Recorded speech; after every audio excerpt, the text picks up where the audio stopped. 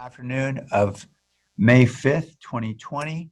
We'll begin with the Pledge of Allegiance. If you could stand, if you're able, wherever you are, we'll begin the pledge. Pledge allegiance to the flag of the United States of America and to the republic for which it stands, one nation, under God, indivisible, with with liberty. liberty and justice for all. Thank you. Thank you, Tony, for displaying the flag. So on orders of the day, does anyone in the council have any changes to the printed agenda? We have an amended item 3.4 update on the digital access and inclusion for schools during COVID-19 will be added in our orders of the day if we have 2/3 vote, I'm told. And then I believe staff is requesting a deferral on item 3.6 actions related to the coronavirus relief fund based on some information we're getting from FEMA. So we'll need some time to bring that back. Are there any other changes? Feel free to raise your hands. Okay, is there a motion? So moved. Second. A motion from Vice Mayor, second from Councilmember Davis. Are there any objections to that motion? All right, hearing none, that motion is approved unanimously. We'll go to the closed session report. Hi, Rick. Mayor, the council met in closed session this morning. There is no report out. Okay, great. We'll jump in then to item 3.1, which is the report of our city manager. Dave? Yeah, thank you, Mayor.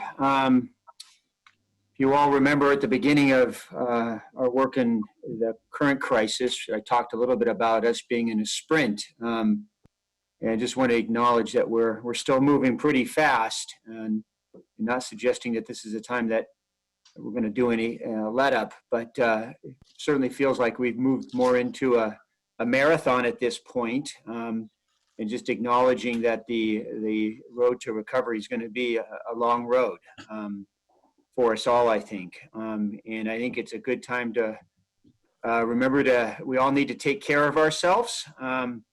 And brings me to my point that May is Mental Health Awareness Month. And just want to remind all of our workers out there that we do need to take care of ourselves. We do have an employee assistance program that was established to offer free confidential counseling for anyone who needs it. And just want to encourage all of our staff to take advantage of the resources available to them, and to also take time to be able to mentally refresh during this long road to recovery. The first team that I want to recognize today is the homeless response team. As you all know, the homeless response team really was engaged in the crisis from the very beginning, and just did a wonderful job to stand up multiple congregate shelters to serve our homeless population primarily. And just want to do a call out to Kelly Hemphill and James Stagey, the work that they've done with many others in their teams and in other departments has just been amazing. Once we got those shelters stood up and had to move into staffing those locations, and just want to appreciate the effort that went into the staffing as well as the setup. And really thanks to all of that work, hundreds of our communities most vulnerable have access to beds and restrooms and showers and laundry and meals, and connections to medical professionals, personal protection equipment, and really many other services. So work that we've done in partnership with the county, and just really proud of the homeless response team and all the city staff involved with standing up and staffing our shelters. The next team I want to recognize is our food distribution team. Just to remind you all that back in mid-March, Santa Clara County did request that the city take the lead in coordinating countywide food distribution. And I really want to highlight the tremendous leadership of Angel Rios. I cannot open up my this effort. It's actually a branch in the EOC called the Food and Necessities branch. And the branch is led jointly with Neil Rufino and Dolan Beckel, who have really full-time now working on that. And really, it's leveraged the resources of staff in PRNS, IT, DOT, City Manager's Office, and of course, many private sector and nonprofit partners. You'll hear more about the details of our food distribution program directly from Angel in a little bit. But I just wanted to take this opportunity to directly thank Angel and Neil and Dolan and all the teams that have been involved, including our partners outside the city organization.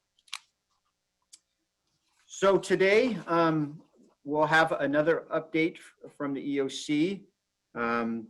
There'll be some information shared with you all on our compliance with the health order, and Kip and Derek from Stanford will be leading that conversation. As I mentioned, Angel will give a fairly detailed update on where we're at with food and necessities. Kip will provide a little bit of information, a summary of the new health orders that were effective yesterday. And then we'll also have an update from Rosalind and Hector Estrada from Fire on where we're at with development services since yesterday. Construction activity started up both in the private sector and our public work. And our public work, I think we'll be back next week with an update on that. And I guess I'll just end my part here by just acknowledging where I started in terms of the marathon that we're on. And I think, although it's great that we're opening back up services, I think from an operational standpoint, it's really important to note that reopening is probably going to be even more demanding on us than the closure process was, just because of the complexities and the nuances to it, and the fact that a lot of people have been working hard for a very long time.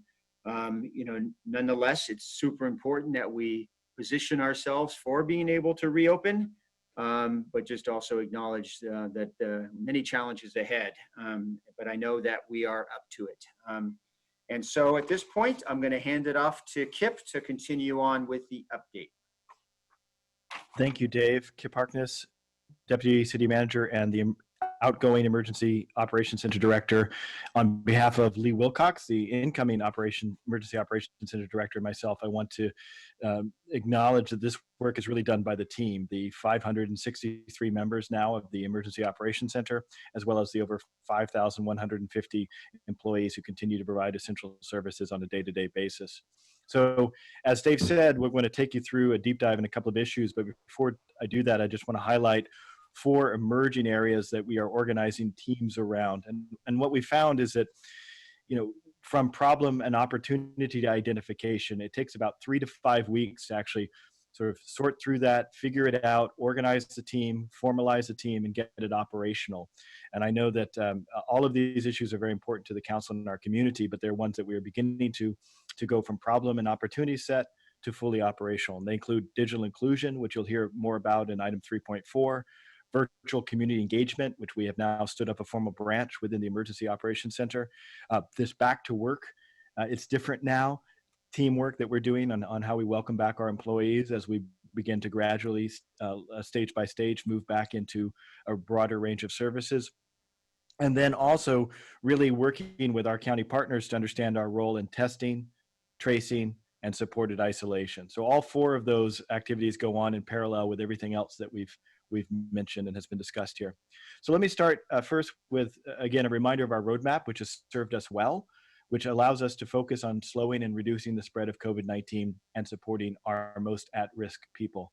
Again, the entire 563-person team is really organized in cross-functional teams against each of these priorities and working on a weekly cadence where we are moving from ideas to action within a 7-day sprint.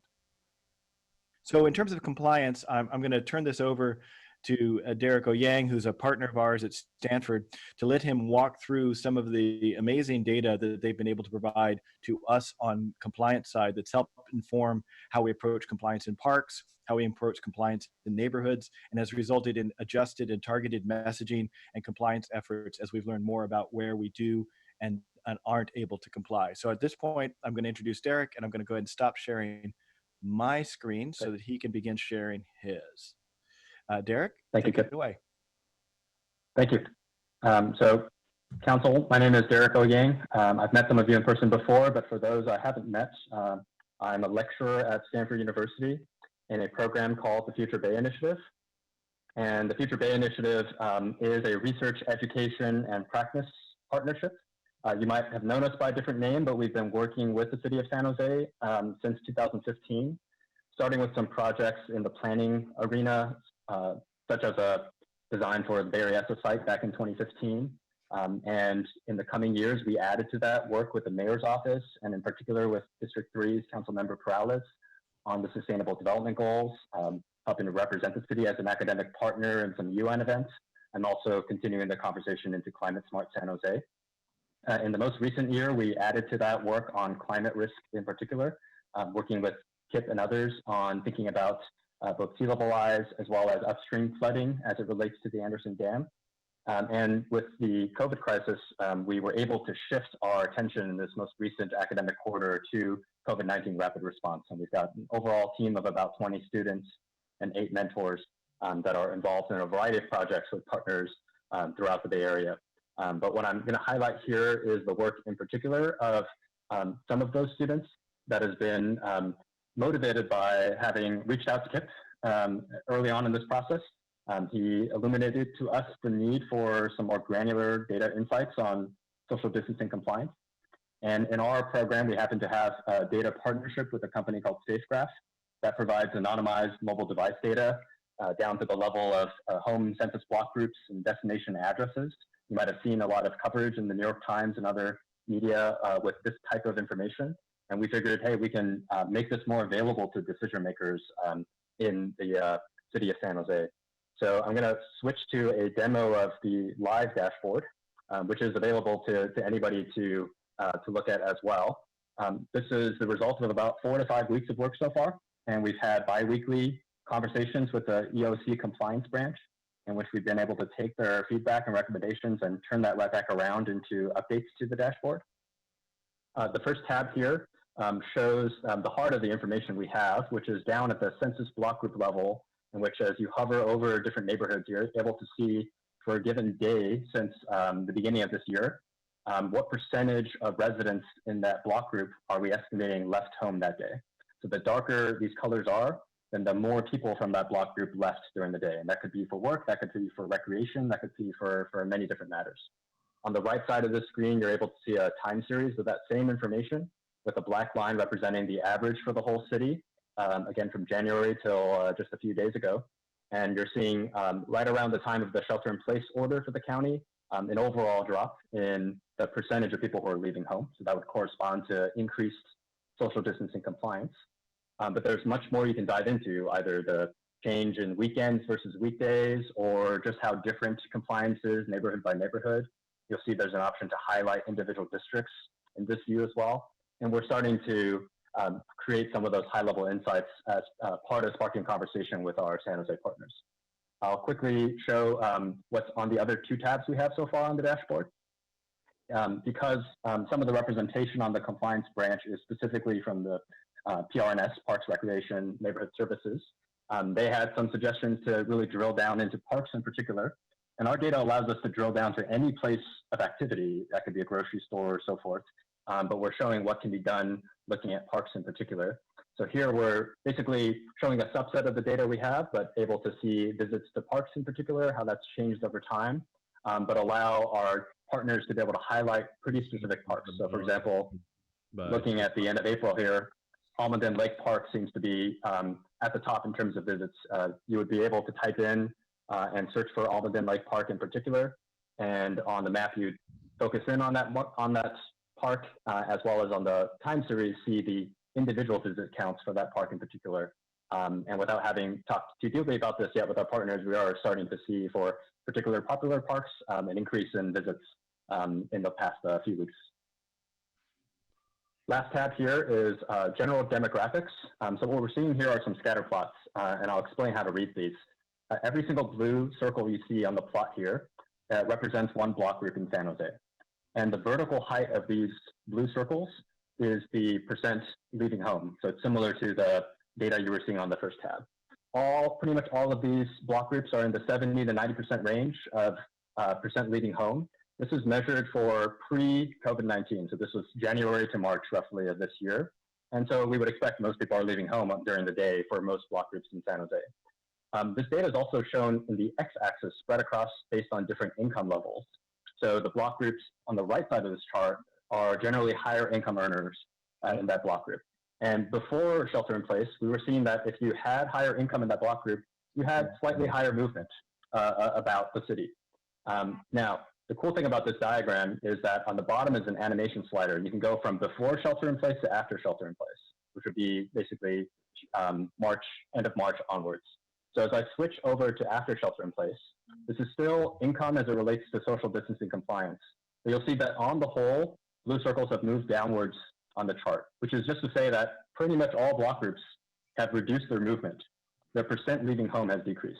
But you'll notice that there was a different kind of shift happening as well, which is that circles on the far right side of this chart, which are again the highest income earning block groups, were able to change their behavior more. It dropped further down on this chart to have a lower overall movement from home. So you can say that those are the most compliant block groups from a social distancing perspective, compared to the lower income earning block groups, which you can maybe interpret this as maybe not having the ability to change and adapt to the circumstance as much because of economic or other reasons. And we have these types of plots for other population characteristics like language and age, and we're going to continue diving into this kind of work because it might reveal to us some of the underlying factors that contribute to social distancing compliance and can help us prioritize and target the kind of outreach and support we give to our community members to be able to keep them safer. So that was a quick tour of this dashboard. Again, this is a work in progress pretty much on a day-to-day basis, and we've really appreciated the opportunity to engage closely with long-standing partners now in the city of San Jose. And I look forward to opportunities to engage directly with the council as well. Thanks. Thank you, Derek. And let me just monkey with my screen here and get us back to where we were, hopefully. Really appreciate the deep partnership and the ongoing partnership with Stanford on this. These insights have allowed us to think about how we do our messaging and how we make sure that we're focusing on the areas where we have compliance issues. So food necessities, as Dave mentioned, this is a huge lift for us and a new department, essentially. And so I want to turn this one over to Angel Rios, our Deputy City Manager, and also the Emergency Operations Center Operations Section Lead, to walk us through the latest and greatest from food and necessities. Angel, it's all you. I'm happy to do the slide deck for you. All right. Thank you, Kip. Thank you, Dave, Mayor, council members. Good to see you even through Zoom here. Want to ground kind of the work that we, or kind of really frame the work that we've done around food distribution around three overarching objectives. These objectives are really what has driven our whole countywide food effort. And they are, first and foremost, making sure that we feed our most vulnerable. Two, that we maximize the existing food networks that are in place. Our goal is not to replicate, but to start with kind of the resources that are in the community already. And thirdly, scale for a widespread food crisis, kind of thinking worst case, should things escalate exponentially to the point where we have to do mass feeding. And so really those are the three overarching objectives that have driven our work. As you know, early on, from the onset of the COVID response, we were asked to play a lead role, not only within our city, but countywide around food distribution. And if you take a look at this here, we've only been in this for the last 5 weeks, although sometimes it kind of feels like 5 years, but just over the course of the last 5 weeks, you know, the real focus was we need to go fast. And I'm real glad we did, because what we saw literally within a few days of the emergency COVID response was congregate sites going down, distribution sites going down, again, for valid reasons, largely, you know, in response to kind of fear around, well, you know, how should we continue going forward? And so we immediately, literally within days, kind of jumped on that whole issue and made sure that we maintained and preserved existing sites, starting with our City of San Jose senior congregation sites, and then also working very quickly with Second Harvest Food Bank. And so one of the first tools that we developed was this GIS map that right now is linked to Silicon Valley Strong. And this has been an excellent resource. And we didn't start from scratch. The first thing we did was we reached out to the people that really are experts in this field, and that's Second Harvest Food Bank. And they already had a pre-existing GIS map.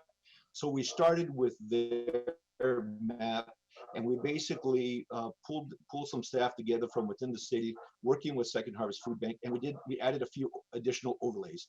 We started with the more than 300 Second Harvest distribution sites, then we added our senior congregation sites on top of that, and then we also added our school sites, the USDA funded school sites countywide, as well as churches and other food distributors, formal and informal, that we were aware of.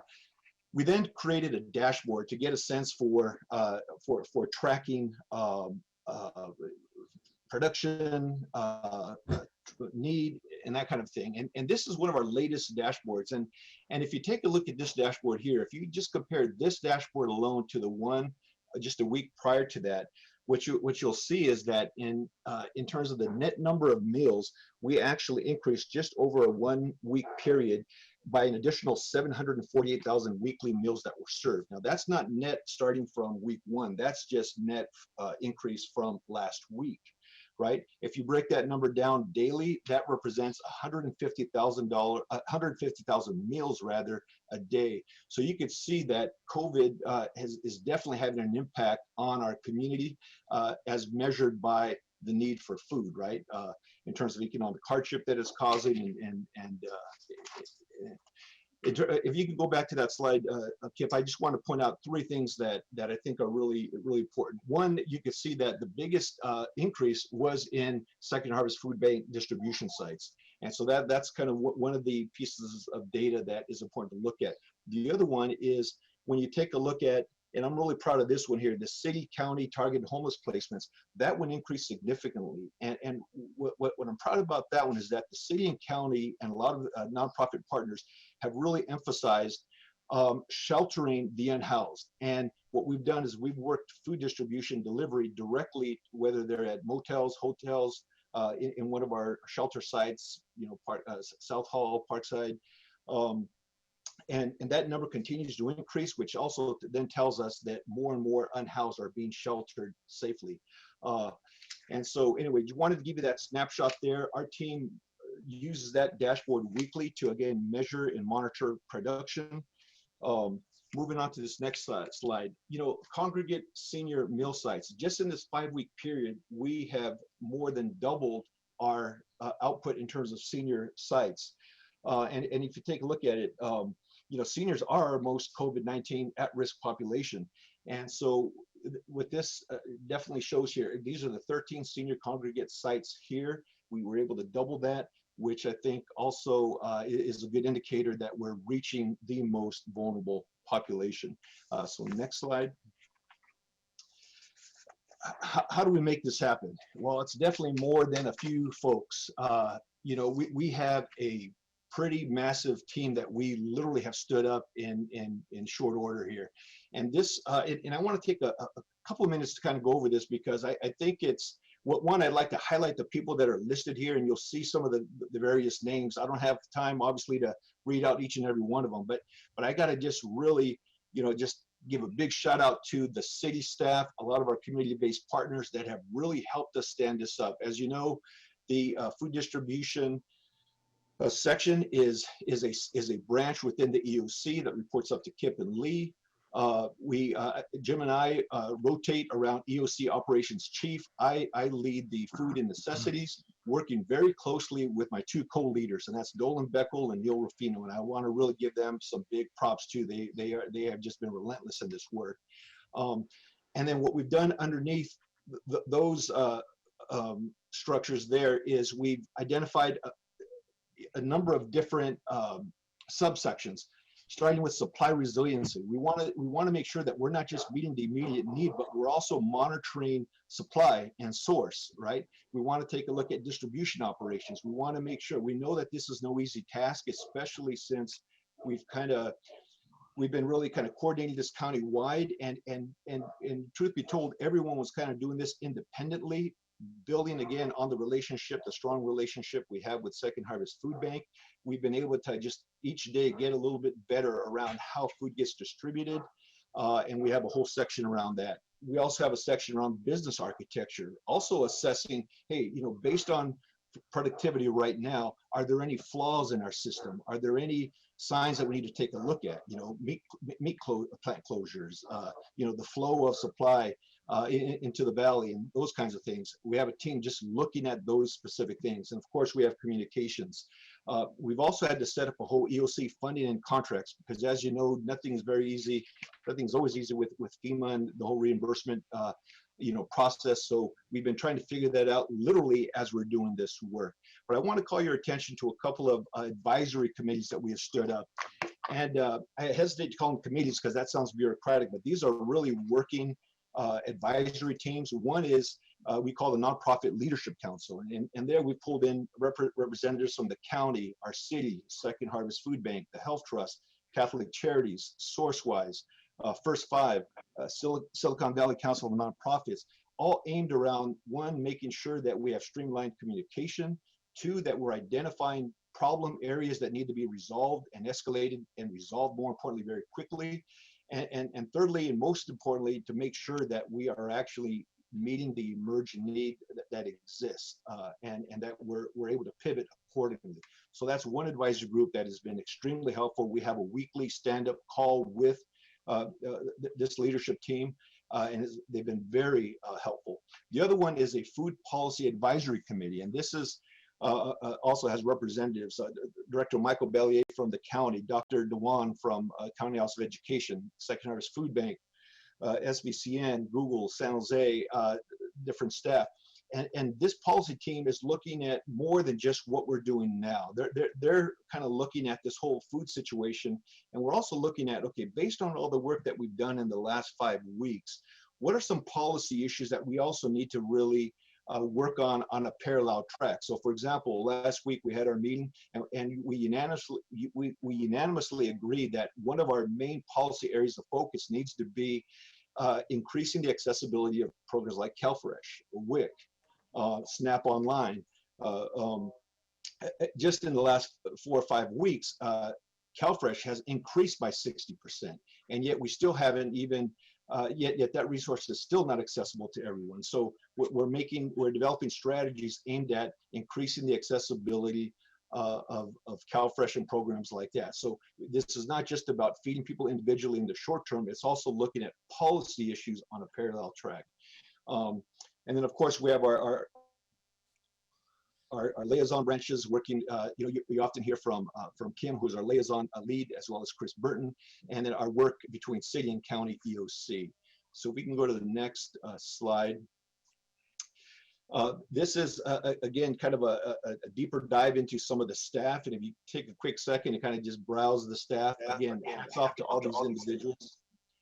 And just in terms of the support of this food distribution structure, we have about 109 city staff, and that's not counting staff, and you'll hear about this later, that we deployed out to nonprofits. So 109 within the EOC structure that I just identified doing this work of feeding the most vulnerable.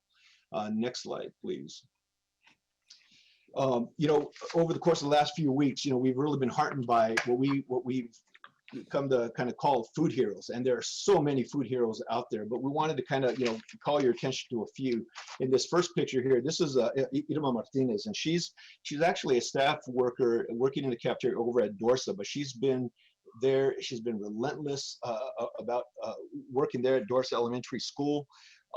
Just at that site alone, more than 122,000 meals have been served between that and 6 other sites, I should say. In that second picture, this is a volunteer.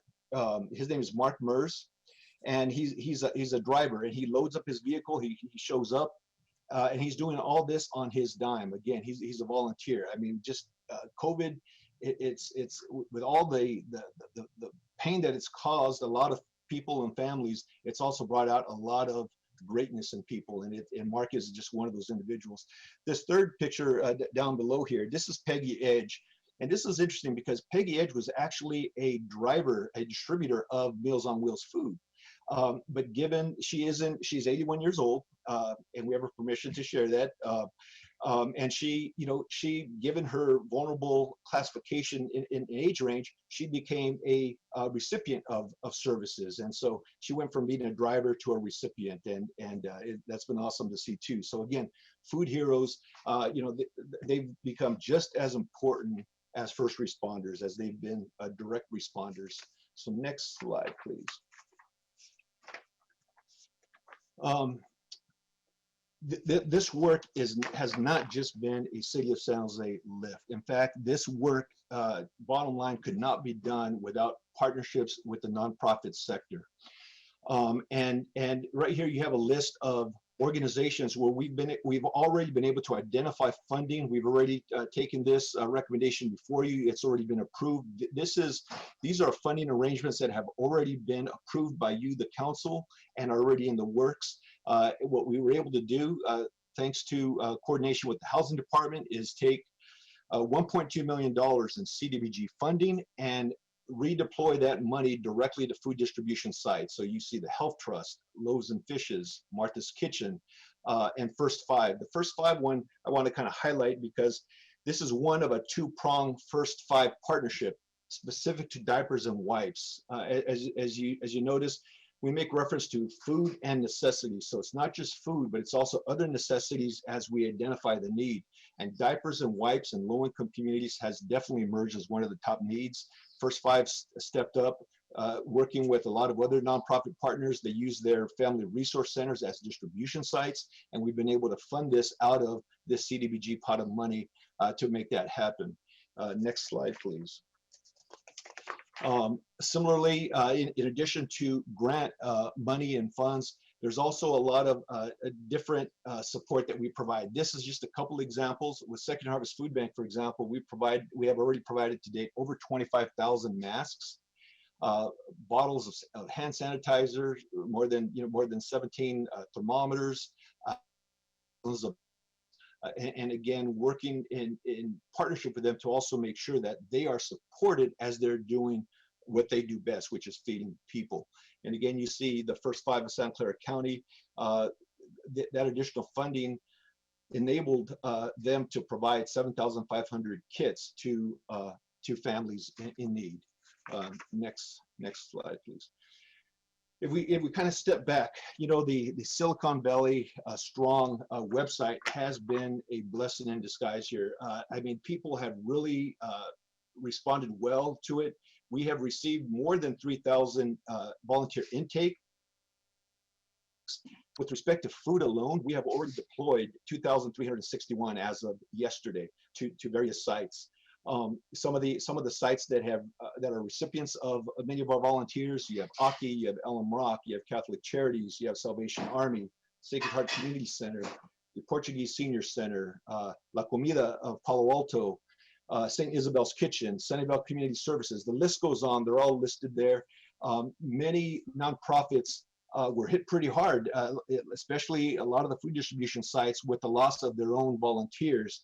And we were able to really stand up and deploy volunteers, make sure they were trained, properly equipped with PPE to make sure that food distribution remains seamless and consistent. And again, done in partnership with these groups. We support them, they feed the community. It's a great partnership.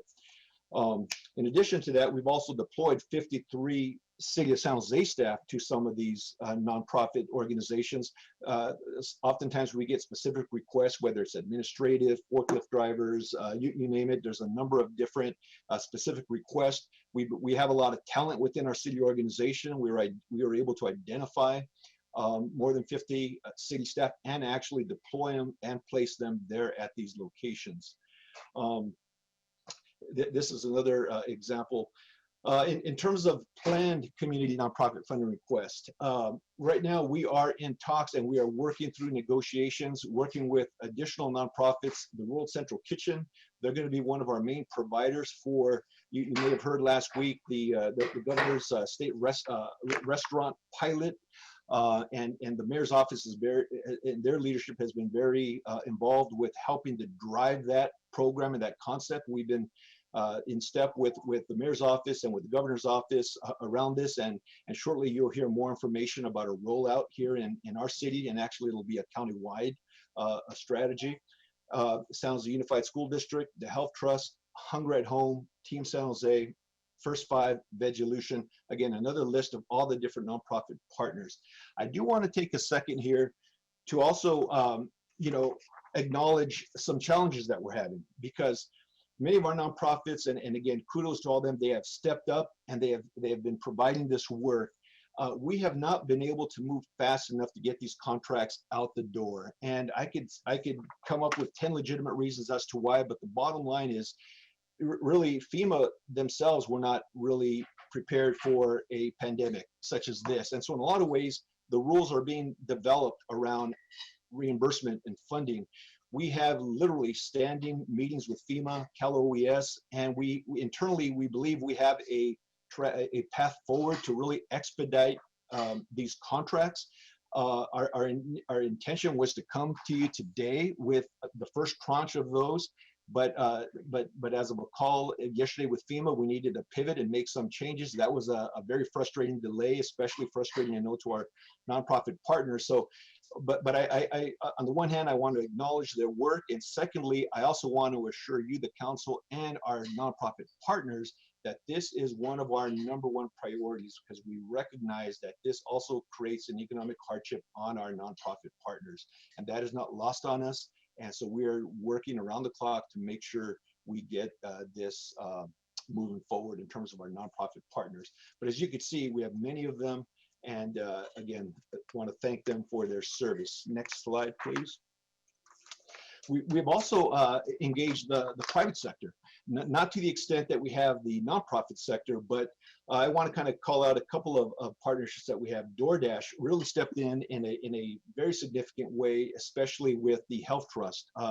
When COVID response broke out, we lost a lot of our drivers that were providing and delivering the actual Meals on Wheels service. So we were able to reach out to DoorDash and develop a public-private partnership, really negotiate a really extremely good deal around that transaction. And we were able to kind of keep not only the pre-existing users of Meals on Wheels fed, but we've also have increased pretty exponentially, and which is why you'll also see we'll be coming back with some additional recommendations on more funding for the Health Trust, just to continue to support that. And then on that last slide, Revolution Foods is another one. Revolution Foods, we entered into an agreement with them to, #1, buy capacity, and #2, to use them as a safety net as we work with especially our school-based programs that some of which we're having a little trouble getting started early on. And so we were able to tap into that Revolution Foods contract and provide that safety net. And what we've done with that contract is we're specifically focused on vulnerable communities, low-income communities that really need additional response based on just the economic hardship of COVID. This slide here basically gives you a snapshot of completed and planned funding to date. You can see that the bulk of our partnerships are very nonprofit centric, and we believe they should be. And at the same time, we're also reaching out to the private sector. And I think I have one last slide here, which is the next one. Now, worst case situation, in the event that need continues to emerge and economic hardship continues to impact families, one of the things that we've also done through our futures group, as they've identified the need to really scale up, we have a strategy in place where we have reserved capacity with Revolution Foods in the event that we have to scale up to the tune of 150,000 meals per day, not per week, but per day. So in the event that there's issues, that something happens with stockpile, with availability of resources, we have been able to get a commitment from Revolution Foods to buy capacity. And as you know, there's many cities that are really reaching out to many of these different food companies. We, given our relationship with them and our partnership over this COVID, have reserved some of that capacity. So worst case, this is our rainy day situation here. We'll be able to tap into that funding or that contract should we should we need to utilize them in the future. That is not a executed contract. That is kind of waiting in the wings in the event we need to scale up. And at that point, that pretty much is my presentation. And again, I just want to take this time to really give a big shout out to the many staff that are really the food heroes with all this. And thank you. Angel, thank you so very much. We don't get much of a pause in the EOC. So actually, this is the first time I've had to kind of sit and just listen to that from you. And it just, frankly, it's really inspiring, even though I'm part of it, to see and hear all the things that you have done with your leadership and your team has done with their leadership and action. And I think also about the frameworks that we use to think about our work, such as the equity framework and how this affects those who have the least.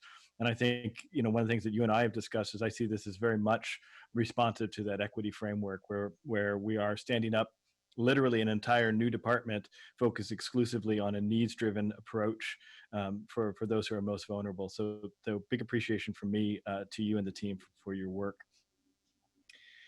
I wanted to take a moment and bring us all up to speed on the new county's public health orders that took effect yesterday, May 4th, and just highlight a couple of key aspects from those orders. As most of you know, and we'll hear in more detail in a little bit, all construction projects can now resume, provided they comply with safety protocols. Commercial as well as residential real estate transactions are allowed to fully resume, as well as the supporting services. And then for essential workers only, childcare establishments, summer camps, schools, and other programs can operate in these stable pods of 12 to provide support for those essential workers. I think many of those are, including us, are still figuring out exactly how to do that, but that is now permissible for essential workers under the new county orders.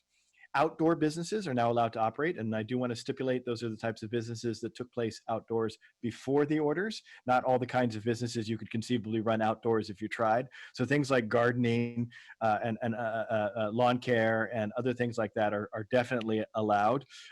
You can't just run a business and have it outside and have it qualify, however. As the other thing that's allowed is all residential moves are now allowed to proceed without any complication, and outdoor recreation facilities that do not encourage gathering or contain high-touch equipment can open. So translation, you can golf as long as you do it with singles and in compliance with the public health guidance on distancing. So I also want to draw attention in the new order, there are clarification on the indicators that will guide us as we go forward on getting out of this and changing and adding more services. There are 5 indicators. The one at the top is the number of hospitalizations, which we have seen good progress on, and that is flattening. Number 2 is sufficient hospital capacity to meet the needs of our residents. We are green on that as well. At the moment, we have that capacity. Number 3 is testing and an adequate testing amount. We are not meeting that threshold yet. We are probably at best a quarter of the way countywide toward that, but there are significant efforts that the county is undertaking, and we are collaborating with them to begin to ramp up testing. Number 4 is case investigation, contact tracing, isolation, quarantine. We are also not where we need to be on this one, particularly the case investigation and contact tracing. And the county, again, is in the lead and is ramping up efforts on that. And then the last one relates to personal protective equipment. The biggest gap in this is our access at the county level and city level to gowns, Kim suits, and other protective measures. Most of the other forms of personal protective equipment, including the masks, we have a 30-day supply on, but we'd like to boost that up to a 60-day supply. So we've got a long way to go on these indicators before we can see serious shift. And again, as a reminder, the way we've been talking about this is a long game, probably a very long game, with a gradual and iterative return to a broader range of activities. We still consider ourselves in stage 5, though we have opened up a range of services such as construction and others. We still haven't seen that broader reopening that we would characterize as stage 6. So we are beginning the preparation work for stage 6, 7, and 8 from a city perspective, including making sure we can do that in a manner that's safe and well communicated to all of those employees who are essentially coming back to a different way of doing work, or in some cases, an entirely different job that they may not have been doing before they left. So the next deep dive we're going to have, and the last one, is around development services and inspections. And at the risk of stealing some of the good thunder of the good work of others, one of the things that's really great as a member of the city manager's office is you get to see all of the things that our city does, and occasionally you get out and actually watch some of our workers on their job. And I had a chance this Monday morning to go out with the inspectors, one of the inspectors on a residential project in North San Pedro, and spend some time with him on his rounds and look how he was handling the PPE, how I was handling the PPE, the safe social distancing, communications, and dealing with everything in a different world, as were the construction workers having to deal with a new world for them. The good news is the inspection was able to proceed safely. The construction was ongoing, and the output of the construction is going to be more housing units built. So it was really a nice way to start out the week for me, thanks to the good work of the development services team. And so having stolen a little bit of their thunder, let me introduce the people who made all of that possible. Rosalind Huey, in particular, will take us through this, and we'll also be supported by Hector Estrada from the fire department as we go through. So Rosalind, I'm going to turn it over to you now, and I'm happy to run the slide deck for you. Thank you, Kip. Rosalind Huey, Director of the Department of Planning, Building, and Code Enforcement. Good afternoon, Mayor, City Council, and members of the public. So last week, I was with you sharing about our work in terms of continuing to deliver development services during the shelter in order. And we're very excited and thankful that last week the county did revise the order, as Kip mentioned, and starting yesterday, all construction activity can now resume, which means our inspection team are now able to conduct all on-site building inspections. So we're very excited about that. Next slide, Kip.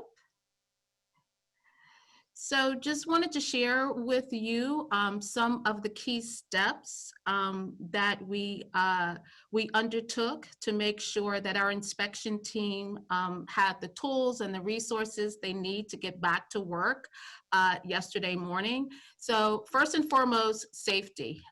Safety is very important in terms of the line of work that they do. It's always an issue every day in their jobs, but particularly now during the COVID-19 pandemic, we want to make sure that our inspectors are safe and that they can work safely. So we were able to hold a safety training for all of our inspectors that was held Friday morning. They got lots of good information and instruction regarding safe practices. We were also able to put together a frequently asked question document, because obviously they had some questions, and we want to make sure that we were able to provide them with good information, good consistent information. So we were able to share that with them as well. We were able to secure all of the PPE that was needed now that we have additional inspectors out in the field. So staff actually work on securing all of that and getting it organized over the weekend. So yesterday, all of the inspectors had their equipment. And then we're glad about this final point that a couple of weeks ago, we were able to implement a new digital inspection form for all of our inspectors to use. And we're really glad now that this has been implemented, because we're moving full steam ahead. And we know that this will actually provide additional safety for our inspectors. So they no longer will have to handle paper. They can use their tablets and complete their inspection forms on that device. So secondly, around the area of communication, also very important, making sure that we were delivering very clear and consistent messages for all of our customers. So we immediately updated all of our information on the PPCE website. We updated the information on sjpermits.org, which is our public portal. So this is the place where our customers go to get their information and to actually apply for many permits online. We did direct outreach to our developers and construction roundtable. So this is a group that we meet with regularly, and we got an email out to them last Thursday to make sure that they knew that we were ramping up to start work yesterday. And then we provided an item in Friday's flash report, so members of the public were fully aware. And then, of course, we did some direct contact with many of our customers. Around scheduling, obviously, we had a lot of work to do. So we wanted to be proactive in getting to our customers, particularly on our high impact projects. We have a list, I believe, of 27 different high impact projects. We coordinated with the Office of Economic Development staff in contacting those customers. And then we had already been contacting many of our customers whose appointments had already been canceled when the order first took in effect. So we did outreach to them. And again, we provided updated information on the public portal. And then around the issue of compliance, again, this is very important because we want our inspectors to concentrate on their jobs. They're on the site to conduct building inspections. They're not on those sites to be police, right? So we want to make sure, first of all, they had the information available to them to say, hey, what do I do if I do see something that is in violation of the county protocols? So we trained them on that information. We coordinated with the police department.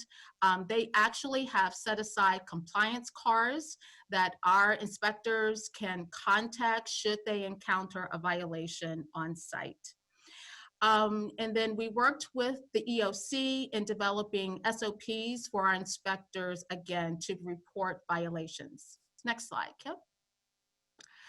So this information is very important in terms of how we organized our work and how we develop a plan, a strategy to reschedule appointments and to really fully open up our business. So first, as we tackled the rescheduled inspections, we had many customers who were proactive themselves. So our public portal was still open to all of our customers, and we found that many of them actually proactively rescheduled those appointments. And you can see in the pie chart to the right that there were about 600 customers who did that. So those people have their appointments already scheduled and we're ready to serve them. Then staff also focused on those customers, again, whose appointments were previously canceled to see if they were ready to reschedule, and we were able to get many of those customers in for appointments. So that universe is about 900 different customers. So you can see that in totality, we have about 1,500 inspections that have already been rescheduled. We do still have the capacity to address urgent requests as they come in. So just to provide some context for you, on an average day, our building inspection team does about 500 inspection counts. So you see there we're able to do about 2,500 counts each week. So we have remaining capacity, again, to address any urgent requests that may come in. So then for the universe of unscheduled appointments, so these are appointments that have not yet been rescheduled. And this includes a couple of categories of customers. So first, these includes customers who that we've actually reached out to, and they've indicated, hey, we're really not ready to gear back up, or we've decided to do a phased approach, and we're just not ready to schedule yet. And then there are some customers who we have just not been able to connect with. So that universe is about 500. I'm sorry, can you go back, Kip? And just wanted to note that as we've been doing outreach to some of our customers on the small projects, particularly for the single family, like home remodel projects, some customers have indicated to us that, hey, you know what, we're really not ready to have an inspector in our home yet, so we'll get back to you. So I just wanted to note that. And then looking into the future, we're going to be working hand in hand with our customers in terms, particularly for the high impact projects, around what their new construction schedules look like and when they might be ready for us to come out on site to schedule those. Okay, next slide. So, because we know how important it is for our customers to be able to reach us, get the answers they need, and get their inspection scheduled, we have put together a team that will serve as our point of contact for our customers. So our two building division managers, Bill Main and Mark Garcia, are on point to receive those requests, answer questions. And then we're also coordinating with the EOC liaison branch through the OED development facilitation, and Emily LaPoma has also been tapped to serve as a point of contact for our customers. Next slide. So I did want to share a little bit about some of the tactics that we are looking at. Last week, Chris Burton shared many of those with you. I just wanted to take a moment to highlight permit extensions, because we have heard from some of our customers how important that's going to be in terms of for them to be able to move their projects along. We know there are many impacts. There are many impacts to schedule. There are many financial impacts. So schedules for projects have definitely changed. So regarding building permit extensions, this is actually housed in Title II of the Muni Code. And it currently authorizes the building official to extend building permits for up to 100 days. In addition, if customers can demonstrate that there are extreme circumstances or hardships, the building official can also provide an additional 360-day extension. So we think that these extensions that currently are allowed will accommodate our projects. We've just heard from probably 2 or 3 customers who have indicated that they will in fact need those extensions. Next slide. So on the planning side, our planning permit extensions, or what we call entitlements, those are housed in Title 20, our zoning ordinance. And currently the code reads that these planning permits have a life of 2 years. The code also allows 2 one-year extensions that applicants can apply for. And it is an administrative process. Customers can come into the first floor and get it handled administratively. There is a small fee associated with that. So as we're thinking and moving forward, we have a couple of recommendations around extending planning permits. We're recommending that we actually just eliminate the administrative process. So instead of customers having to fill out paperwork, we can just do it by request via email. And then secondly, in terms of amending the ordinance, we're looking at or suggesting that either the ordinance can be changed to authorize the director to grant unlimited number of one-year extensions, as long as the customer can obviously just demonstrate that there are unique circumstances, and then the director would have the discretion to extend those permits by 1 year. Or should the council decide, you could just change the expiration term from 2 years to 4 years for all planning permits. So we are on track to bring these ordinance changes to council in early August. And I think that is my last slide. That concludes my presentation. I will turn it back over to Kip. Thank you, Rosalind. Appreciate all the good work and the opportunity to spend a little bit of time with your inspectors in the field. It was really quite inspiring. So that's it for us. That's the update of some of the key highlights of the last 7 days in the Emergency Operations Center. The only thing I'll say in clarification, apparently I caused some confusion when I said that I'm rotating out. I'm really not going very far. Lee and I rotate in and out with one of us being the primary Emergency Operations Center director. The other one technically becomes the assistant director and spends that other off week working on special projects and future planning and going into deeper future work rather than the day-to-day operational issues. So I'm not going anywhere, but Lee is tagging in as of today as the former EOC director, and we'll both be back here next week. So on behalf of Lee Wilcox, myself, and the 563 members of the Emergency Operations Center, thank you very much, and turning it back to you, Dave. All right, thanks, Kip. So that concludes our update, Mayor and Council, and we're available for questions. Great. Thank you, Kip, and thank you everyone for the presentations. Thank you to all 563 members of our EOC. I know there's an enormous amount of work being done out there. Really want to give a hat off to the food delivery team. And this is a team, of course, that didn't get into this business working for the city to deliver food, but they somehow figured out how to do it in a very short period of time. And if I'm not mistaken, Kip, I think it's about 160 employees that are currently being deployed, enormous shift. So thank you, Angel Rios, for all the great leadership, and Dolan Beckel, and Neil Rufino, Andrea Flores Shelton. Everybody's been working so hard in that unit, and to many, many partners, Tracy Weatherby and Leslie Botch over at Second Harvest, Marianne Dewan at the County Office of Education and her team. Really great to have Google on board helping as well, and all the many, many partners. I want to announce to the public, I've had some conversations offline with Rick, and based on the duration and substance that's involved in these items 3.1, we are going to have public comment on 3.1. So starting today, so I'll give everyone a moment if they want to raise their hand for public comment. We'll take comments at this time, and then we'll go on to council discussion. Want to give Angel a particular shout out. I got a request last week. It was an urgent request from Milan Valentin, who does an amazing job leading the African American Community Services Agency. Needed some PPE because they're out there on the front line delivering food to hundreds, if not thousands, of our residents as well.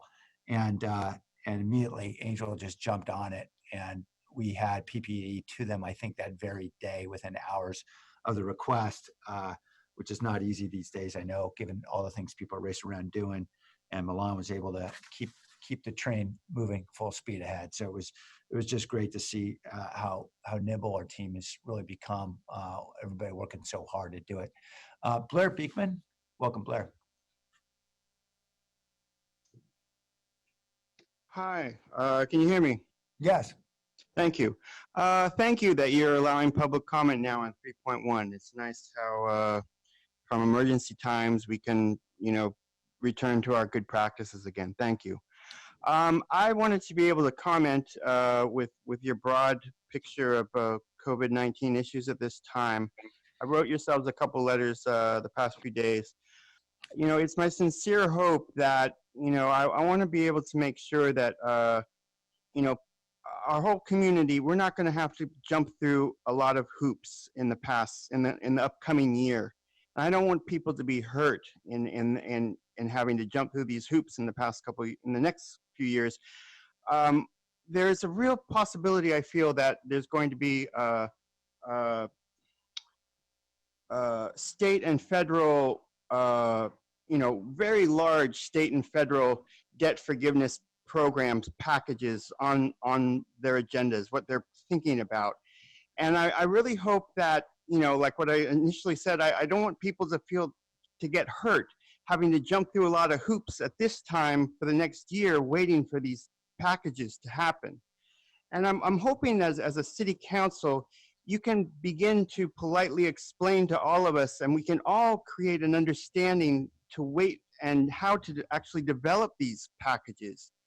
And with the ideas of complete rent forgiveness, debt forgiveness for both owners and tenants. And to develop that sort of conversation and dialogue instead of all this game playing around the subject for the next year, it's an important concept to work on as a community. And I hope, we make honest, decent efforts to do that. And good luck in your work at this time, and we'll all be working towards these good efforts. Thank you. Thank you. All right, returning to council, Council Member Carrasco. Councilmember Mayor, Clark? sorry, that was for the invocation. Oh, got it. We'll come back to you then on consent. Thank you. Councilmember Esparza? Thank you, Mayor. First off, I wanted to thank the team. I've been pretty involved with some food distributions in District 7 and have really appreciated the dedication and hard work from the team. So thank you to Angel and Dolan and Neil and Andrea and Ed and Pauline and all the great members of the team that have been working so hard. I actually had a follow-up question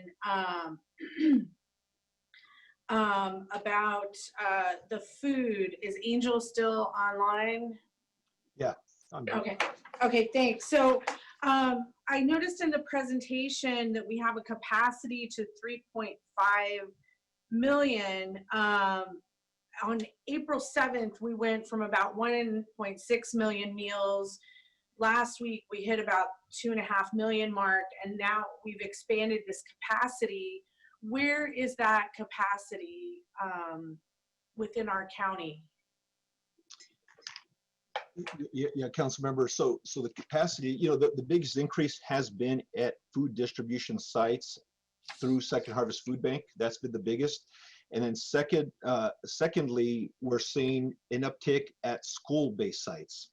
Right. So that's where the need is. And actually, that's where we're focusing the additional capacity. And so the capacity is in our existing food distributors. I don't know if you could, when we had the slide up, there was like a list of various nonprofits. When you look at that list, what we're doing is we're negotiating agreements that address not only their ability to meet the immediate need, but we're also identifying what additional up to capacity do they have, and we're incorporating that language into it, and then we're tracking that level of capacity, and then we're backing that up with our Revolution Foods contract. And that's really where the biggest safety net there, right? We're able to tap into economies of scale. We're able to tap into an organization that already has access to food source, has already worked out supply chain issues. So in the event that we even had to go beyond 3.5 million, we feel really confident that between our current nonprofit partners, Revolution Foods, and then our more recent partner with World Central Kitchens, we'll be able to meet that need. And that need will be through an expansion of existing sort of supply chains and providers and locations, or expanding locations as needed, or all of the above? All of the above. Okay. Yeah, no, thank you for that. I mean, I was at a food distribution this week that, pre-COVID gave out, fed about 250 households, now feeds about 500 households directly across the street, the same street, like right across the street. They feed 800 families, and so it's growing. And each week it gets a little smoother. And I really appreciate the city staff, even on the ground. In every way, nobody has said that's not my job or that's not what I do. People have just been about problem solving. So that's been really, really fulfilling to see on a regular basis. As stressed out as everybody is, I think the city staff are focused on that North Star of how do we really take care of our residents. So thank you. I had a question about CARES Act funds. So I don't know if this is for Dave or Jim. So I had a question about what is the process about the CARES Act funds going through the city process? What is our internal process, and then the FEMA process for those funds getting approved and deciding that this is what we're going to put forward? Yeah, and I'll ask Lee to jump on. Oh, okay, I didn't hear himself. Yeah, I think, there's a lot of work to be done in this area as we're understanding things, and certainly going to need to come to council and lay out a strategy, I would say. But let me hand it over to Lee to kind of give you some of what we've learned so far. Sure, Okay. thanks, Dave. So I think you'll start to see part of that next week. Angel mentioned the deferral of item 3.6. We had anticipated appropriating, well, I would say creating the coronavirus relief fund within our city budget. So establishing that fund and then appropriating that entire amount into the city so that we can move forward with some of the contractual arrangements that Angel had outlined. Um, so that'll be kind of step one. The second step before you guys ever see it again is really us continuing to go through the FAQ process with the Department of Treasury to better understand. They released high level guidelines, but they've become much more specific in the last few days. So we're continuing to go through that process, and then coming to kind of a decision on, okay, this is an appropriate pot for FEMA and we will be reimbursed. This is what we'll use CARES Act for. So it's our intention to bring forward a source and use in the coming weeks that outlines that money and kind of the strategy overall between what we're going to be spending on food distribution versus the homeless assistance program. And so this is the Treasury guidance that came out on April 22nd, correct? Yes, there is guidance that came out on the 22nd. That has been continued to be refined through the question and answer period with the Department of Treasury. So it's even being refined today, from what I understand. Okay. Great. And then so we are going to wait until we get more specific direction and then go through our own internal process.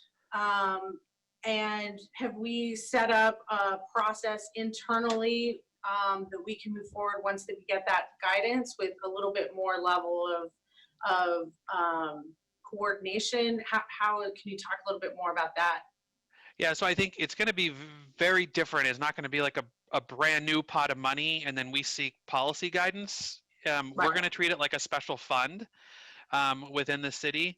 And it'll be a complicated special fund because it's going to have a lot of different uses, but caveats. And so we want to treat it as a special fund to ensure that we don't put ourselves in a situation where we owe the federal government back any money. So what we're doing now is setting up an accounting structure. So as we make the policy decisions, that we have a framework for going to FEMA or that CARES Act pot. So I think what we want to be able to do is lay that strategy out, but it's not going to be, typically in kind of disaster recovery, the event would be over and we would come to you with, here's what reimbursement is going to look like and we're going to go move forward. This is a bit untypical that we're still in the event. But it's not going to be kind of how we would normally come with like a general fund pot of money or new revenue and seek policy guidance on it. Here's what we think we should spend it on. Most of that will be recommendations to you with appropriations and accounting actions based off of the roadmap that you've seen over the last several weeks. And a great majority of that, because of the limitations for reimbursement on food, a great majority of the CARES Act funding will go to the food distribution program. So the majority of the 178 million that we're getting is going on food? I'm just to say, majority is probably a strong word. I'd say a large amount of that at this time. We did, and that's part of kind of pulling back that deferral is, I think what we thought we would be able to be reimbursed by FEMA is much narrower than what we had anticipated. So we want to go back and look at that strategy before we bring it forward. Okay, no, I think that's smart. I think that there is an opportunity for us, meaning all of us, including the council, to have an understanding of what that framework is before we move forward. We're going to talk about digital inclusion later on. And so many other things have been brought up. For example, the guidance includes support of small business, right? Something that I believe all of us on the city council have voted to support in the past. And so I think that there's an opportunity for us to have clarity. And is that coming up next week where we will have that clarity, or the following week in our COVID report? Yeah, so I think you'll see part of it next week with the appropriations and the things that we need to do for, that appropriation memo will be, do three things. Finally, acknowledge the money so we can begin to spend it. And then the appropriations will only be around the housing assistance program and the food distribution program. You will hear Kip and Jill Bourne later on in the presentation talk about CARES Act money in regard to how we're going to be working with the school districts on their own pot of money that they're getting under CARES. But I think we can try and wrap up, some of those overall strategies in part of next week, but it will take us additional time to get clarity through FEMA and the Department of Treasury. So you're likely to hear more of it in, say, 2 or 3 weeks. Okay, that's helpful. And on the appropriations memo that includes housing and food distribution, in the housing part, I'm assuming that most of that will be covering the shelter services that we're offering, but will that also include the COVID homeless prevention funding, or are we still reviewing what those options are? We're still reviewing what those options are. This is going to be around you're absolutely right, the kind of the shelters and the housing portion of it. It's focused on that right now. Okay, and that's it on the funding. I also wanted to give a shout out to planning and Rosalind's team. As soon as the county orders came out, my office had reached out to that department with some questions, and they were very responsive, really great, and in fact, in some instances, had already reached out to some businesses in the community. So I wanted to say thank you to them as well. Thanks. Thank you.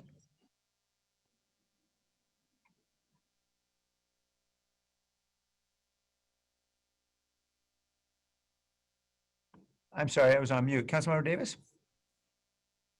Thank you, Mayor. Rosalind, stay on. I also want to add my thanks to your team for being so ready to get right back into the inspections and for continuing the digital inspection forms. I think that's going to be a good efficiency that we keep from this crisis. But I did want to ask, one of the things that was happening during the shelter in place when construction was only was very limited, was there were some virtual inspections that were happening. Is that one of the things that you're going to continue to do to save some time for people? Yes, absolutely. We will continue to do video inspections for those customers that are comfortable with doing them. We're using that tool primarily for our small projects. So again, single family home remodels and things like that. I will share, I want to thank all of our customers for their patience, because in many cases, it's taking their contractors more time to follow the procedures and get used to the new process. But yes, we will definitely continue video inspections. That's great to hear. Thank you.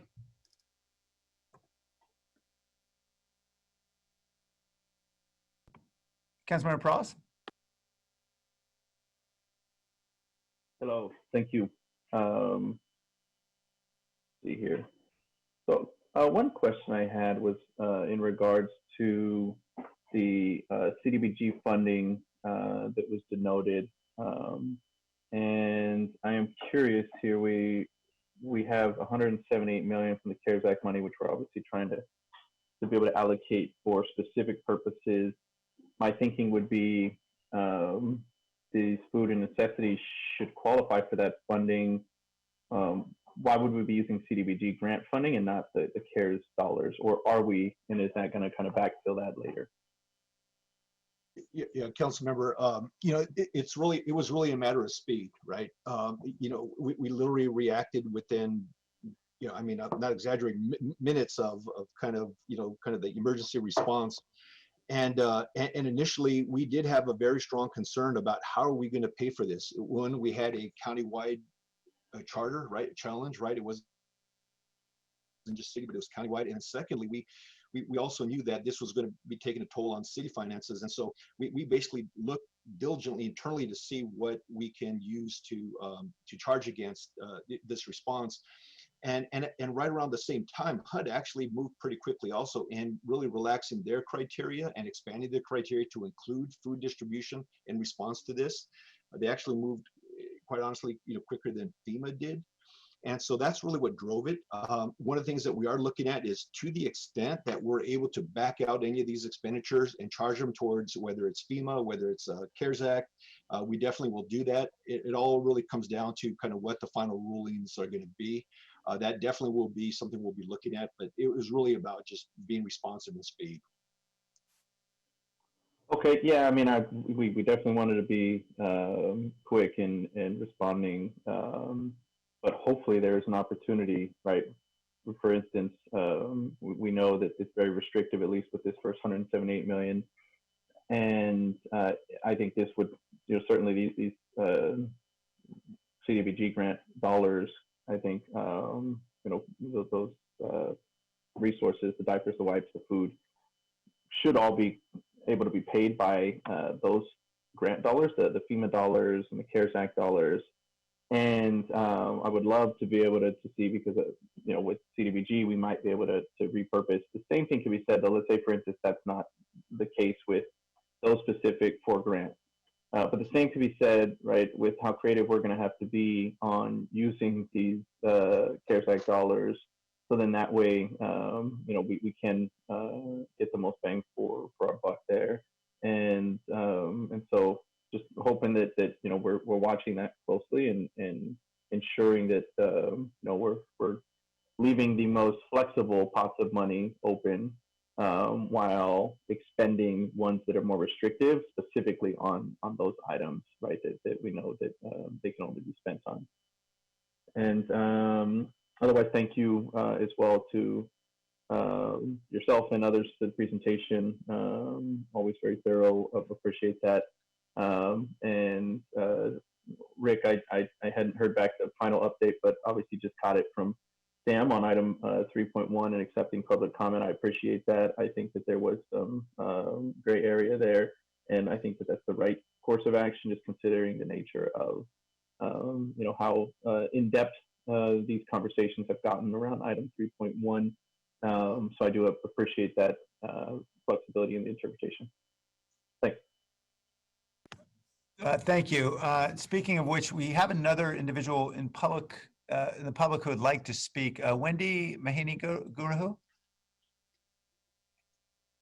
Thank you. I hope you all can hear me. We can. Thank you. Awesome. Thank you. Yes, I'm Wendy Mahaney-Gurahu. I'm the Deputy Chief of Early Learning for First 5. And so first of all, we want to thank you all for our amazing partnership in all of our service to our community. We've really been thinking about and really ask that the City Council think about, and Mayor, when you're talking about your funds and economic recovery, the thing that has to be addressed is childcare. People can't go to work without childcare. And so it's really important that we think about what's going on in childcare right now. And what's going on is many of them are closed and at risk of losing their business forever. So there's a twofold issue here. The folks that work in childcare are our workers. The folks that need to go to work need childcare. And so the issues that are happening in childcare, in particular family childcare homes, is access to supplies. They don't have a system like center-based or school districts or CBOs. So they count on people like First 5 and our partners to speak on behalf of them. And they happen to be serving our families who are also very nervous, even the essential workers that the governor expanded. The families are very worried that even the ones that are in care now, that they're going to lose their care because their operator can't operate. So we really would encourage you to think about CARES, CBDG, as it relates to this fundamental economic recovery act, which is childcare. And again, we want to thank you for all of your service, and we are ready to stand as your partner. Thank you, Wendy. Delena Hughes. Welcome. Hi, good afternoon. Can you hear me? Yes, we can. Hi, I'm coming to you, both Honorable Mayor Liccardo and City Council members and community, humbly as both a parent and a community member, as well as an essential worker. My husband and I are both essential workers living in the city of San Jose. I wanted to echo what Wendy is saying, how it's important for us to prioritize childcare for our essential workers. I am an essential worker working very hard to make sure that our at-risk communities have their needs met. My husband works in a grocery store. That was not his job prior to the pandemic. He actually got that job after receiving a denial from unemployment, and then later on information that we wouldn't be able to meet our income needs. We have reached out to programs available at 4Cs and other organizations, well, specifically 4Cs at this time, asking for the money or voucher that is associated with serving essential workers. We have yet to receive any assistance from them or stimulus check from the federal government. So I just really stress the importance, the parents, the family child care home providers. I have a 2-year-old daughter in a family child care home provider space right now, and that provider struggles daily to keep open. I had to go and find hand sanitizer for her and some other supplies that she needed just to open and remain open to the community, as we also use what limited resources we have in our savings to pay for the care so that we can serve the community. So I just really hope that the childcare is prioritized as we think about how to rebuild our economy in our city. Thank you very much. Okay, coming back to the council now. Council member Camus. Thank you, Mayor, and thank you, staff, for the great report and the great work you're doing out there in the community as usual. I think Pam started off asking about a question from Rosalind that I had planned to ask a little bit, but I have a little bit more on that if I can. Ask how many video inspections have been conducted already? I cannot. I think you're on mute right now. I am. My apologies. Thank you, Councilmember Camus. So as of probably last Tuesday, our inspectors had conducted 160 video inspections. Okay, so that's still a very small percentage of the inspections, would you say? You know, I hope you saw my newsletter and my Zoom videos giving you accolades for the work on that, and even my op-ed I mentioned your out of the box thinking on the video inspections, and I thank you for doing that. I would like us to what are you doing to tell people that they can do video inspections? Is that something that you're letting them know when they file for their permits? How are we getting the word out about it? Yes, again, so we have information posted to our website already indicating that video inspections are being done and the types of projects that would be eligible. Again, I just want to stress that primarily video inspections can be done for small projects, single family, home renos, and other small projects. So we have that information on our website.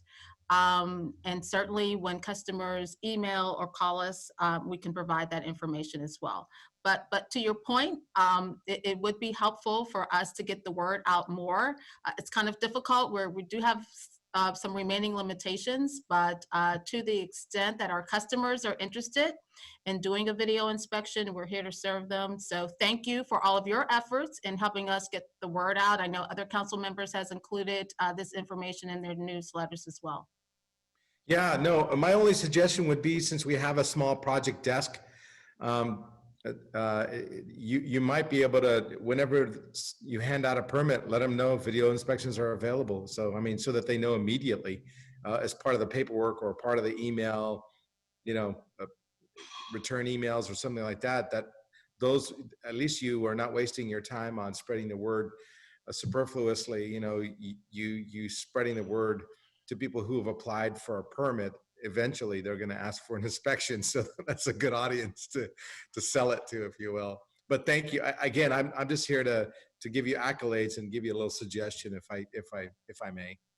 Thank you so much. I appreciate it. And I would be remiss if I did not acknowledge our team, because certainly I'm not the one out there doing these inspections, but Many of our inspectors, our supervisors, they've been, providing the testing, the training, and really equipping themselves to work differently. So I definitely want to acknowledge all of them. Thank you. Thank you, Rosalind. My next question is for Kip. The last few times you've put up a chart as to the number of cases, the number of and where we expected it to grow. That maybe I missed it, but I didn't see it in this chart deck. Was it in there and I just didn't notice it, or? No, we didn't have it this time around, primarily because we had such a large food piece, and we've been focusing on understanding some of the testing indicators with the county. We'll bring that back, an update on where we are with cases in the future ones to keep everyone on the same page. So my apologies for the oversight. No worries. At the very beginning, we were looking at these outrageous straight up lines. I'd like to see how we've done. We've done. Yeah, the bottom line is we've really flattened that curve here in Santa Clara County. We're much high level of compliance, very low level of infection at the moment versus what it could be. And the key to coming out of that and keeping it low will be that trifecta of testing, tracing, and supported isolation. Because as Tony Fauci would say, if we come out of it without that, we get one of those. So yeah. So we'll bring that back in detail and talk about it in relation to that testing, tracing, and social isolation, perhaps at the 3.1 in more detail, because it is important. But right now we've got a very flat curve, and we've done a remarkable job with compliance in this county and dramatically reduced the number of deaths as a result.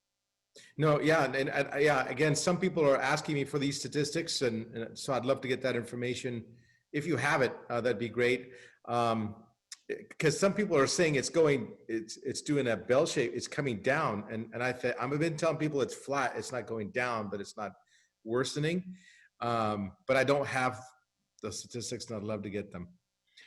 We'll come back with more on that in the next 3.1 till we're accurate on that, sir.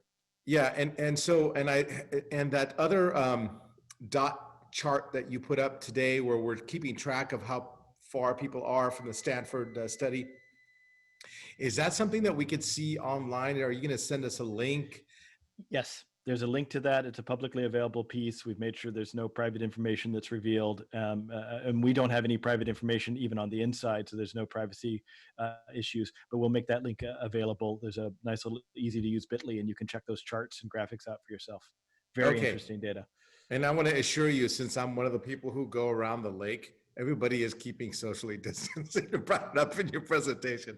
People are being pretty good. They use it to walk around. It's a really nice trail, so it's a good outlet for the community. And for the most part, I think, other than the people who are fishing, there's a lot of compliance, even with the amount of people that the park does hold. Let me see what else.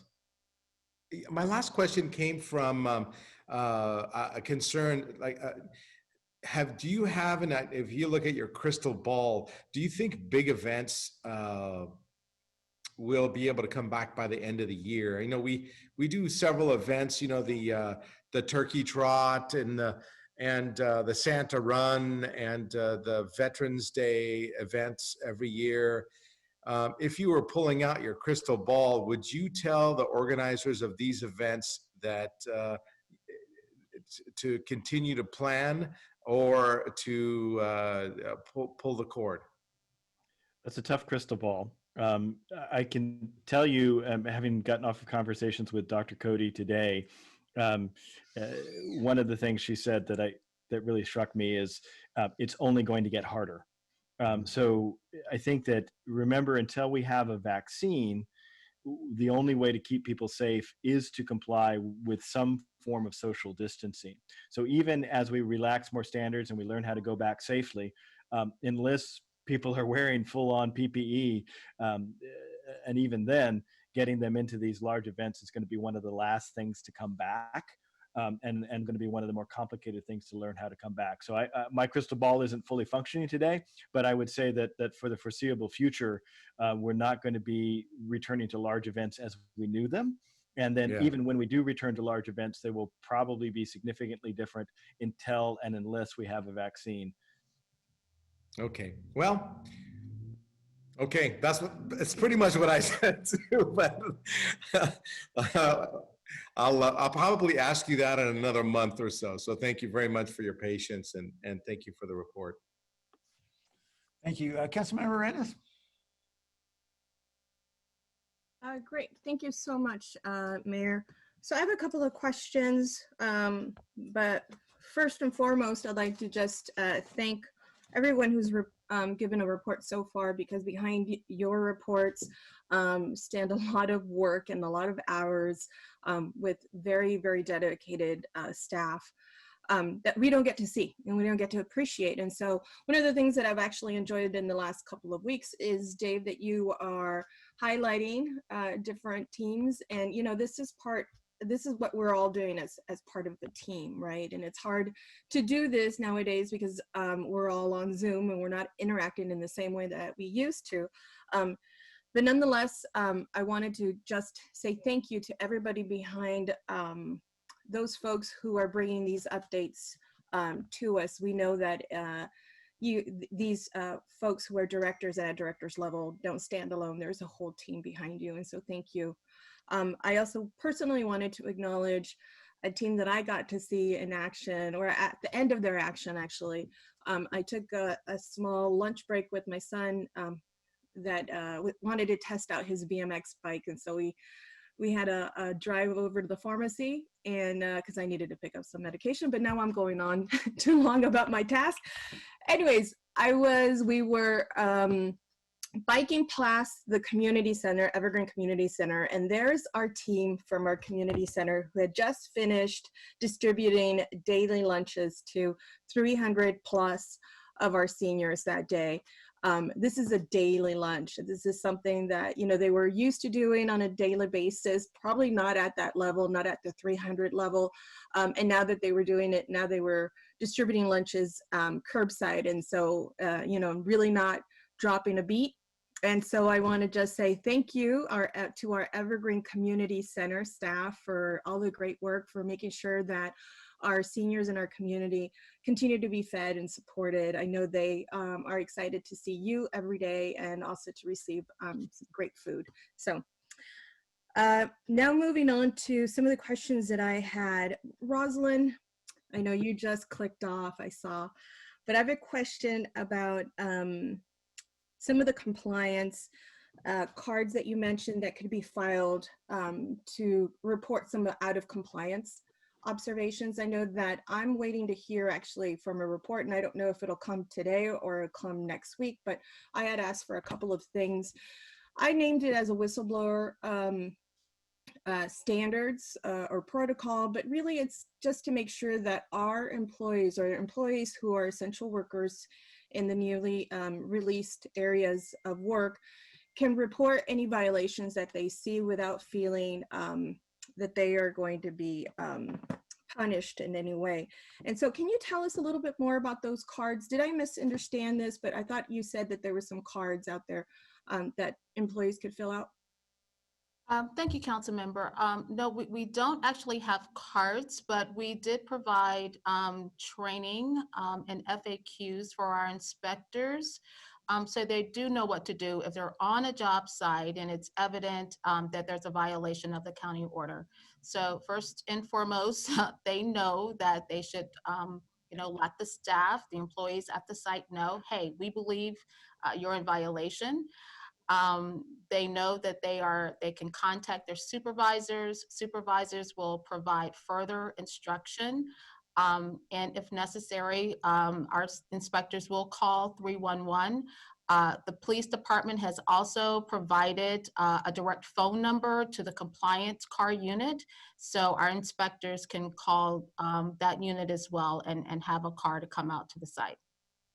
Wonderful. I know that, and this is not necessarily our job, but it's through the Department of Labor, usually there's like a poster in a kitchen somewhere, a break room area that tells our employees, the minimum wage, all kinds of information that that employer should be complying with.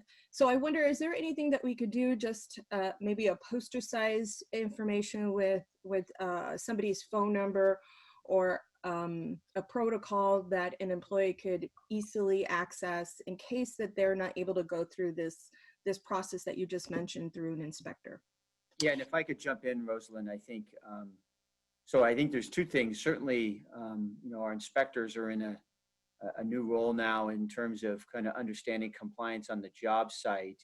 I think there's actually more to your question around also just in our employees as they're doing their work in their own environment. Where do they go to get information or to report any concerns that they have? And so through the safety branch of the EOC and in our flash reports, we actually have internal flash reports that go out twice a week on Tuesdays and Thursdays, I believe. There's information in there where employees know that they can check in and either get questions answered or, report concerns they have around safety in their job area and how they're doing their job. And so, some of those concerns have actually come to me personally. I've, had a chance of being involved with some of that. So we certainly take the safety of the employees, our staff, really seriously. And to be honest, the input that we've received from the workforce has actually been very helpful in terms of how we design the safety protocols for the workforce. And so, what we've encouraged the staff, it's not that you're reporting a bad thing or snitching or anything like that. What you're doing is you're helping make the work environment more safe. So please do it. So like I said, I think there's two things going on. Certainly the process that Rosalind identified in terms of what we're doing on job sites, on the private entities, but also as we do our work on a daily basis as city employees, making sure the employees know that there's a place for them to go to share their concerns, to make sure that we're all responding in a way that keeps everyone safe. Well, I'm glad to hear that there's two tracks here. And of course, we're always concerned about our city employees and making sure that they are safe and that they have a resource available to them. And so no doubt in my mind that you're making sure that you take care of this and actually we grow out of some of the things that we might have overlooked. I was thinking more heavily into some of the job sites that we're launching, or we're not launching off, but that we have been launched off by this latest order. And so on those job sites, what is the obligation of those employers to those employees?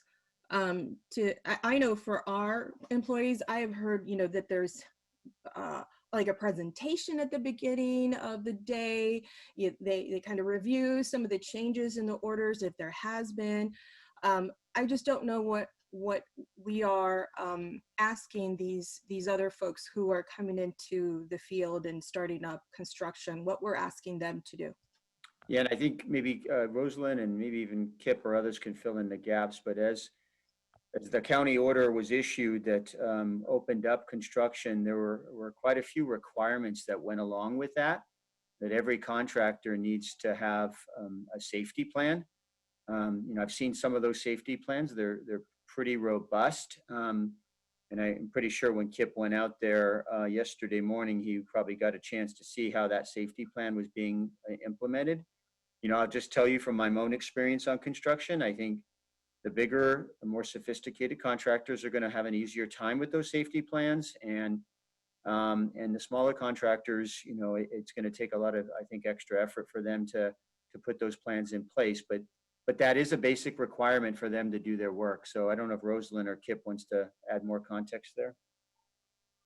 No, Dave, you've said it. Per the county protocols, each job site is required to have a safety plan posted on the site. So that's a requirement. Got it. Okay, perfect. So the safety plan is actually posted on there. And on the safety plan, is there a phone number that those employees can call in case there's anything that happens? For additional questions, not necessarily to report anything, maybe. Yeah. Councilmember, I can certainly verify, what exactly is posted, but I'm sure that there is information about where to report concerns or issues about safety. Thank you. I would just love to have a confirmation. And then when is some of that information that I've asked for last week? I know I just asked for it last week, and I get that everybody's really busy, especially with this new order that we're trying to comply with and catch up with. When is that information coming back? Which aspects in particular, council member? So I brought up three things. I brought up insurance that is available to employees who are now allowed to work under construction and other areas who don't typically offer insurance. And that might not be union employees, but it might be other type of employees, and who are essential service workers, because at this point, not all of us are returning back to the field. We're slowly getting back into the swing of things. The second thing was whistleblower protections. And, this could look very simple as maybe a phone number listed on something that is available to employees at all job sites. And then the last thing was a priority for some of those companies that don't have any OSHA or wage theft violations. I get how the order might kind of derail that request, but nonetheless, I'd like to have some information back. Right. Well, I'll work on getting you clear answers on those. Thank you for bringing them up again, and I will make sure that they get addressed. Thank you. Thank you. Okay, so the next item is for Angel. Angel, I know that it sounds amazing that from 1 week to the next, I think the number of people that were fed grew by 700,000. That's almost the size of our city.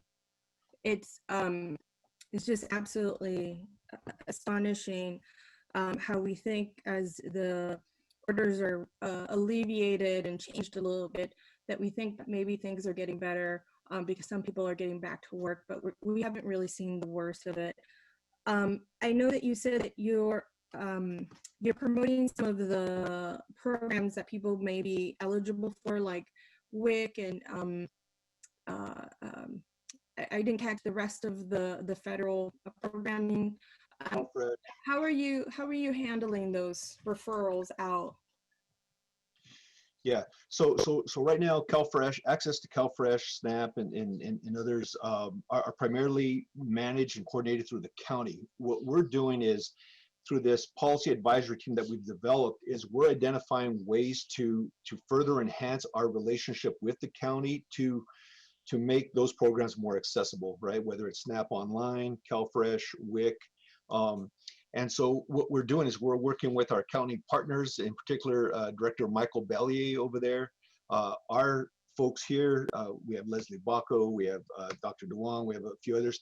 And we're starting kind of with the low-hanging fruit, is how can we take that information, starting with our current food distribution sites and providing that information there by way of everything as basic as a flyer, all the way to putting this on school district websites, just basically flooding every potential medium that we can with this information.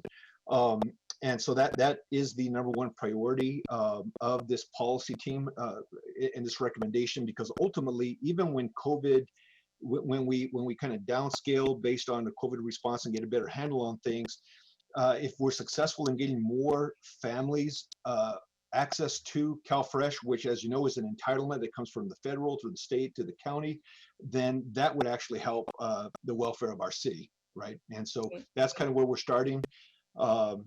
And again, working with our partners at the county. No, I love that you're leveraging all those systems that already exist, so we don't duplicate anything, and our efforts are not in vain here. I just wonder, is WIC, because I had heard this, but maybe this is just rumblings. I had heard that there was some difficulty in getting connected with the WIC program, which is one of the programs, not sure about CalFresh, but it doesn't create a public charge for a community. So I think very popular, but it's limited because it is for women and infant and children. So if you don't have an infant, it might not make sense for you. Yeah, we're definitely exploring, finding ways to leverage kind of the power of of the leaders that we've convened around WIC. Right now, we have a very specialized focus also on CalFresh, because when you look at the funding source that backs up CalFresh, we think that that'll benefit more families, including all of the children, just families in general. And especially with families now, which pre-COVID, maybe we're doing just fine, but now post-COVID or actually during COVID, find themselves in a completely different situation, right? And so, and many of those families don't even didn't have use for CalFresh, but now they do, right? So it's getting information to them. And so that's really what we're focusing on. And again, we're kind of using the strategy of not trying to reinvent the wheel, but rather let's start with the players that are already in this work, and then let's strengthen them and work to enhance.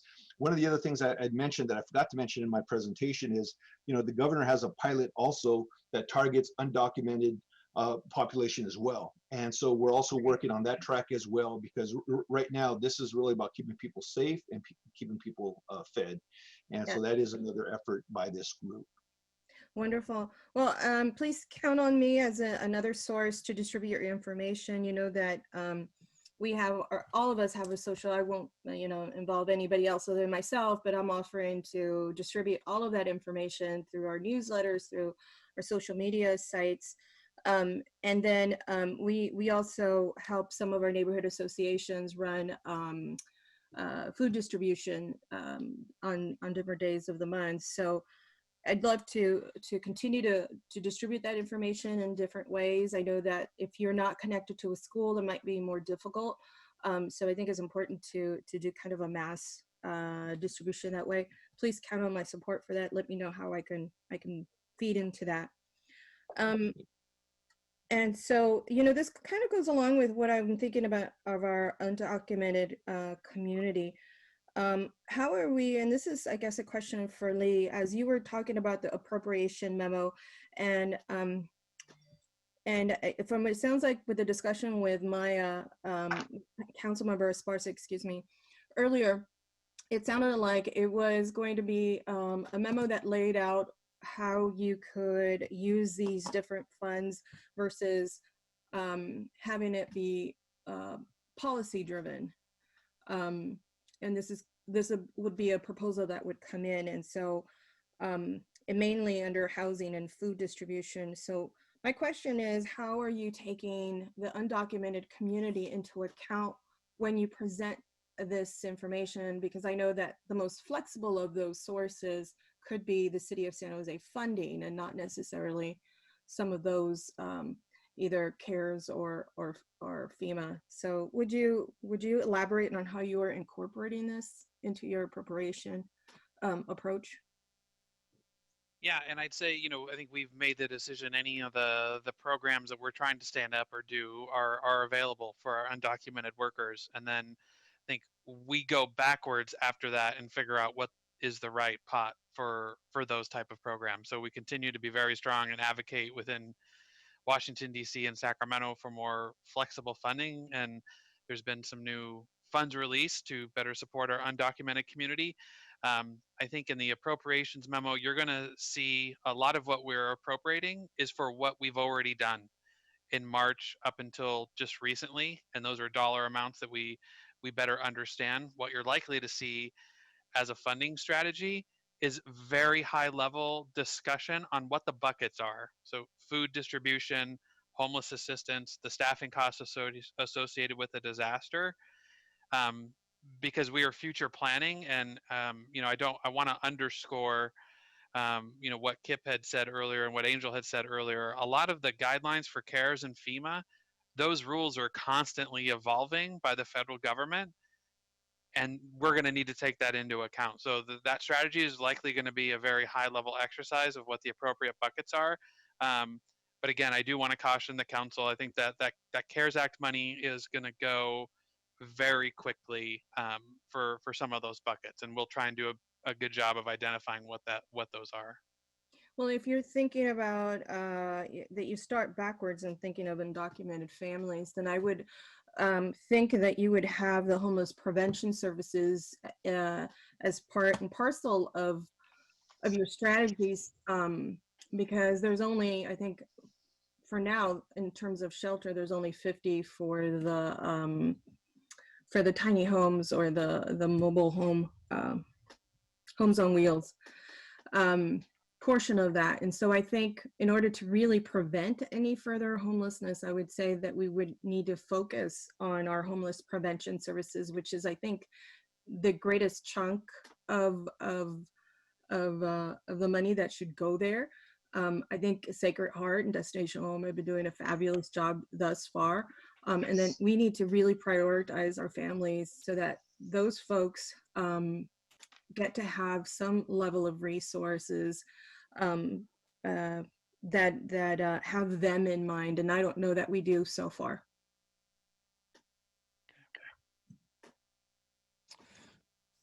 Anything further, Councilmember Arenas? Yeah. Mm-hmm. So I'd like to see that in when you come back with appropriation memo, as you're saying that you're thinking backwards and with undocumented community in mind. So I'd like to see that.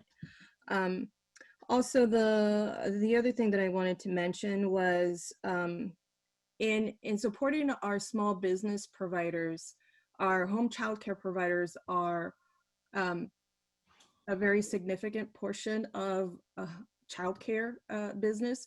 So right now there's 144 home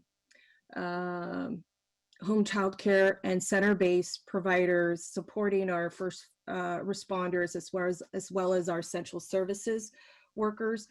And of those 144, 50 of those are center-based. And the reason I bring up that distinction is because only those center-based providers, childcare providers, are able to draw down money from the county.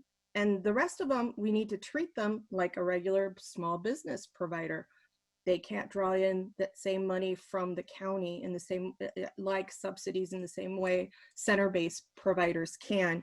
And so you heard from, I think, First Five, as well as another essential service worker, next to rent, for those of you who have children or take care of children at times, you know this is the second most expensive item on your budget.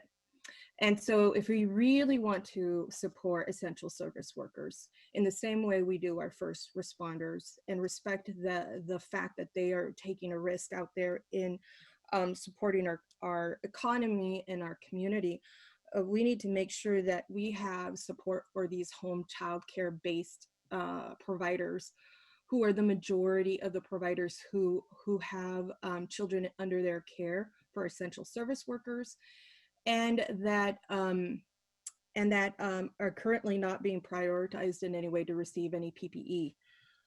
How can we integrate them into what we're doing?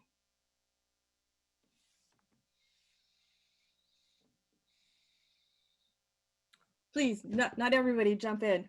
Yeah, I mean, I guess it's a good question. I mean, there's this puts our children at risk and our essential service workers if those folks don't have the capacity to have masks or even cleaning supplies. And this really worries me because this is maybe a way to prevent further to really end this virus. But we won't if we don't look at all the ways that we are sending children off into our community. Yeah, and so it's certainly not a statement about the lack of value in doing it. It's more about our capacity. And so I think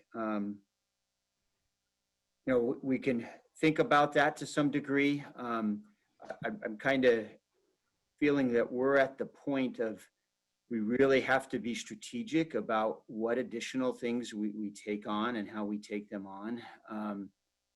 And so I'm not asking for us to take on anything further than what we've already been saying that our values state that we do. And that small businesses, we've been very supportive of small businesses, and they are just one of many small businesses. Yeah, I was a little slow on unmuting myself, so let me give a little more detailed response from some of the things we are doing.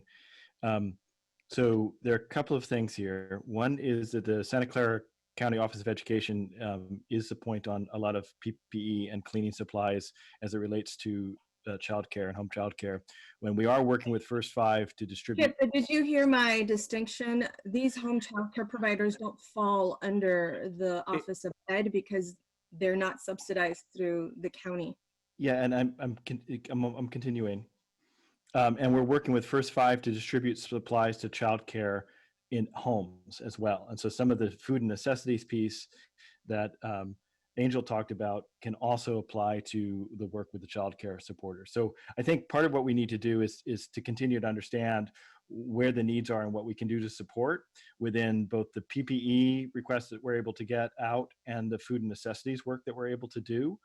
And so I think that this is a very important question that we need to spend some time thinking about, but I will take this back and take responsibility for getting you an answer for how we can provide better both PPE support and food and necessities support to the home providers of childcare, and whether that's within our domain and what we're doing, or whether we recommend that somebody else take the lead in how we would support them. But either way, return back with you an answer on this question, because we are doing some distribution of food and necessities, and we do support PPE distribution to some of them. But to your point, this is the more focused niche on home providers who may not be in the system and receiving the level of support that they need from the county, if I'm understanding it correctly. Correct. And they've been trying to unionize for 20 plus years so that they can have a voice, a collective voice. They obviously aren't.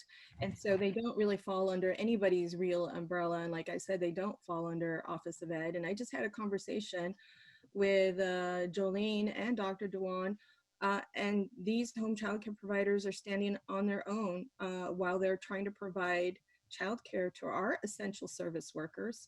And I know that even First Five has provided out of their own grant and not any of the CARES money, 50 slots for our essential service workers that are not that are not first responders, outside of what we're already doing for the 115 slots that we have for first responders. So I know that this may sound like I'm not trying to have every small business highlighted here, but I want to highlight an issue that is not trivial for families as they return back to work. This is part of a plan that I like to see. This is part of a step that I like to see us work on for families, because otherwise we are going to see a lot of children left in home alone, or with very inadequate childcare service.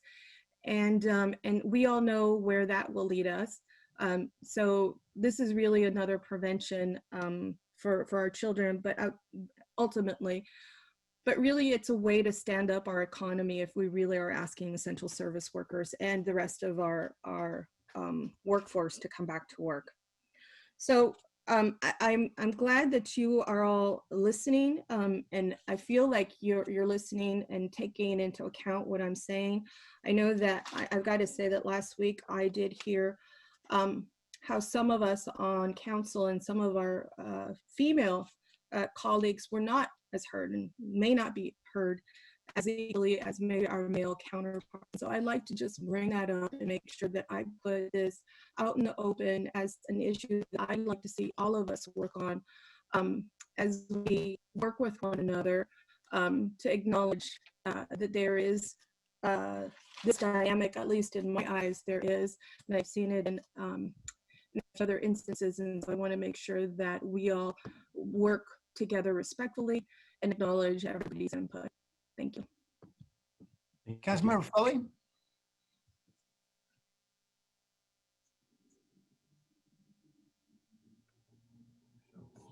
There we go. Sorry. Thank you for the report. I truly appreciate it. It's very detailed, and I always appreciate getting the updated information from week to week. First, Angel and the food distribution, I think the work that you're doing is just tremendous, that you and your team are doing. 2.5 million meals a week, growing over time is just incredible. I was over at Union Union School District. They distribute from Dartmouth Monday, Wednesday, and Friday, and I was distributing with them. And I was surprised actually that they distribute 1,000 meals every other day. So there is a need in every part of our city, every part of our county, for families who need to have access to food. So the efforts that you have, both in a huge public effort, but also private, and is just tremendous. So thank you for all that you're doing. I know that's not your core job, or that's not where you started, but you certainly have taken on the task and are leading it with such capability. And I also want to give a shout out to our school districts who really are doing a heavy lifting in distributing to all of the schools in all of the reaches of the county and the city. So thank you for coordinating that, Angel. I don't have any questions for you. I just want to acknowledge the work that you are doing. Rosalind, I have some questions for you. Thank you for your report. It sounds like you're really getting a handle on the inspections. Are we prioritizing those who are coming back to us or scheduling this first come for, are the oldest people who've asked for inspections, or not oldest, longest in the wait list queue, are they getting the inspections soonest if they are ready? Thank you, Councilmember Foley. So yes, we are prioritizing the list of inspection appointments. So first and foremost, those appointments that had to be canceled when the county order first went into effect. So we moved quickly on those customers, wanting to make sure that they can get their inspection appointments rescheduled. And then we're also working with our customers that are on our list of what we have identified as high impact projects in the city, across the city. And there's a list of 27 different projects that we know are important to move forward. So we've done direct outreach to those customers, trying to understand their plans for getting back to work. Many of them, of course, aren't able to get right back into it full force. Some of them have a phasing plan in effect. Many of them, though, they anticipate being in full force this week. So we're working with them on their construction schedules as well. So it's a lot, it's different ways of prioritizing all of the work. When you refer to high impact projects, can you give me an example of what that would be? Sure. Well, obviously, our residential projects are very important to us, particularly the ones that are delivering affordable housing. So, for example, the project across the street from City Hall, Muro, we would consider that a high impact project. We have other housing projects like the Firestone project. We have commercial projects as well. So, for example, Santana Row, Valley Fair. So it's a mixture of both residential and commercial projects that we know mean a lot to the city. Okay, so of the inspections, the projects going forward, have we had, you'd mentioned some that were on hold, that weren't ready. Have any projects been canceled? And do you have a read on why they might be canceled at this time? Are you getting a sense of, is it financial reasons that projects like high impact projects, for example, they've broken ground, but they're not ready to go forward? Are there any projects that are not going forward for economic reasons, or that they're just pulling back completely? Yes, Councilman, very good question. I know that our Office of Economic Development staff, both Emily Lapoma and Chris Burton, and I see Chris is on the line now. So they are the ones that have done a lot of the direct communication with those customers of high impact projects. And I know that Chris probably has some details that he can share. A couple of things I know that has been brought up is coordination with PG&E. for several of our projects is very critical as they move forward. So I know that Emily is working on that coordination, but I'm gonna turn it over to Chris. There he is. Thanks, Council Member. Yeah, so we've been doing outreach with a whole host of different developers and contractors, even beyond the 27 construction projects that Rosalind mentioned. We haven't heard of any yet that are under construction and that have either significantly paused or are planning to sort of not move forward. I think it's a question of their speed to resuming activities. And the primary reason around that is worker availability is kind of what we've been hearing so far.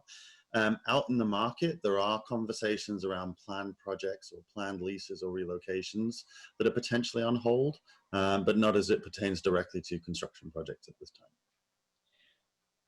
time. Chris, are you hearing anything about banks or financial institutions holding up funding or being cautious about funding on some of these projects? So I think there is sort of a lot of uncertainty. And until things start to kind of work themselves out, nobody's sort of willing to make some of those commitments. I mean, I think some of the developers aren't willing to make the commitments yet until they can understand what the future looks like for any particular type of project. We've not heard yet that sort of people are really struggling to find financing, but I don't think people are in that position, you know, to be out there really seeking it directly until we know, you know, likely what's going to happen in the next month and then in the next 6 months beyond that. So I think really it's just caution around that uncertainty until things start to kind of pan out so people can see a path forward. I appreciate that. There's a lot of uncertainty out there, but and so that's really helpful. I thank you, Chris and Rosalind. It was really exciting actually to start the day yesterday and see so many small construction projects, remodels and such, gardeners and people out and about doing their jobs once again and contributing to their household paychecks and or their household finances and able to survive a little bit. It was kind of interesting, although I fear our traffic situation will go up a little bit, but that's I suppose a positive conversation to have at this point. One thing I do want to mention, and Dave, I really appreciate you mentioning that this month is Mental Health Month and encouraging your staff and our employees to take care of themselves, their mental health. Being 8 weeks or whatever we are into shelter in place, our ability to withstand the mental drain is very difficult. So your encouragement for our employees to reach out and to take care of themselves mentally and physically is really, really important and shows how much you care and we care about the health of our employees, that is the most important thing to us, is that they take care of themselves. And in that, I'm looking Thank you, forward, Council Member.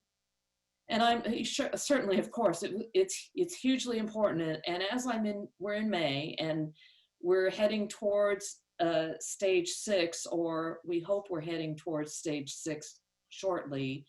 I'm thinking about what that's going to look like. We've come accustomed to staying home and sheltering in place, but what will that look like once we're able to go out and about? Will we have mental health issues or issues in dealing with each other, traffic issues, stress, anxiety issues arise that we're not feeling now? It'll be a different type of stress. So is there something we can do, or is that part of the stage 6 strategy that we will take a look at on sort of readjusting to life back outside? Yeah, we're thinking about that both in terms of the community and in terms of our own workers. The way we're starting to talk about that is sort of this welcome back. It's different now, right? And I, you know, drawing on previous experience, I think one of the things that we know about this is that there is a desire and an expectation in each one of us for it to be done. And it's not going to be done.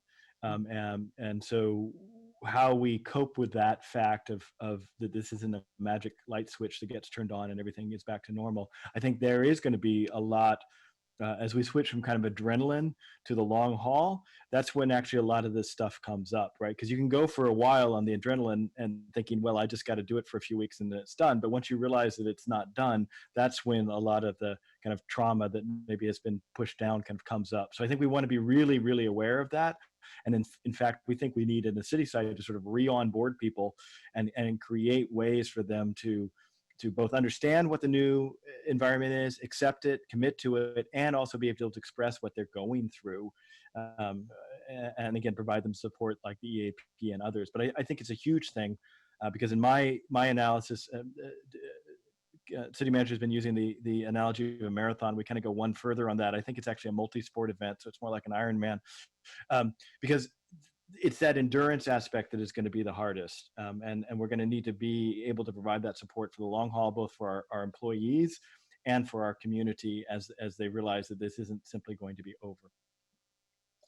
I appreciate that. I appreciate that you're thinking about that. I've been thinking about that, and I'm certainly not an expert, but I love the term re-onboarding. So please include us in the re-onboarding, because we're going to need to figure out how to do that with our teams as well. How do we re-onboard with our teams and with our community?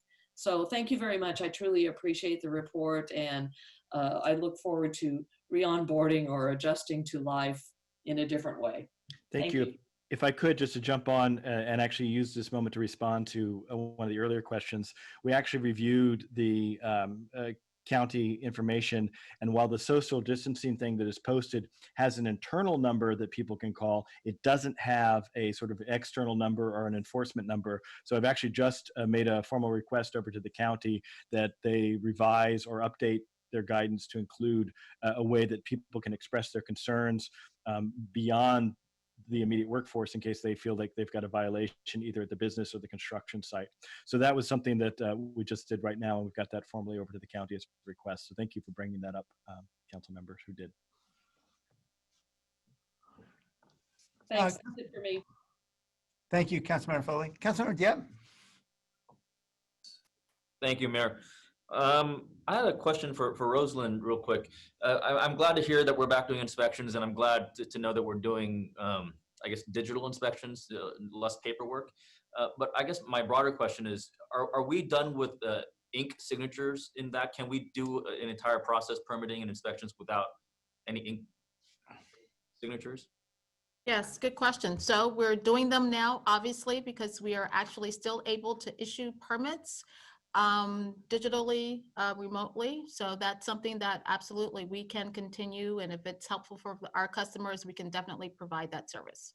Okay, thank you for that clarification, because I think as recently as 2 weeks ago, I was still hearing like complaints that our system is slow because we still depend on wet signatures. And so if we've moved away from that, then I'm glad to hear it. Thank you. Was somebody going to jump in on that, or no? Okay.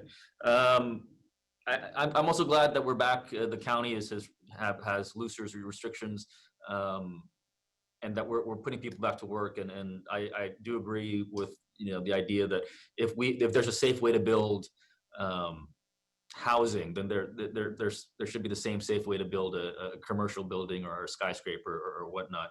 But I was raising this issue with Dave a few weeks ago in one of our one-on-ones, and he raised a good point. Now that people are back and they're going to be working, there's going to be a heightened demand on PPE and safety equipment. So I guess, with the good comes the bad. And I'm just curious, from our city perspective, have we secured a supply chain to get the adequate amount that we need? So earlier in the presentation, the mayor was giving kudos to Angel, who was able to get PPE to the African Americans Service Center. But if each construction site or whatever is needing this equipment for their crew as well, there's going to be a drain on this. Do we have supply chains in place for our needs? Yes, we do. We have the logistics branch works tirelessly to assure our PPE needs, personal protective equipment, for our city staff, including first responders and essential service workers.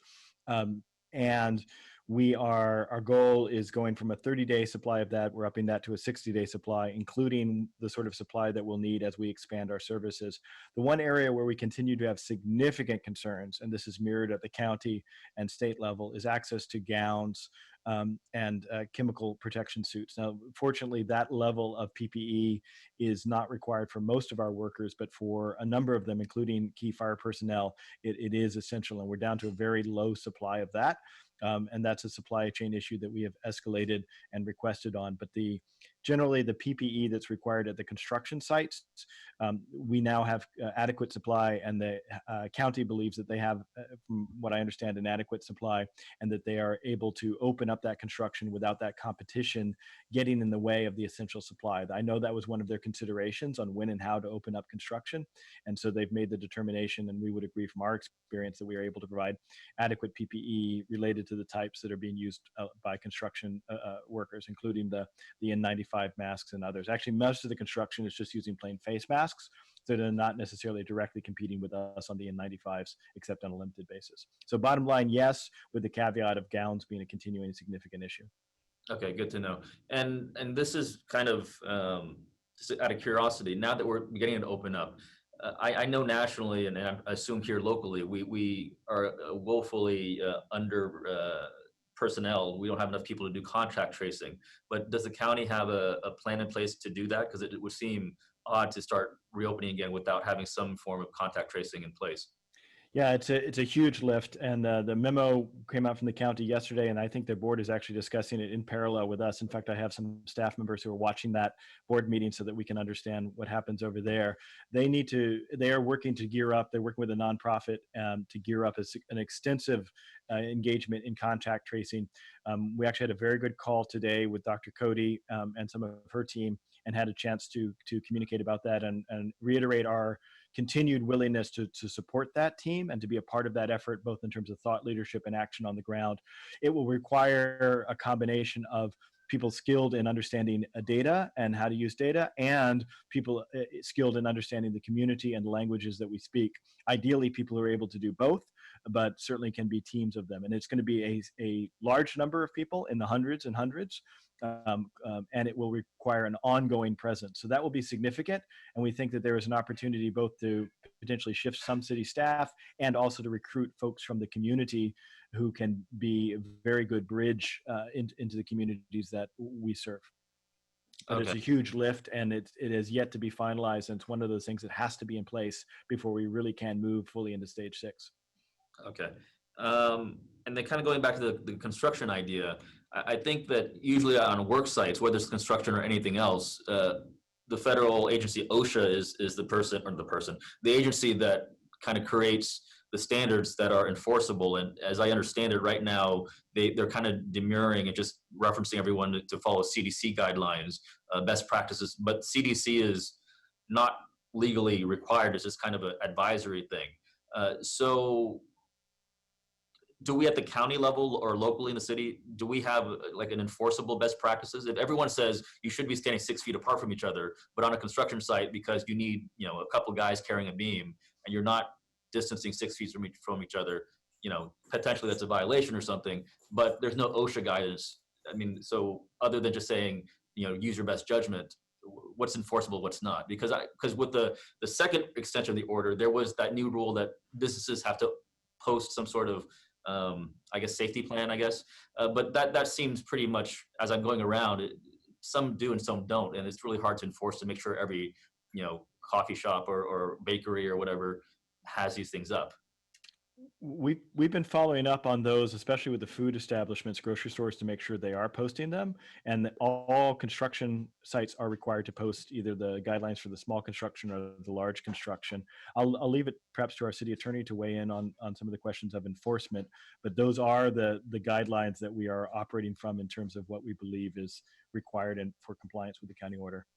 City attorney? Yeah, no, thanks, Kip.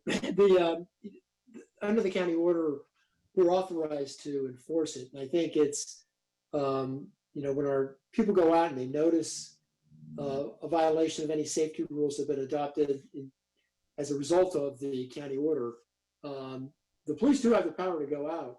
I think they issue warnings if they want to go out.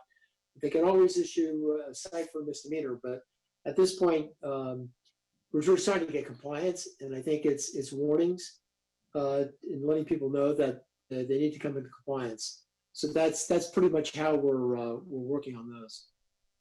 Okay, so long as there's a leg or a mechanism for it. Okay, thank you. And I guess my final question is, and I guess we'll be previewing this or more on this in a future meeting, but I'm really happy to hear of the efforts the city is doing on food distribution and how we're just helping folks who need that help. I guess if it's true, and it will be true that we're going to have difficulties getting reimbursement on every single meal that we're handing out there because there are FEMA restrictions or categories on who they'll reimburse for. How prepared are we to kind of absorb what we can't write off?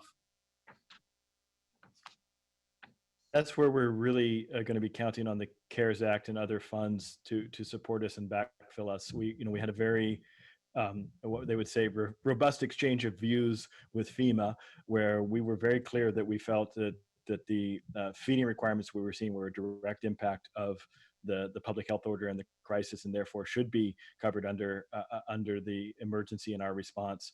And FEMA was very clear that they were going to be covering only the limited amount under the state's Golden Plate program.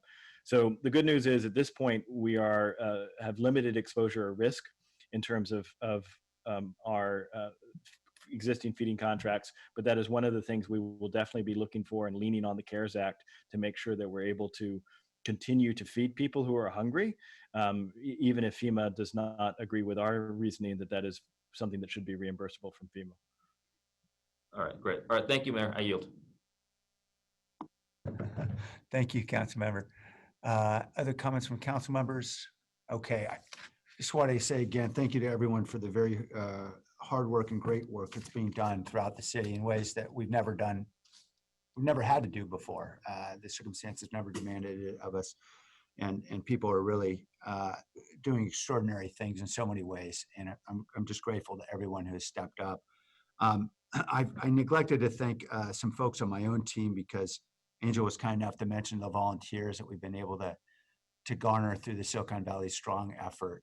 And I think more than 3,100 volunteers so far. And I think the food program itself has benefited from more than 2,000 of them. And I want to thank Clay Gardner and Sarah Fatlowitz over at in our team who've been working incredibly hard on that website to make sure it has the latest and greatest information and to continue to drive folks if they want to either get or give help. I really appreciate all the work that everyone put in, both Clay and Sierra and many others. I wanted to ask a quick question that I know is going to be a preview for a much bigger discussion next week. I'm suspecting Kip because I know I've had some conversations with Lee about this, and that is FEMA reimbursement on food. I know we heard very recently some challenging news about FEMA's very narrow view of reimbursement. And based on that graph you presented, it looks like we're about $13 million in commitments at this point on food. Is that right? Yep, I think, and Lee's closer to the numbers, so I'm gonna let him dive in. Yeah, that's pretty close. Yeah. And obviously we're going to continue to do everything we can to provide food to families who need the food. But based on what we're hearing currently, and I know this is something we're still trying to work out with FEMA, and I'm guessing a lot of other cities are going to be jumping in real fast. They're only going to reimburse us for that food which is prepared and delivered to individuals with COVID or being isolated specifically for COVID, not simply what we might refer to as the great majority of San Joseans who've been affected as economic refugees of this pandemic. Is that right? That's correct. They were very clear in that. We reiterated our perspective that is not just a random economic downturn that is directly related to government action to stop the disease and therefore part of the response. But they were clear that at this point, FEMA guidance is narrowly tailored toward those folks with COVID or those folks isolating with COVID, with some broader exceptions for some of the homeless community that are also affected by the pandemic. But very narrow, and the golden plates piece is how that is. going to be rolled out in the state of California. So that is FEMA approved and fully FEMA reimbursable. But again, it's a kind of a narrow slice, certainly from what we're seeing of the actual need out there. Right. So obviously it's very sobering. We're going to do everything we can to continue to get food to people who need food. But we are taking on a countywide responsibility at this point. We're hoping the county will soon sign on the dotted line on an agreement about how we allocate those costs. I know we're working collaboratively with them to get to an agreement. But we're really, we're taking risk that we necessarily have to take to serve a critical need for our residents. And I just want everyone to be super aware of that fact, both because we need to go into this with eyes wide open, and we need to be very cognizant of what other obligations we're ready to take on. And, I know Councilmember Arenas mentioned last week, a city mandate on health insurance in the private sector is something we've never had before in the city. Taking on potential responsibilities around childcare. Nobody is saying any of those things aren't important. They're all very important. But we are a very stressed organization right now in human power as well as financially. And I think it's important for us just all to recognize that the dollars we're getting from the feds right now could be out the door very quickly, taking care of these and many other critical needs. I want to know, I know it's maybe premature. Dave and I are typically on morning calls with leading county officials to talk about a lot of what we're working on together. But we are not on calls typically on Tuesdays because we're both preparing for our meetings. And so I don't know what exactly the county's response is to the recent announcement of the governor yesterday that some retail could reopen with modifications. And I'm wondering if anybody in our EOC knows at this point, should we be preparing to allow retail to open for pickup only, or are we being told everybody should continue to stay with the existing order? The guidance we've heard at the moment is that the tighter order prevails and the county's order is tighter than that. And so it listen until the county reissues an order that allows the retail expansion in alignment with the state, that it would be the county's order. I have no insider information or outsider information for that matter on whether or if they are planning to revise the order. I just haven't had a chance to sync up with the county yet on that. If I could, though, I did see, I'm not sure where, I believe it was in one of the county summaries that they've acknowledged the disparity in the orders. And so they didn't have a commitment to a revision, but they were acknowledging the differences and that they would be putting those under consideration. Okay. I think that was of yesterday. I think I saw that coming out of the county. Right. Understand all this is moving fast. Kip, I'm sorry.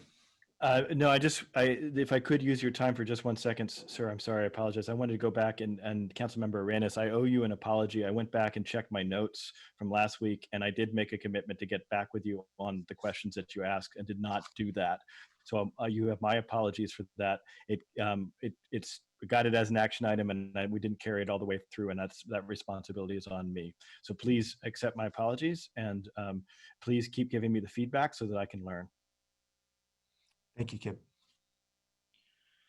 And then on the data that was presented by Derek, I don't know if Derek's still on the line. If he is, he's an incredibly patient man. He had to drop off. Yeah, okay, I figured.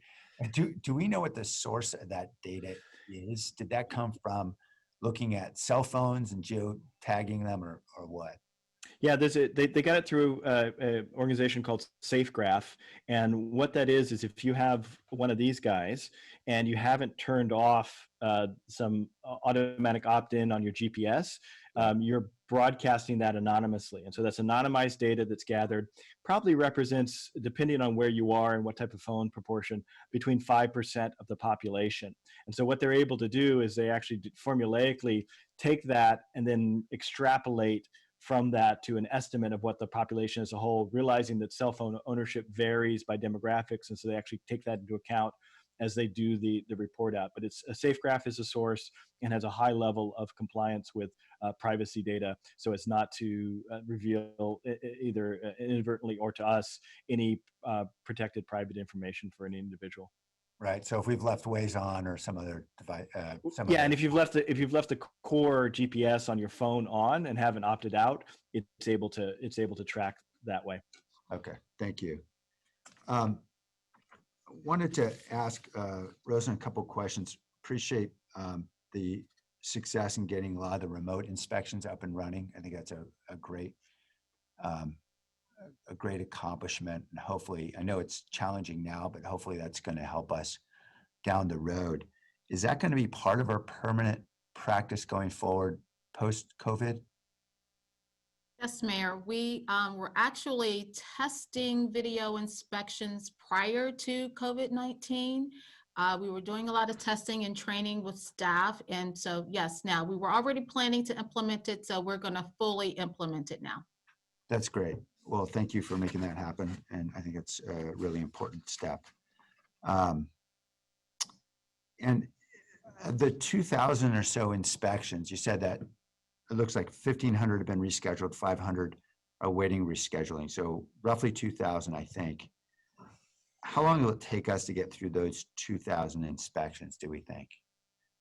Yeah, so as I shared previously, we do our work based on count. So we do about 500 counts every day. Right. We do want to reserve some of those counts for urgent requests or other things that come out. So we think that we'll be able to complete all 2,000 of these within the next 2 weeks. So we're shooting for next Friday. Okay. And with regard to I know that some folks, when they're trying to apply now to get an inspection, they're getting an auto reply, setting out a 2-week timeline. So folks who are coming in now, do you have any sense how long it'll take for us to get to the point where we're able to take them in turn? So currently right now, we are working to incorporate the new request in. Like I said, we do have some capacity left this week and next week to add additional appointments, and we will do that to the extent possible. But there will probably be a bit of a lag time.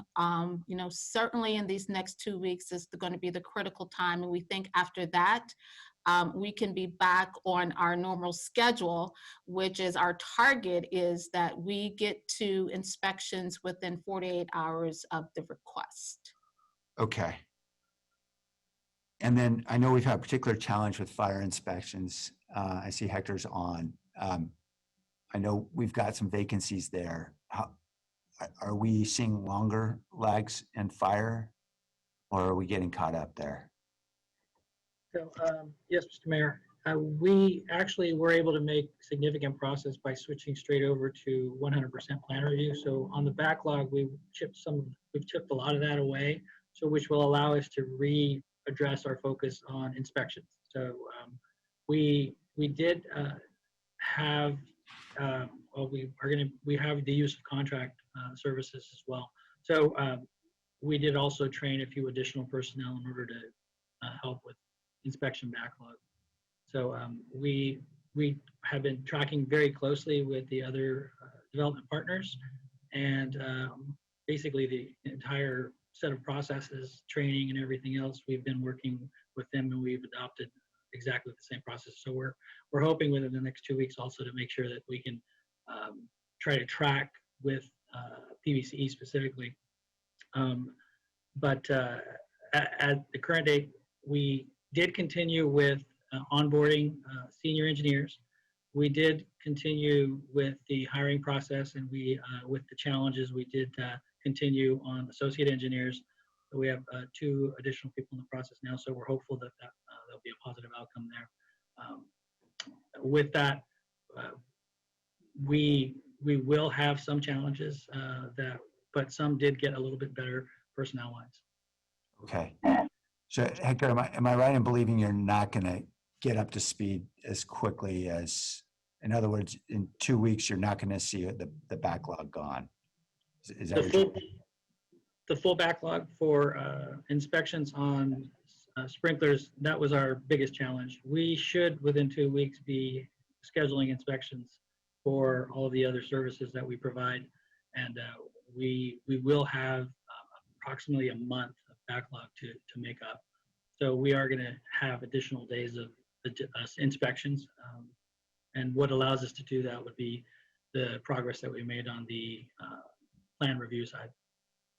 So the simple answer would be we're tracking to a 2-week time frame. We're hoping to see as much scheduled in that, and we'll probably have a much better idea of where we sit in terms of the backlog within about a week.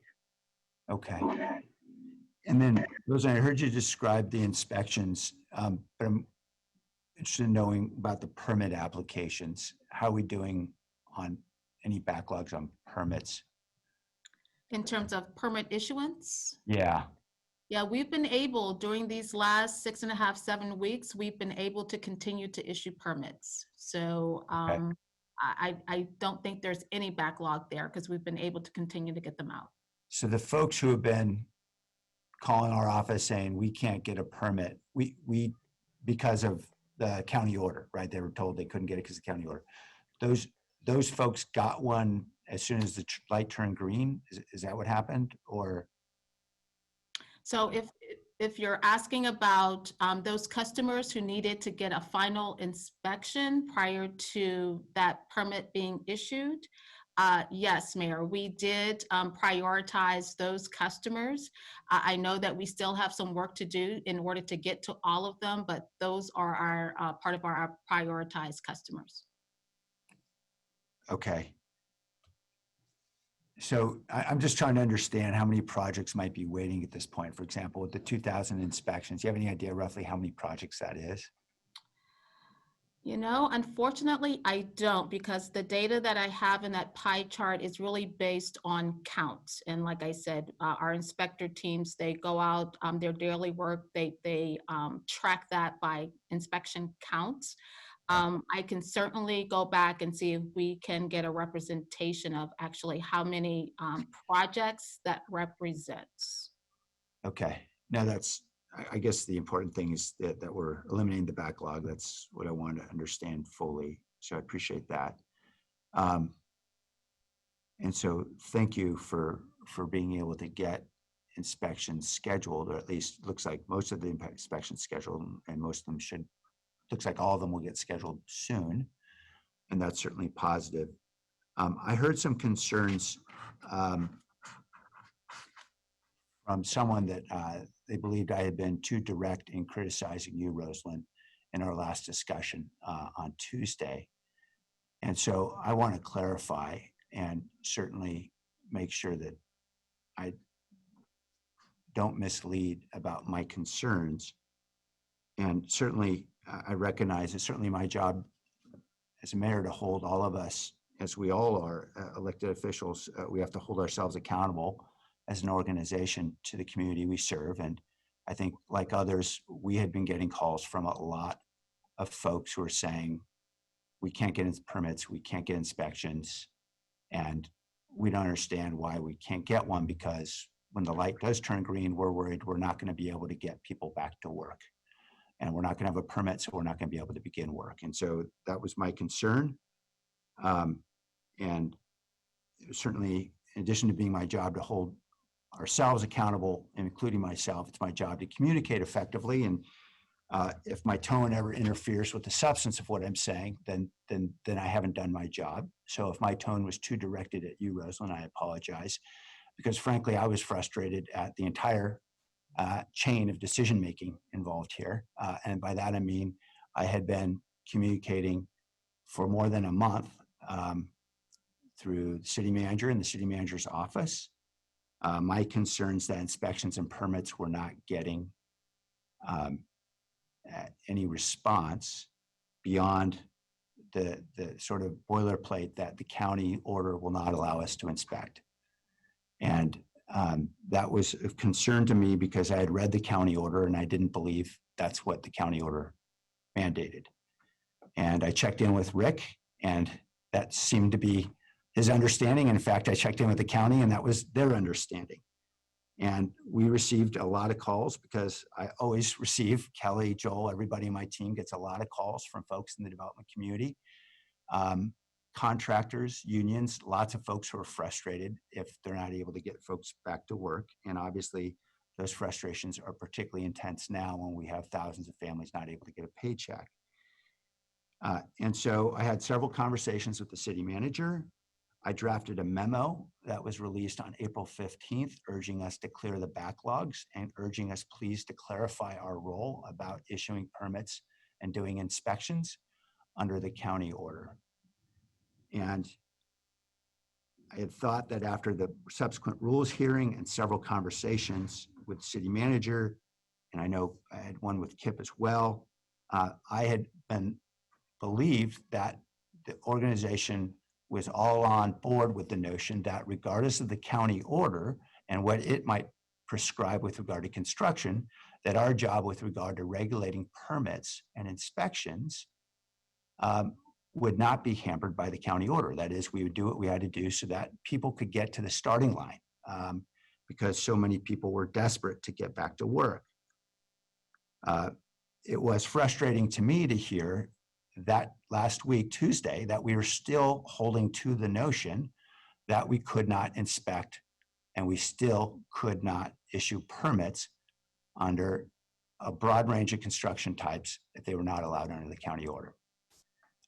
Because I thought that we had clarified all that. And in fact, I wrote an email to several lead staff from the city manager's office on down describing the language of the county order. So everybody would be very clear about what the county order said.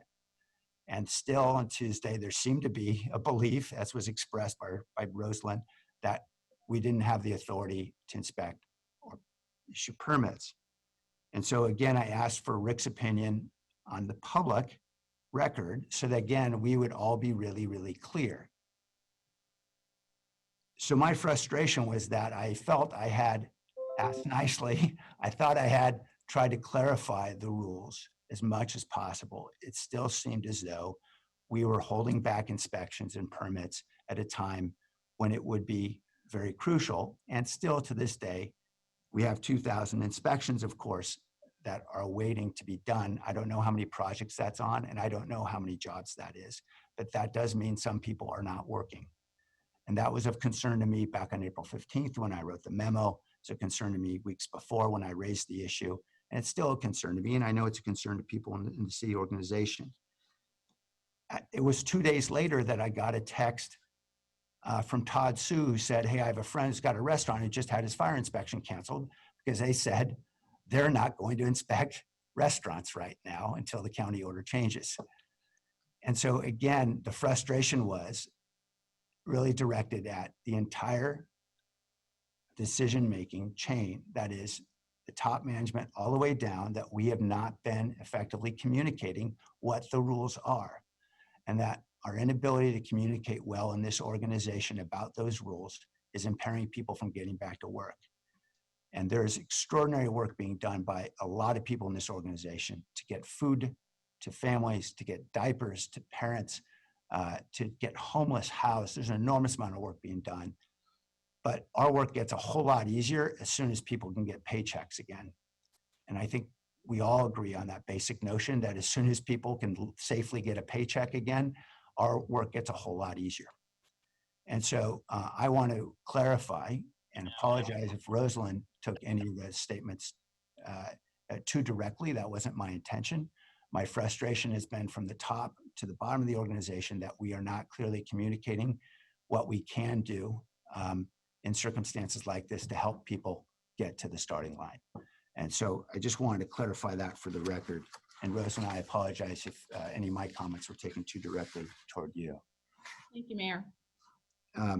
And Mayor, if I could, I think I appreciate that. You know, ultimately, communication within the organization is my responsibility. And so I certainly believe the way you characterize that discussion as it evolved over time, I think is fair. You know, I think as I tried to articulate last week, you know, there and as you said, there's a lot of great work going on in the organization. And I think for a while there was, we did have some confusion around what we could and could not do. And I do believe that ultimately came to a point where we understood that we could proceed with inspections, that it wasn't the county order that was preventing us from doing them. I don't think we, necessarily were able to, from a capacity standpoint, take advantage of that opportunity. And as I've understood more kind of just the logistics around moving forward with the inspections in this environment, probably personally didn't appreciate the work that really that needed to take place to really be able to make that pivot. But nonetheless, communication internally within the organization is my responsibility, and so I accept responsibility of that, and sorry that we weren't able to translate that within the organization. Thanks, Dave. All right, unless there are any other comments, we'll move on then to the consent calendar. All right, before we begin on the consent calendar, an oversight on my part with regard to the invocation. Councilmember Carrasco has an invocation. I thought it would be appropriate to try to bring it up now before we launch into consent. Thank you. Thank you, Mayor. Thank you so much. We're doing things a little bit out of order, but I appreciate an opportunity to talk and make mention today of, I think it's timely and I think it's appropriate. Approximately 8 weeks ago, we all embarked on a new journey. COVID-19 forced us to join hands, at least virtually, while it stripped us from our sense of safety and from the lives that we had grown accustomed to. For many, folks have lost everything. My team and I, and as we've heard from our staff, of course, and many of you have been out supporting our residents as they face unfathomable hardships. Unfortunately, 117 families are mourning the loss of their beloveds. For the many untold stories we're all beginning to collect while we're doing this work throughout the county, especially in our city of San Jose, for the struggles and for the personal and collective battles against COVID-19. Today especially is an honor to recognize a holiday that is not about margaritas, it's not about Dos Equis, it's not about recklessness, but it really is about self-determination and self-actualization. Many confuse Cinco de Mayo with Independence Day. It's not Independence Day. Cinco de Mayo commemorates the triumph of the underdog Mexican army over the French in the Battle of Puebla on May 5th, 1862. France had invaded Mexico to claim war debt and damages that Mexico incurred during the several uprisings since its independence. Mexico's army was outnumbered by that of France, which was one of the strongest in the world at that time. Mexico's success in the Battle of Puebla on May 5th was a great symbolic victory for the Mexican government as well as for its people. I think today we're facing another battle, a huge enemy. And I'll tell you that as a representative of the east side of San Jose, this is a battle that of course plagues our community, which is a very vulnerable community to this virus. I would like to say that I speak as a proud descendant of that battle of Puebla. I'm incredibly proud to have been born a US citizen to immigrant parents from Mexico. I'm closely rooted to both my Mexican and American history. I have the honor of serving the beautiful city of San Jose, which is the 10th largest city in the country and is home to about 33% Latino. That amounts to a little bit over 300,000 Latinos, most of them of Mexican descent. In Santa Clara County, Latinos make up about 27% of the population. That's about 500,000 folks. And in the state of California, one of the biggest economic powerhouses in the world, we amount to about 38% of the population. That's about 14 million folks. But truly one of the greatest honors I've had is serving on this council, where half of us, actually a little bit over half of us, because this includes you, Mayor. I understand that your ancestry dates back to Guanajuato, la tierra de las momias. But to serve on a council that so proudly descends from Mexico has been one of my greatest honor. And I'd like to just give a shout out to Councilmember Perales, Councilmember Jimenez, Councilmember Esparza, Councilmember Arenas, and to our Mayor Liccardo, because I think that to have a council that proudly represents our Latino population, and I would like to add, not just the Latino population, but really, truly to represent the entire city of San Jose with such grace and dignity. And as we are battling one of the greatest public health crises of our time, I also want to remind everyone that the shelter in place is not over. Let us not let our guard down. The shelter in place remains until the end of May. And so I know that we're very proud of Cinco de Mayo and what it signifies and what it symbolizes, but let's celebrate in the safety of our home with our loved ones and not face any other tragedies and not be part of the 117 that mourn their loved ones. Thank you.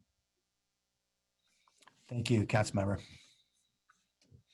All right, we'll now consider the consent calendar and any items that members of the council would like to pull off consent for discussion. Mr. Beekman?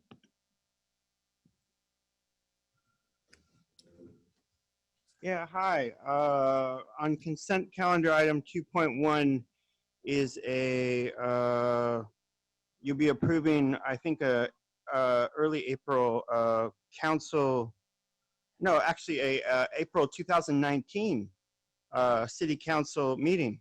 And on that meeting, it had all the, had many items that we're currently talking about. And I guess technology was on that list, housing, a few other items, and I found it interesting that you put it up for approval today. Normally, your approval items have a bit more of a very specific design to them, and in that way of what the current agenda is about. And today it just seemed like an overall just a summary of what you're talking about at this time, and I found it interesting. So thank you very much. Thank you. All right, back to council. I didn't hear any items to be pulled off the consent calendar, so we'll entertain a motion. Move approval. Move approval. Second. It's a motion from Councilmember Foley, second from Vice Mayor Jones. Let's vote on that motion. Jimenez? Jimenez? Perales? Aye. Yep. Aye. Bosco? Aye. Davis? Aye. Esparza? Yes. Arenas? Aye. Foley? Aye. Camus? Yes. Jones? Aye. Mayor Liccardo? Aye. Going back to Jimenez? Okay, absent. It's unanimous. Okay, we're on 3.3, which is a resolution extending the March 6th proclamation of local emergency. We don't have a presentation, Mayor, but thank you. I'm sorry. Staff's available for any questions. Okay, Mr. Beekman? Hi, can you hear me? Yes. Thank you. To try to offer a few more words from your initial COVID speech this week, I thank you for all the attempts you made to describe to the public what can be easy for us to understand, how we can understand this process we're currently in. And, the way I'm reading recent newspaper reports is that we are going to, we're just starting to see maybe new cases going down a bit in this area, but around the country, the death rates are going to continue to be very, very high through June. So we're by no means out of it and out of the worst of it yet, it sounds like. And so, you know, you guys talked a bit about, you know, hoping for vaccines to be around, or just you're talking about that issue. And thank you. I think the idea of to talk about the vaccine process at this time can hopefully get something started sooner, and we don't have to rely on these huge economic packages and models and all this stuff for the next few years. But to conclude, you know, it is my feeling that, you know, we do need to prepare for these large state and federal debt relief packages in some way. And I hope, you know, we can talk about it in totally decent, you know, straightforward terms. And I don't mean to cause any alarm by that. And I hope I can talk more about this. And I think there's a way that it can be done, and we can prepare for it and safely. And I wish yourselves luck. I know you're doing this with everyone in the community already, and I just hope we can do well this summer with this issue. Thanks a lot. Thank you very much, Speakman. All right, back to council. Move approval. Second. All right, on the motion, let's vote. Jimenez, Peralez, Aye. Diep, Aye. Carrasco, Aye. Davis, Aye. Esparza, Aye. Arenas, Aye. Foley, Aye. Camus, Aye. Jones, Aye. Liccardo. Aye. Okay, we're on to 3.4, which is the update on digital access and inclusion for schools during COVID-19. Welcome back, Kip. Thank you, Mr. Mayor. I'm just going to briefly introduce this and then turn it over to Jill Bourne, who leads the brand new digital inclusion branch in the Emergency Operations Center, who will walk you through the report in some detail in the deck.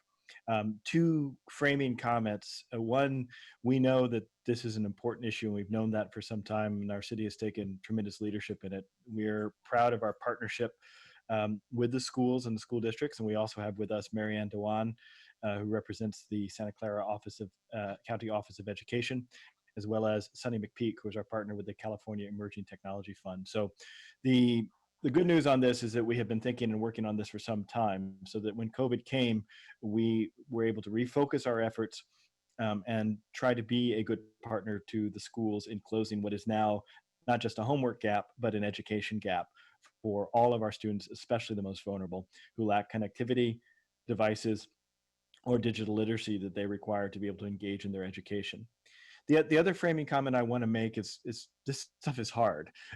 We've gone from understanding the new problem to standing up the team, as many of the folks who were previously in the full-time digital inclusion team were over in the food and necessities branch, having Jill stand up her leadership while she was also dealing with the childcare and running the library, pull this branch together, be able to understand the questions that were put out by the council members, council memos that were approved in the last week, and then write and turn around the report in a 2-week period. So I know we were a bit brusque in terms of how we got this out, and a bit tight, and I want to be very clear that we are going to be having a very collaborative engagement with the council members as we go forward. And I know that we were a bit opaque in the last 2 weeks as we were dealing with this. And so I want to extend my personal commitment for collaboration with all of our council members, especially those that represent a large number of people in need and in these areas where connectivity is a priority. So with that as framing, I want to turn it over to Jill, who's done a masterful job in pulling together about 7 or 8 different key work streams and putting them into a coherent narrative. And we'll present that to you today on where we are with digital inclusion, and very much welcome your feedback and guidance as we take this next iteration, because we need to do this together, and we are in this for the long haul. So Jill, over to you. Thank you, Kip. You can hear me? Okay. So as Kip mentioned, on April 21st, staff offered an update on digital access and inclusion efforts, specifically related to the need to assist our schools and students during the pandemic. And following that date, we did stand up a team. The new team is dedicated to immediate facilitation of distance learning and was established within the EOC. The Digital Inclusion Branch brings together staff from the Office of Civic Innovation and the library's Education and Digital Literacy team, as well as the Department of Information Technology, in strong partnership with the County Office of Education and the California Emerging Technology Fund. So in the next slide, we have, at that meeting, we discussed a 7-point strategy that was articulated. It overlies in many ways. Just one second, logistical question, Jill. Do you, somebody on your team running the deck, or do you, we need to be? Because I don't think we're sharing. We are working through technical issues and we will be up with you shortly, but the council is not missing anything of super material value. Okay, so as soon as Anne's able to get us shared, we'll have a shared deck, and then we'll turn it right back to Jill in the meantime. The deck is posted on the link for those of you who want to try to play along at home. Oh, here it comes. Okay. All right, I'm back off and back over to you, Jill.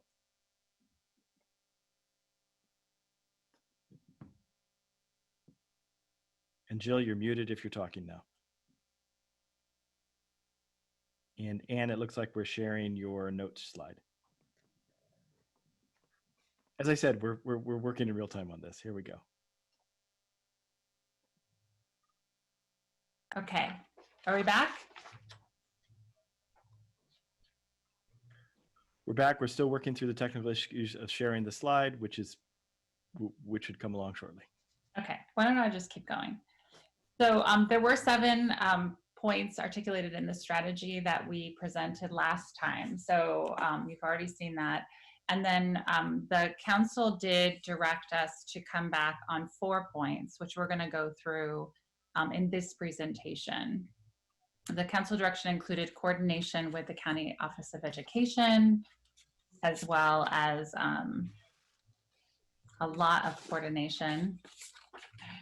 As well as working with telecommunications companies to identify opportunities, community Wi-Fi expansion, and then maximizing the Digital Inclusion Fund.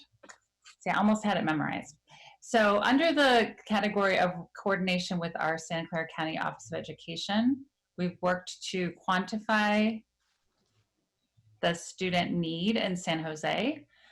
We know that there is a great need, and we needed to find ways to quantify both by household, but also neighborhood and district.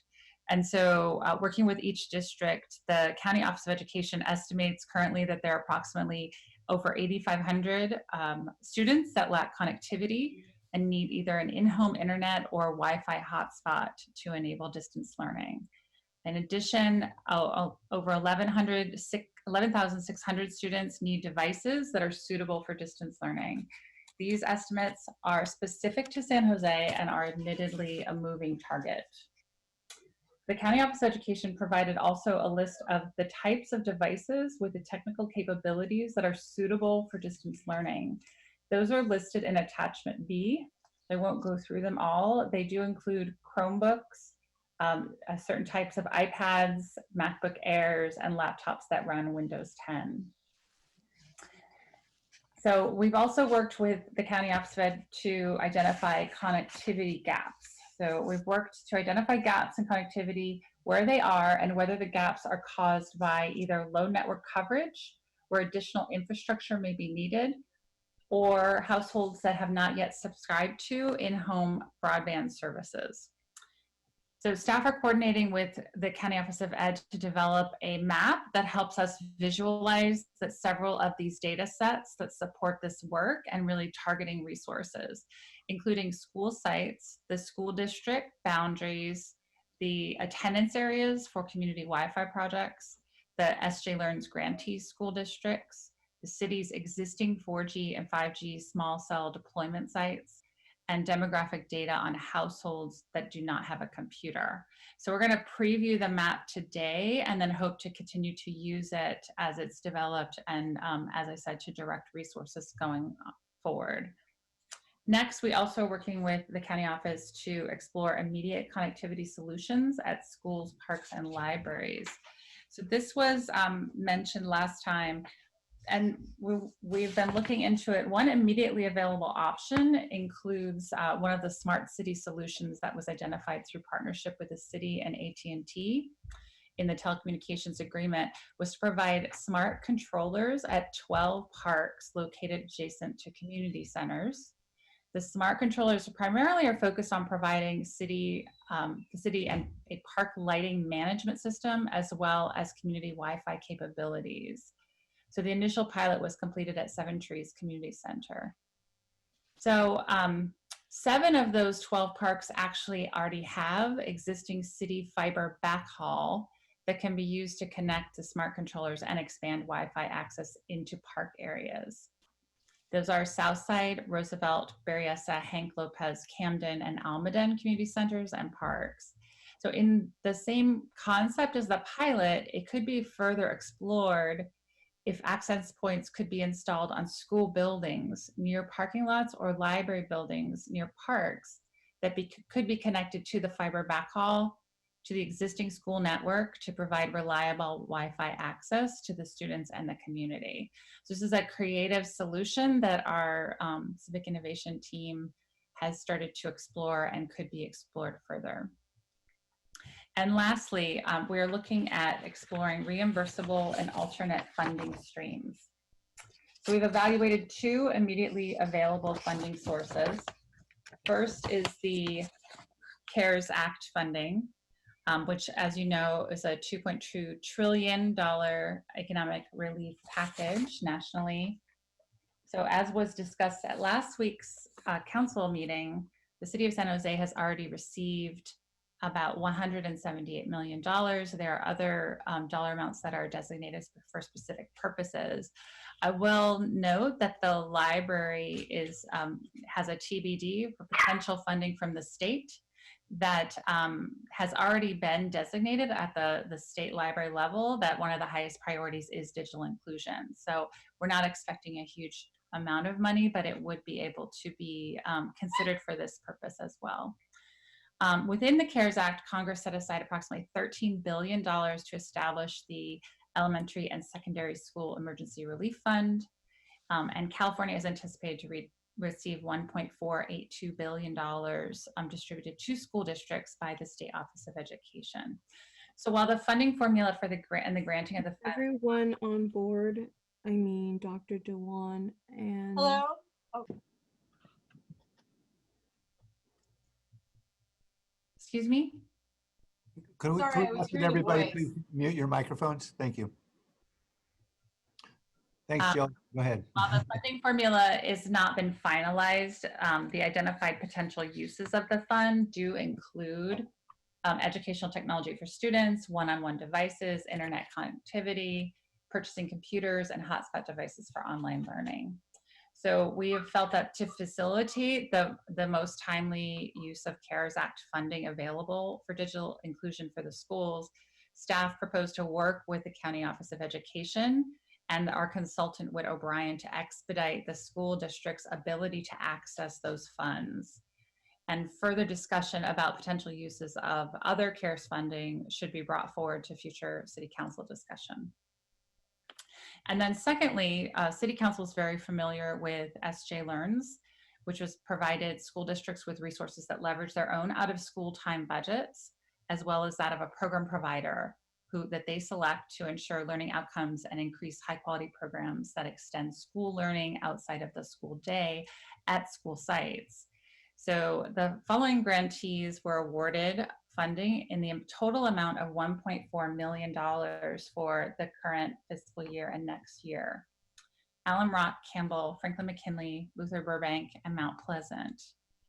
The city recognizes that the grantee school districts would be unable to convene the group programs on school sites as designed prior to the implementation of this current school closure, shelter at home, and then distance learning, even when school resumes, is unlikely that the same programs may be able to operate. So we're proposing that we'll collaborate with the current grantees to consider an emergency restructuring of the program expectations with a focus on empowering the districts to invest in device access and connectivity solutions for their student. Essentially, $1.4 million of funds would be available to meet the current urgent need. So staff will be reporting back regarding revised uses of any SJ Learns funding, the intended outcomes, and the impact of the investments on the overall outstanding distance learning need. And next. We were asked to look at community Wi-Fi expansion.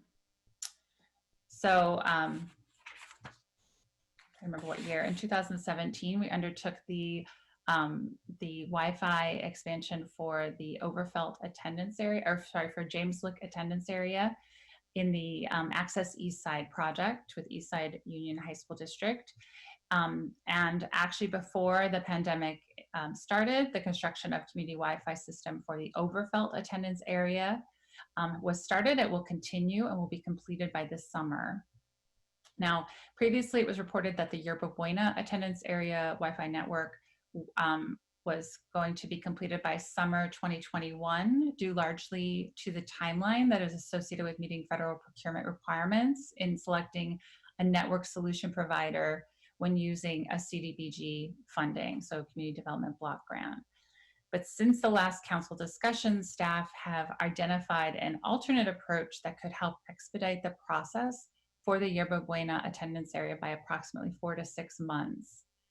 This alternate approach would require that Housing Department confirm a potential alternative site to utilize those CDBG funds, and that the city work with Eastside Union High School District to confirm the additional funding provided to amend the existing agreement so that Yerba Buena could move forward.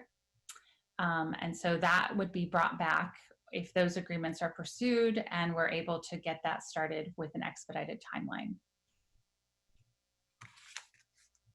And then we're also looking at how we could, oh, sorry, this is the community Wi-Fi expansion costs. So we were asked to look at that. So these are the costs per the sites that we've done. In general, to add a community network Wi-Fi network with approximately 200 streetlights is approximately $1.5 million.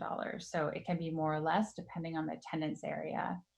And then we would include permits and operations and maintenance for 5 years. So this is another frame to use as we are looking at potentially prioritizing other community Wi-Fi projects associated with school districts. Next. Okay, so we're working with telecommunications industry and other partners. One strategy that has already been initiated was advocating to our internet service providers on behalf of the city to extend offers to our residents, such as the free access programs, the ways that households can access without having to go through extensive processes, and having the schools be able to vouch for families that need some of this access. So there are other specifics too with each different provider. And so we did issue a letter to AT&T and heard back very quickly on May 1st. And the AT&T did agree to the extension of a 2 months free offer until later this month, May 23rd, the acceptance of self-certification letter for parents if their child participates in a national school lunch program for schools that are unable to provide the award letter due to closure, and acceptance of blanket awards to schools whose entire student base qualifies for national school lunch program. So a similar letter has been prepared for Comcast, and the action today was to ask council to consider signing on to any letters that go to ISPs, so that we can ensure that the entire intent of the city leadership is voiced, that for telecommunications companies to know that we are all wanting them to work with our communities to make access easier. Another area that we're working on is public-private partnership agreements. And really the focus here, if we could go back one, sorry. The focus here was really to implement the city's digital inclusion and broadband strategy that we already have agreements with AT&T, Verizon, and Mobility, which is on behalf of Sprint, to invest in the deployment of approximately 4,200 small cells, wireless network antennas on city-owned streetlight poles. So basically, we recommend seeking collaboration with those providers through the small cell agreements to prioritize and accelerate small cell deployment to the areas that are identified as underserved and unserved. So we'd be utilizing the data that we're gathering and the mapping to be able to show telecommunication providers which geographic areas that are most needed and that we want them to prioritize. Okay, and then next slide. Also in the area of leveraging our digital inclusion fund, first element that we're standing up is somewhat of an emergency response process that would allow us now that as emergency response will serve to accelerate the receipt, review, allocation, and delivery of funds to school districts to assist in filling the immediate specified need. So streamlined reporting requirements will ensure that the funds uses are documented and measured while allowing schools to focus their capacities on immediate implementation. So now that we know how many devices are needed and what kinds, we'll be able to receive and direct those donations as part of a citywide solution. Fundraising has been going on already, and we will be able to use these processes to match resources with needs in a timely fashion. And lastly, we did report on this last week, so just to know that the grant funds have been distributed and CETF is working closely with grantees with education-related participant goals to maximize their efforts to provide access to devices and connectivity for households that include students in San Jose. So the grantees are listed here, and the total adoptions is 1,600. We will have bi-weekly updates on their progress. And with that, I think we wanted to, if we have a second, we wanted to be able to show the map that we've been developing. I don't know if that's possible. It is. Mayor, Council, our team has been working very, very hard to pull together several, you'll see here several different pieces of information, map layers that can help us understand where the need really is greatest in a quantifiable way. So what you'll see in front of you, well, what you are seeing in front of you right now is that base map that has been put together, and please know that this is a continual work in progress in partnership with the Santa Clara County Office of Education. I've highlighted a few layers that I think are interesting. So what you'll see is obviously the geography of our city with our schools called out. There's a layer for SJ Learns grantees, a notation about the Access Eastside Wi-Fi project areas, the attendance areas, but also some really important demographic indicators of households without a computer and also poverty rate,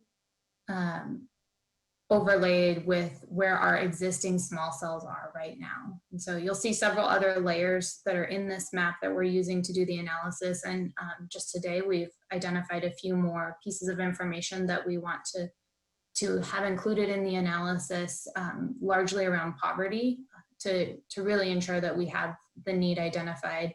Also, the County Office of Education is doing their own surveys of schools and school districts about where there are connectivity gaps that we might be able to start to quantify to paint the network picture, so that as we continue to refine our work with telecommunications companies and find opportunities to move forward with innovative and very narrow and strategic partnerships that will have the greatest impact.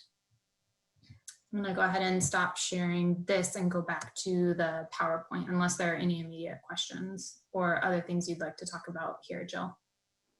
Oh no, we just have one more slide and then we'll wrap it. So basically in conclusion, what we have been working to do quickly as possible is really identify and bring clarity to real options and create systems for taking action. So we're at a point now where we've pulled data. We have a few potential sort of tracks for action with device contributions.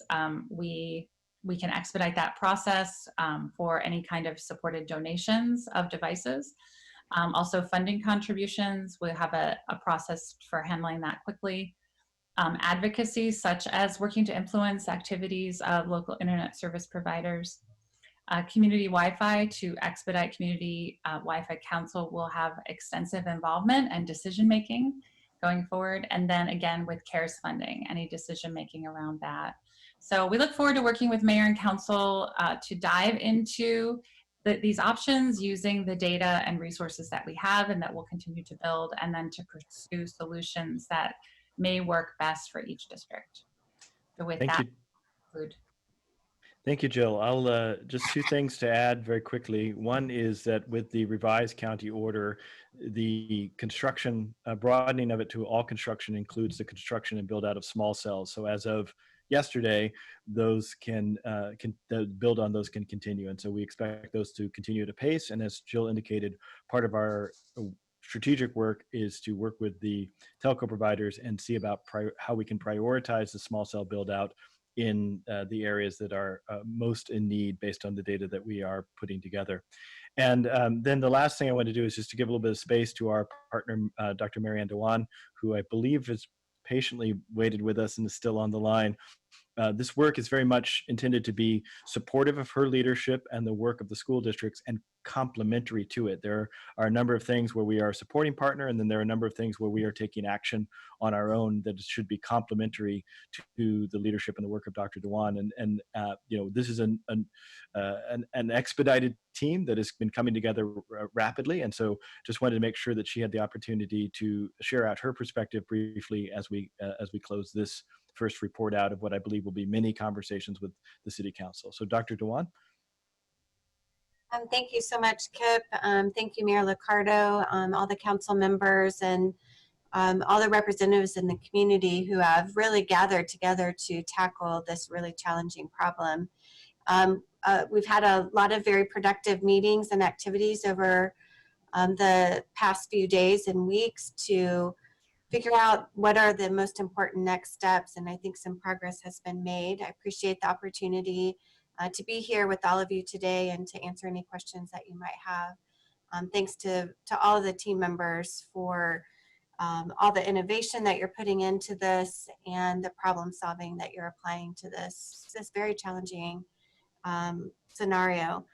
I do want to just continue to remind all of us that while we're talking about how digital access and inclusion can support and is really core and essential to distance learning, there are other components to digital access that are so important to our community, like access to some of the counseling services and other supports for engagement of students, that these types of solutions are going to make sure are possible for children and families. So happy to answer any questions as a panelist today. Thank you. Thank you. And that concludes our presentation. Over to you, Mr. Mayor. Thanks, Doctor. And thanks, Kip. And thank you, Jill. Okay, back to Councilmember Esparza. Thank you, Mayor. First off, thank you to the team that has been working on this, I believe, since 2016, correct? Including the Mayor's Office and the Office of Civic Innovation. And so it's because of that hard work that we're able to provide the assistance that the community needs and the partnership and support to the County Office of Education. I did want to address the remarks at the beginning of the item, which is several council members, a few of us are Brown acted and some others, I believe the Vice Mayor also has written a memo. And so I think the good news to that is that there are a number of us that feel passionately about this issue and want to work collaboratively and want to work to the same end. And so I think that's great news. I think there's a lot of passion and commitment behind this. And the challenge is that there are partners, and I'd like to actually specifically thank Dr. Dewan for her leadership in really bringing school districts together and mapping out a plan ahead.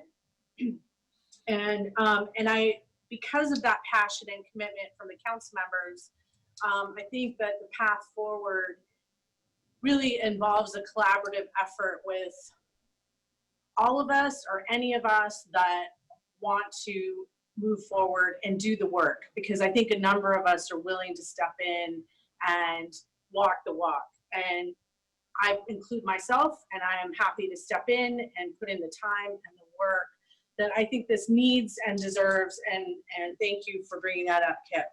I had a few questions.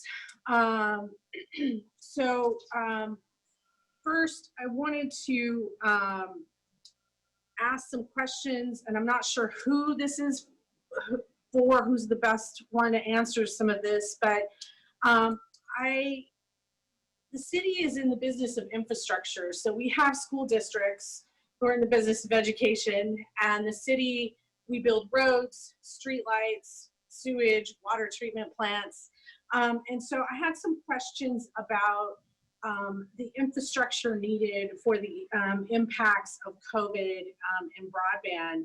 And so do we have a plan to expedite actually building out that infrastructure, for example, expediting permitting? Yes, we do. The good news is we built proactively a very strong team to move at the speed of business on the small cell permitting side, which includes both the small cells themselves and the fiber that's needed to build them out. We have one of the most efficient public permitting systems for both fiber and for small cells. I would wager in the nation at this point.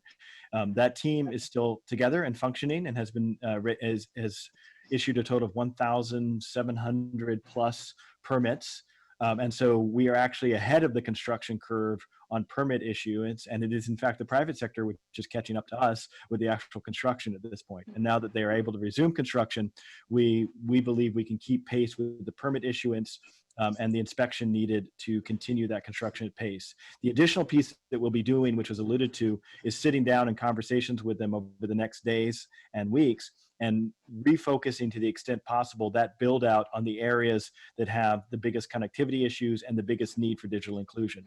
Now, as you know very well, the infrastructure is a prerequisite. Just because the infrastructure is there doesn't mean it's affordable. So that's why we were pleased to see AT&T's move in response to the letter from the mayor and the city manager to extend some of their free offers, and to do those free offers in a way that are easier to enroll in. Because one of the biggest obstacles to getting AT&T connectivity if you had been low income was proving that you have the eligibility. And this essentially waives that and allows whole districts to be automatically, or whole schools to be automatically approved if they meet a certain threshold on free and reduced lunch.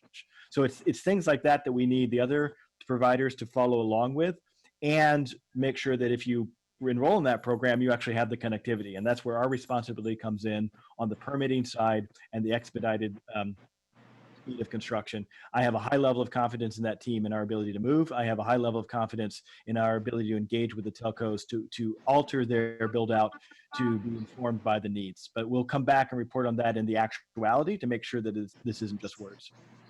Okay, yeah, I'm interested in that. Thank you. And I really loved the slide, the PowerPoint that laid out the small cell deployment and the rapid deployment units. That was music to my ears, and I appreciate the work that goes behind that. And so that information at that level is going to Dr. Dewan to help them prioritize their needs so that we're able to match the permits to the needs. Is that Exactly. And okay? Yeah, it's a back and forth where we might say, hey, look, we've got a high level of students who have a need, but they're not getting connectivity. We'll look and see if that's an issue in the terms of the infrastructure. Then we'll sit down with AT&T, Verizon, and Mobility and say, hey, what can you do to accelerate your construction in this area, or to adjust the way your network is done to make sure that connectivity isn't the issue? And that includes, so I have Comcast in my district, right? And so that also includes fiber, because that's a big issue. I mean, with digital deserts, there's the cell towers, but also fiber. I know in my own home, I have some limitations on broadband because it's not available where I live. And so fiber will be included in that, correct? Yes, there's about 1,000 miles of fiber that is being laid in conjunction with the small cells. And that fiber does a couple of things. It provides the backhaul, which is really the, if you will, think of it, the big high-speed pipe that allows the small cells to be fast, because without a backhaul, either through the air or under the ground, it doesn't matter whether you have an equipment there, it doesn't do you very much. The additional advantage of the fiber build out is that it allows other services that need direct access to that fiber. So for example, AT&T has a fiber internet, but of course you have to be near enough to a fiber line for that to matter. Comcast also has similar programs that require access to the fiber. So this fiber build out that accompanies the small cell deployment, which in its total will be about 1,000 miles, will also directly broaden the access to those other services, including the AT&T fiber. And to give you a sense of it, we had one of the lowest access to that kind of fiber on a residential basis in North America. About 2.5% of our city only had access, if I'm remembering the number correctly. So this will change that dramatically. And we've already seen a high number of miles. The exact number I don't know. Matt Lesh, if you were here, would tell you to the kilometer how many they were. Right. But we've seen a high number of those miles being built out already. And the permitting process, as I said, on that is fast. And we can come back with a more detailed report on fiber as well. And when will the Office of Education get all that information? Because I believe they have a deadline that they're working towards with joint venture. So I'm trying to figure out how these converge so that we can still meet the timelines that we all need to collectively meet. Yeah, we'll provide that information to them in real time as we have it, and support them in whatever applications they need. We're working to provide some support through Witt O'Brien, which is one of the consultants that we use to consult on the various different funding sources. So to the extent that we have that information available, we'll hand that over in real time, and to the extent that we need to produce it, as soon as it's produced, we'll hand it over. Okay, and we'll get that in the report back, right? A timeline. Yes. Okay, thank you, thank you. I also wanted to appreciate the part of the memo that had devices, but just really that we match the devices with the infrastructure, because my district has a lot of digital deserts. I know I'm not unique in that regard, and it's really, what I've been telling people is I really don't think there's a magic bullet for any of this. I really think it's a menu, and we need to think of it that way, and that we need to work on all of these things concurrently, because some of them are more short-term and others are long-term, and we're going to see the payoff. I am very mindful of the sense of urgency behind this, because we have kids that are not in school right now. We have kids that were already behind, that keep getting behind. And we don't know a lot of things, but we know that the new school year is going to look different. We don't know how different or to what extent, but we know it's going to be different. And these kids who are already behind desperately need this in order to stand a chance. We're just trying to give our kids a chance. That's really what this is about. And I actually wanted to point out, do we have public speakers? Did we step in? I'm sorry, I was just. Yeah, it was my fault. I was going to go to public right after you, Councilmember. Okay, I also wanted to ask two questions, and then I'd really like to hear from some of our public speakers. So on Dr. Dewan, I wanted to ask you, there's an item in the memo, and there's also a lot of articles in EdSource and other publications that talk about the CARES Act funding and what it means for school districts.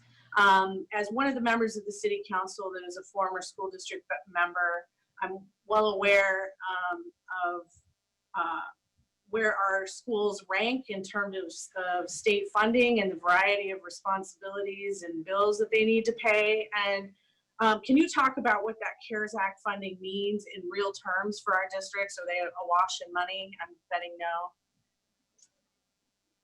no. Thank you, Councilmember Esparza, for the question. That we anticipate that once the state of California gets authorization from the federal government for the CARES Act education dollars, that about 24 million or so will come into our county for the public school districts. And keeping in mind that there are really 32 LEAs, 31 school districts plus the county office, who will be eligible for that 24 million. So you do the math, it's not a significant, it sounds like a big number, but once you divide it up, it's not a significant amount. And it will be distributed along the same formula as their neediest student population. So essentially their Title I populations. And the funds are to be used for cost associated with the COVID response. Quite honestly, it's going to be quite a range of dollars across the district. Some will get a very small amount, some will get a larger amount. And in many cases, those dollars really have already been spent because the districts were providing some things in response to COVID. They've been expending dollars for a variety of response items. And so I don't anticipate there will be a significant amount of funding left to invest in any particular set of activities. The other thing is that we have heard so far that we are not likely to see those dollars dispersed into the county until perhaps as late as July 1st. Okay. And we are working, and we're very grateful to Kip and the mayor and the team to allow us access to Witt O'Brien, which is helping us analyze some of the CARES and the federal funding mechanisms. But ultimately, we are dependent on the state of California deciding that on the formula, accepting the federal dollars and then dispersing them to the county. Thank you. And I wanted to note with Kip, as we move forward, that we include Santa Clara County in this. I believe Susan Ellenberg is leading the county's efforts on this. And so we have, I was going to say Cindy Ellenberg, Susan Ellenberg on the west side and Cindy Chavez on the east side, who are leading this effort at the county. And I think it's honestly another source of funds in addition to our own, and that we should be looking at once the work that we heard earlier in 3.1 in terms of how this funding plays out, that we really put, it's like a recipe together on what the county can put in, what we can put in, what the districts can put in, because I really think it's going to take everyone putting something in that pot. Understood. Agreed. Thank you. And then I had a question on page 5 of the memo about YB that I didn't understand, to be honest. So Kip, if you or Jill, sorry, Jill, could answer my questions around the second to last paragraph. It sounded to me like when I read that paragraph that we're looking at moving it from YB, and so I wanted to hear what an alternate site that meets CDBG funding eligibility, what that means. Yeah, and it's a little. I'll take a whack at it and then turn it over to Jill. Okay. Jill, do you want to handle it? I'm sorry, I just jumped on. Well, that's okay. I believe that I might know the answer, but you can go ahead. Yeah. So essentially, what we wanted to do was accelerate YB, And so the existing funding source for YB had been CDBG dollars, and that particular pot of CDBG dollars has not had any of the normal restrictions waived on it. And as all of us who've worked with CDBG knows, that is an intensive, long, very painstaking process to do the procurement correctly under CDBG. So what we've decided to do is, rather than, if this is YB funding, take the CDBG piece, figure out if we can do another future area using the CDBG, and instead of the CDBG, look to the school district, which they've given us a conceptual nod to come back in and backfill those dollars so that we can do a faster procurement process and a faster build out on YB and still save that CDBG money, but just use it at a future time and go through the slower process in a way that doesn't delay YB. So it's essentially a flip-flop of funding in order to be able to accelerate the current build out at YB, but it doesn't take any dollars away from the school district in the end. It just shifts around when we get the money from where. Okay, and Eastside is Chris Funk on the line? I think Randy or Chris are on the line. Chris is on the line, so we want to go to him as soon as. Yeah, if Chris could answer. Chris, if you can hear me, I'm interested in if Eastside could do that, right? If we could do what Kip just mentioned, which is take that money and maybe put it into Oak Grove for a future time, and then Eastside could really backfill into accelerating the YB component. Are you there? Am I unmuted? Oh, yeah, now we can hear you. Yeah. Yes, absolutely. So we appreciate the progress that's been made the last 2 weeks, particularly with Dolan's team and Kip and Regina. And so the agreement is, yes, we will definitely backfill YB, but we have a handshake that the city would then fund Independence and Oak Grove using the CBG money. My concern is that if the process is that lengthy, I don't want that to delay continuing on the project for another year or two because it's so lengthy. I would hope that we would attempt to find possibly other funds. But with that said, we are selling our next round of technology bonds in June. We will have that money in July, and we are ready to fund the next 2 or 3 schools, as well as I met with the Eastside Alliance superintendents and Franklin McKinley and Oak Grove. Conceptually, they still have to take it to the board, would support the wireless program per rata share.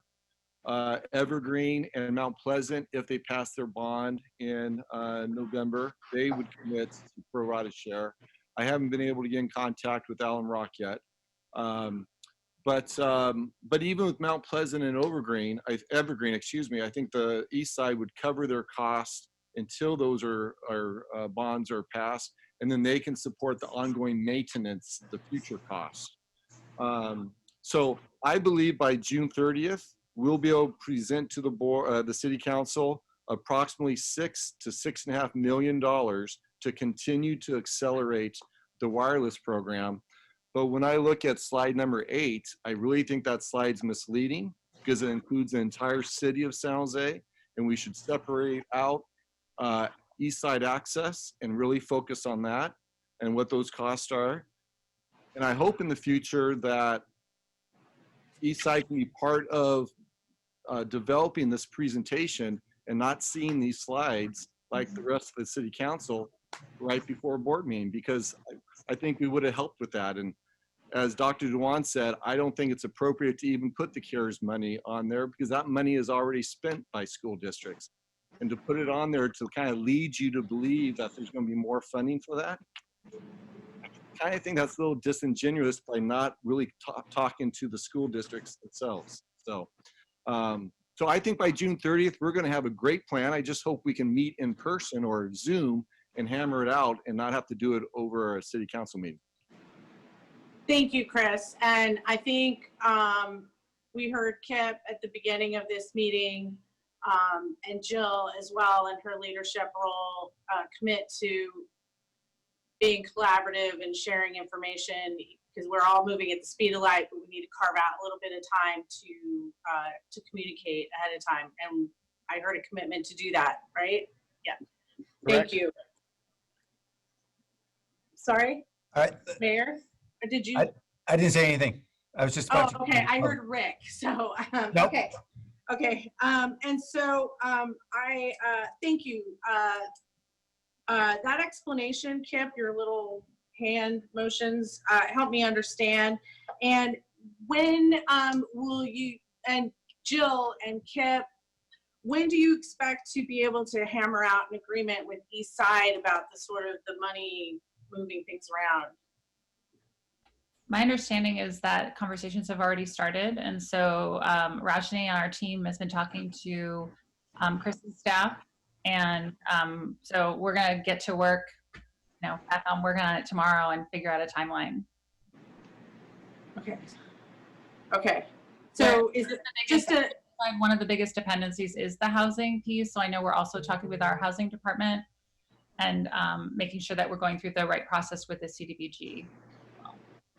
okay. Okay. I think, yeah. Okay. Thank you. As long as we prioritize that agreement with the East Side, because they are offering to front us that money, and that's a significant risk that they're taking on. Thank you. I have another question for Rob. I thought I saw Rob with his cool Zoom background. There you are.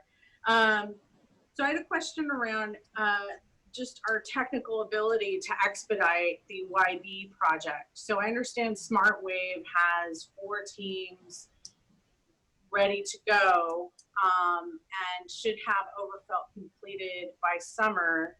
How can we, what's the realistic timeline to be able to expedite YB? How can we make this go any faster given that this is halfway through the school year, January? Sure. Councilmember Rob Lloyd, CIO for the city.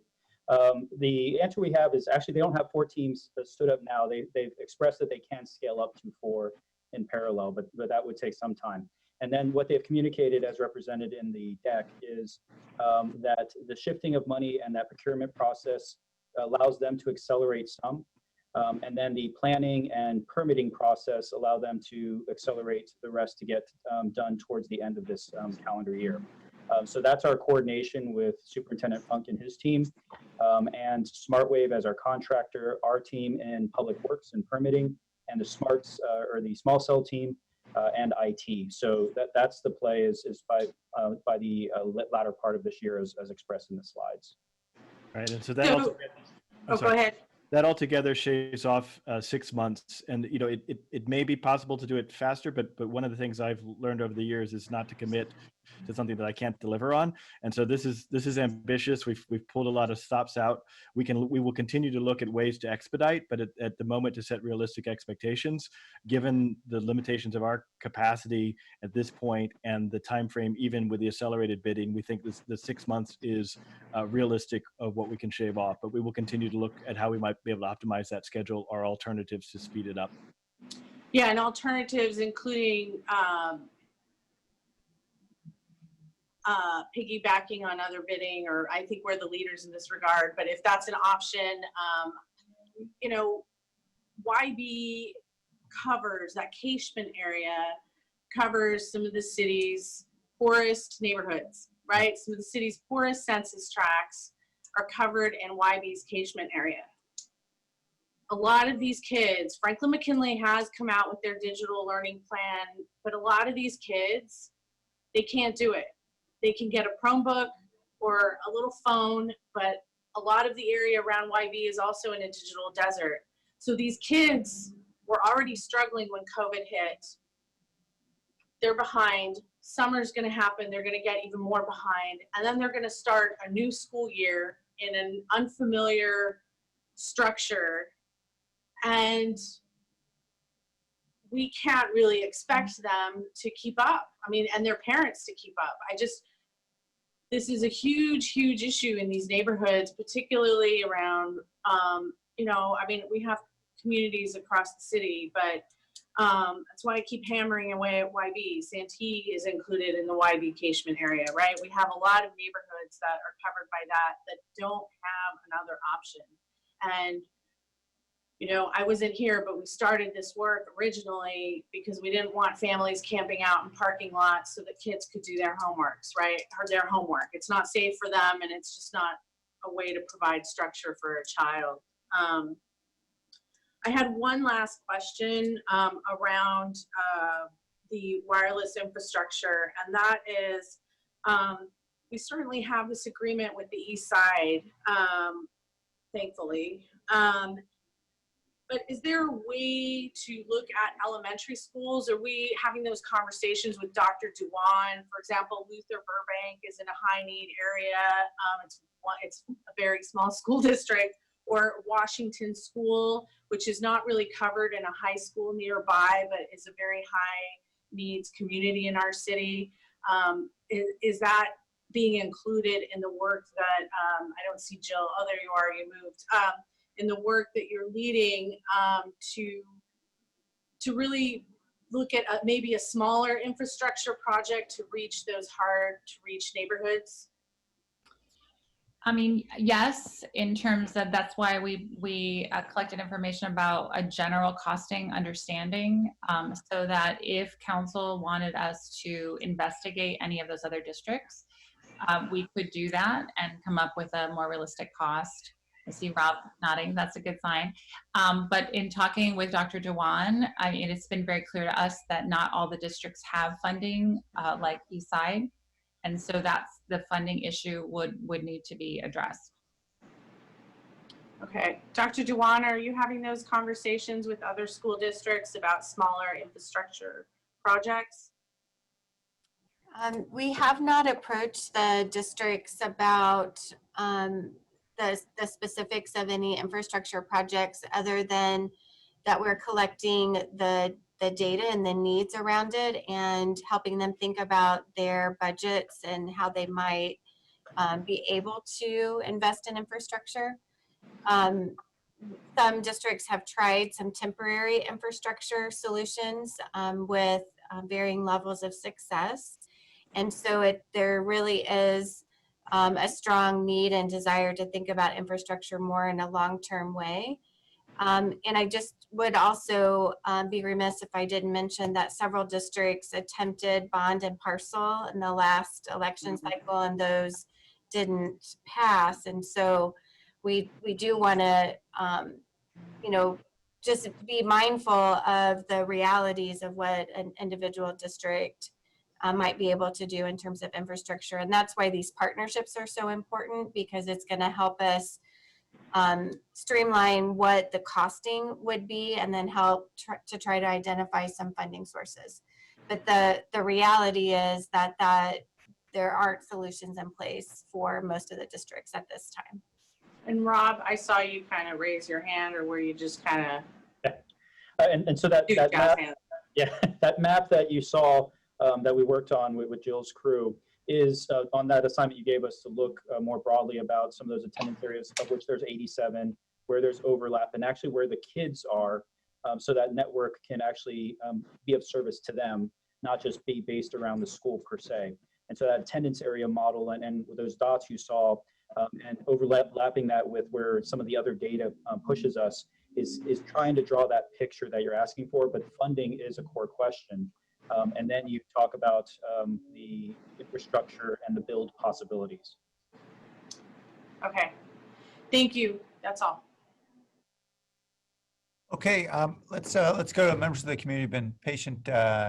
My apologies for not calling on you initially. We have several trustees. Trustee Lorena Chavez.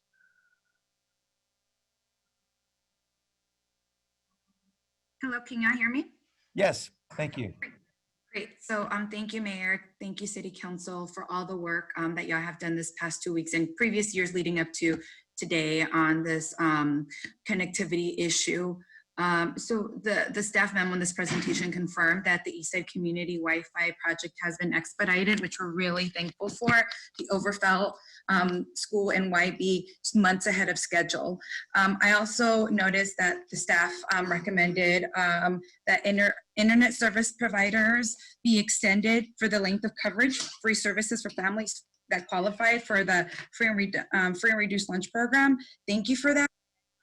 I want to continue urging everyone to not stop at that, which, you know, I'm getting the sense that we are not stopping at that. But in addition to all of this, I think, you know, we keep on talking about this issue and districts paying and it being, you know, a budget issue. And I understand all of that, but I want to invite others to be put in the financial supports. The districts can't do this themselves. And the truth of the matter is that having infrastructure is not only going to help our students access learning online and continue their education, it's also going to help our residents apply for jobs, seek resources, connect with each other. This is a community need that has been exhausted by COVID-19, and it's important that we address this long term, not just the districts alone. So thank you for your time, and I look forward to continuing the conversation for a long-term solution. Thank you, Trustee Chavez. I believe I saw Trustee Jose Mangana. Hello, folks. I hope you can hear me. Thank you, Mayor Liccardo, esteemed City Council members, for your time. This is Trustee Magana from San Jose Unified School District and resident of D3. First, I just want to thank you all so much for your partnership with our district regarding our food program at San Jose Unified. I can proudly say we're serving over 9,000 meals a day, and that would not be possible without your partnership.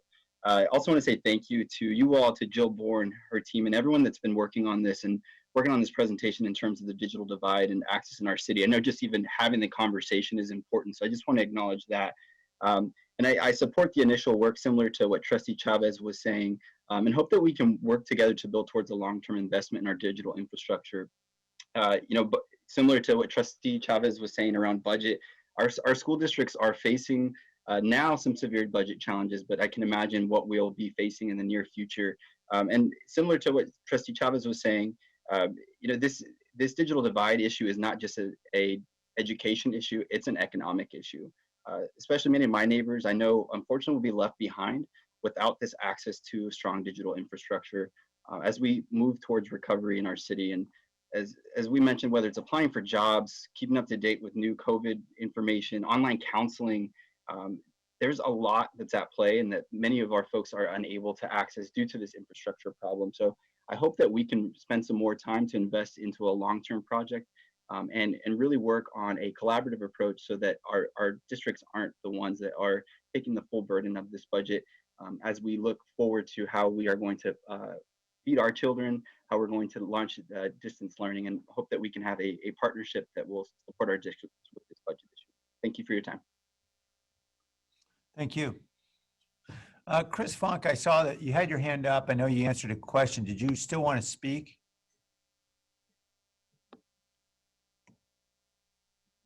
Nope. Okay. I'm good. Okay. Thanks. Christina R. Smith. Hello, can you hear me? Yes. Great. Good afternoon. I just want to echo what the other trustees have said. I want to thank you for acting to accelerate the development of the projects on the east side and to ask you to continue to prioritize the long-term planning for infrastructure. Like Jose mentioned, the digital divide goes beyond distance learning, and therefore it goes beyond the responsibility or even the ability of individual schools and school districts to provide for that need. It impacts all of our residents. I know for me, one of the parents of my students lost their job right before COVID and has been unable to even look for a job without internet in the home. I've also been involved for about 4 years as a mentor for youth in the juvenile justice system, and I have a young man who is in prison and is supposed to be returning in the next couple months, and he keeps asking me, how am I supposed to fulfill the requirements of parole, like finding a job, applying for social services and the like, without a device or internet access. We've seen just how important telehealth is right now. And I have a friend who's a social worker who works with parents who are working to get their parental rights back. Again, how do they fulfill those requirements and get those services without internet access? So this is an opportunity to use the funding sources available for our COVID response and to collaborate between the county and the city to build out this long-term infrastructure, particularly for those who receive our county and all of the services. It is important for the learning of our students, and we've seen how much our lack of access to resources has been exacerbated. This is the time that we can provide all residents in our city with what they need in order for us to live in the city that we all deserve. Thank you. Thank you. Wendy Mahaney, Kahuru. Thank you so much, Mayor, council members. This is Wendy Mahaney-Guru. I am the Deputy Chief of Early Learning at First Five, and I'm your city's Library and Education Vice Chair Commissioner. I once again really want to say, I know there's a lot of gratefulness going around, but I really want to thank Jill and Dr. Dewan for taking the lead, as they always do. They really find the gaps in the system and they start going at it straight on. I feel privileged to work with both these leaders, and I really also want to say, taking on such a subject as digital divide, as it relates to equity, as it relates to education, as it relates to economic recovery and long-term success, it's a big thing to take on. It's not small. And I would also say, here's the hope in all of this. The hope is we're going back to school in a new way. We have an opportunity to lead, not follow, lead. And I really encourage everyone to support and move towards this issue in every way we can to even the playing field and really, really invest in education from the point of view of economic recovery and what's the right thing to do. Thank you so much for your leadership, and thank you, City Council. Thank you. Blair Beekman.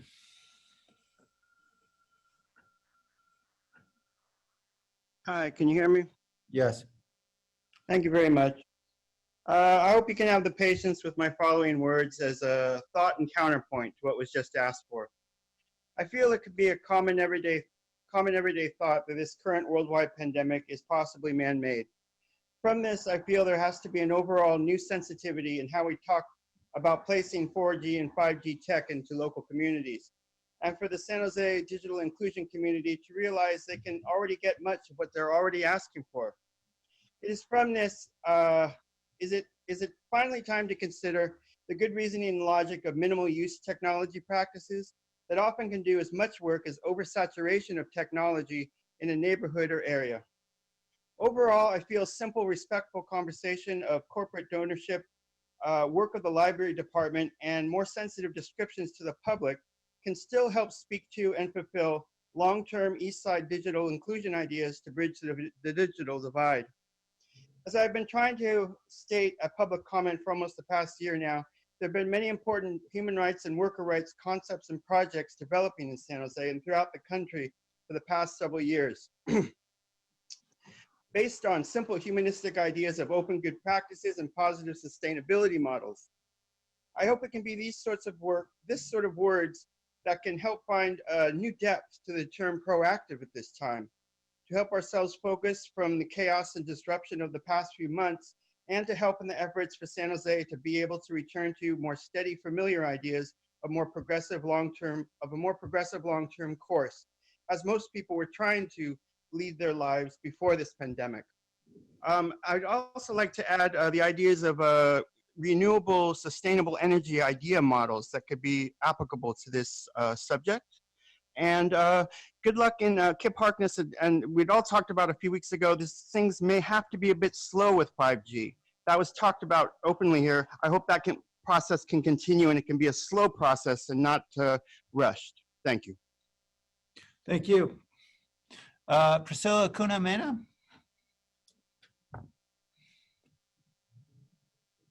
Hi, everyone. Good evening. My name is Priscilla Cunha-Mena, and I'm on the policy team at Working Partnerships USA. I just wanted to start by thanking city staff and council for the work that you all have already done to ensure that the city's students and community members have the access they need right now, and particularly the acceleration of construction of community Wi-Fi networks at Overfelt and Yerba Buena. And really that's so important because now more than ever, one could argue that internet isn't just something that is extremely helpful, it's actually a public utility. And I know that at Working Partnerships, we're really excited to echo what some of our leaders from the education community have already said. We're really excited about the potential for long-term infrastructure to come out of this as an investment to meet the needs of this moment and also to adapt to the world that we're going to face post-COVID. The world post this crisis is going to be different in significant ways. We're not going back to business business as usual, distance learning, telework, telemedicine, they're all becoming normalized. And chances are we'll enter a new reality where the internet will be increasingly essential to our day-to-day functioning, even more than we saw before. So thank you again for the work that you've done. And we're really looking forward to what our city can build towards in the long term. Thank you. Maimoa Berta. Yes, can you hear me? Yes, thank you. Thank you. This is Maimona Alberta, Vice President of the Franklin McKinley School Board. I want to thank the council and staff for working to expedite the timelines on the Overfelt and Yerba Buena community wireless projects. I really think it's been said, but now more than ever, our communities need the city of San Jose to accelerate long-term solutions in digital inclusion and infrastructure. I really want to emphasize that access to Wi-Fi addresses many needs in our community far beyond distance learning. In Franklin McKinley, we're partnering with a telehealth organization to pilot free access to healthcare virtually for our families. And this free healthcare is only possible if families are connected to the internet. Libraries are also closed and families can't access books and other resources in person. The only way to equitably access these city resources is with the internet. It's also Mental Health Awareness Month, and therapy and counseling services are happening remotely. These, that's the only way right now to access these life-altering supports with the internet. So I would really just like to echo a lot of the comments that are made by imploring city staff to assign specific timelines to complete the broadband infrastructure maps with the Santa Clara County Office of Education, and then make the financial investment utilizing the city's coronavirus relief funds to urgently move these long-term projects forward. Thank you. Thank you. Jeffrey Buchanan. Thank you, Mayor and Council. First, I'd like to thank the staff for the work in response to the concerns that have been raised here over the last couple of weeks, particularly on expediting the Overfelt and Yerba Buena projects. We really feel like those are the kind of projects that solve for not just the immediate disaster, but into the long term. It's interesting, in preparing for today's council meeting, we had a chance to check in with some of our team who've been taking calls on the Santa Clara County COVID Assistance Network. And was surprised at just the large number of stories that we heard from our team about what it looks like in today's world if you don't have internet.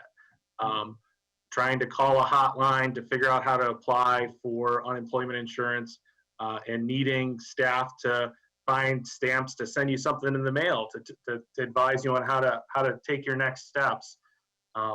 Folks who may have had a device that they were able to take to a hotspot and work from, now can't do that, and so may have run into issues where they're halfway through an unemployment application and trying to figure out what to do now that they don't have access. You've heard from all the educators on what it looks like on the education side, and also from folks around what the challenges are on telemedicine. I think it's really, it's an opportunity and a challenge here for us to figure out how can we align the kind of financial resources to address this issue in the long term. I think as many as noted, thinking about that coronavirus relief fund amidst all the other city priorities, what can we do there? How can we work with the county? How can we start a conversation with some of our healthcare providers who are struggling with the same set of questions, but for telemedicine? It seems like there's an opportunity to begin to fill more of our gaps and focus on a long-term set of solutions. Thank you so much. Thank you. All right, back to the council. Just before we jump back into questions, council, I just want a couple of questions to clarify sort of where we're at in assessing needs. And I know we're gonna have a lot more on this issue, but I mean, we started this work back in 2015 and 16, working with Stanford, and ultimately with CETF and others, and really trying to make sure we are identifying the need. And so I'm concerned about whether the numbers that we're seeing now match what we think we thought then. And just trying to understand how we explain the discrepancy, whether situations change or what. If it's 8,500 students, is that students or households that we believe need broadband, roughly? I believe it's students, right? Student. Okay, but you know, when we did the study with Stanford and others, we assessed it was about 95,000 residents, which would suggest to me that the number would be higher. We'd have more students who need broadband access. What do we think has changed or what's different? I would ask Dr. Dewan to answer. I know that one of the things that's been challenging, and we've been talking every day about this, is the issue around, especially with devices, that you often will need multiple devices per household, so Right. everyone can have a device. But in terms of the connectivity, perhaps you could expand, Dr. Dewan. So we're getting the data daily, gets updated from our districts. And when we ask about connectivity, they're giving us information about students who do not have a connectivity device. We have not necessarily had data that suggests where kids that are in a desert are, for whom a connectivity device would not be beneficial. So we acknowledge that the numbers that we're talking about in terms of connectivity devices and other devices is low compared to the overall need in the city, city boundaries in terms of just accessing the internet. We're aware that some of the districts' data is also changing daily. So our original data collection was around just ensuring every child and family had a device. And now, as our distance learning and the need to deliver services even beyond education are increasing, that data is changing to reflect that more devices are needed. We're finding more families who are not connected. And so, you know, we will see this as an evolutionary item, when originally it was the thought we might be in this phase for a very short time. So some of the solutions that were provided were short-term solutions, and now we're seeing that this is really a long-term way of living and being, educating and getting services. And so those numbers are, we're fine-tuning our data collection as a result. Okay, so the numbers we probably expect will grow. Is that right, Doctor? That's correct. Okay, that's helpful. Thank you. And then I know a lot of time is being invested, and thank you, by the way, Jill, to you and Ann Grabowski and Kristen Olson. I know Kristen's been working on this issue for some time, well before COVID. And I saw the very sophisticated mapping work that's being done. I know it's a lot of work. And I'm just curious, why wouldn't we just assume, based on our prior study, which seemed to suggest cost was a huge barrier for a lot of families, they couldn't afford the connectivity. Mm-hmm. Why wouldn't we just assume it's a geographic matter that we just go to the highest poverty neighborhoods and go there? What more do we learn? Can you help me understand with the mapping? So the mapping started in the conversations with Dr. Dewan in terms of this issue of that it's hard to understand the exact numbers, it's changing. We started to talk about what if we could start mapping what would be covered by each of these projects. So we know that the East Side projects are each going to cover a service area. So we started to get the service areas of each of the Title I schools. So we could say, okay, if we were to start to prioritize other projects, where would they go? If we were going to prioritize small cell development, where are the biggest gaps with the highest levels of students? But also we did an overlay of income for that exact purpose, so that we can look at the highest poverty areas that perhaps also have some of these other factors. Okay, great. The goal would be to get coverage across the districts. Yeah. And if I might, Mayor, I would just also add that the initial conversations were about problem solving to the individual student, just basically around the urgency piece. But we quickly learned that isn't the best, you know, solution for long-term planning. And so, you know, I would just give a lot of value and credence to what you described in terms of looking more geographically at low-income areas, using some of our census data and other information that already outlines where some of these deserts are, and trying to prioritize and focus there. The burden of data collection on our schools and our agencies and other things might actually be a preventative thing in us getting really good data at this time. People are under a lot of stress. So if we have really good information about where the deserts exist and we have good information we can use for action planning, we should take that into consideration. Yeah, I appreciate what you're saying, Doctor, and thank you again for all your work and your leadership at SCOE and the work that you're doing here in so many ways, food and many other dimensions. It seems as though we need both. We need sort of these collective solutions like the Wi-Fi infrastructure build out programs, and then we need a lot of individualized solutions too. And it does seem as though some school districts are leaning in significant ways and others aren't. I mean, some school districts really know who needs devices or connectivity. Other school districts aren't even tracking it. Is that a fair assessment? From my observation, all the districts are leaning in into distance learning. Every district has a distance learning plan. There's been an evolution of that over time. And we are getting data from every district on a regular basis in terms of their individual student level needs in terms of hotspots and devices.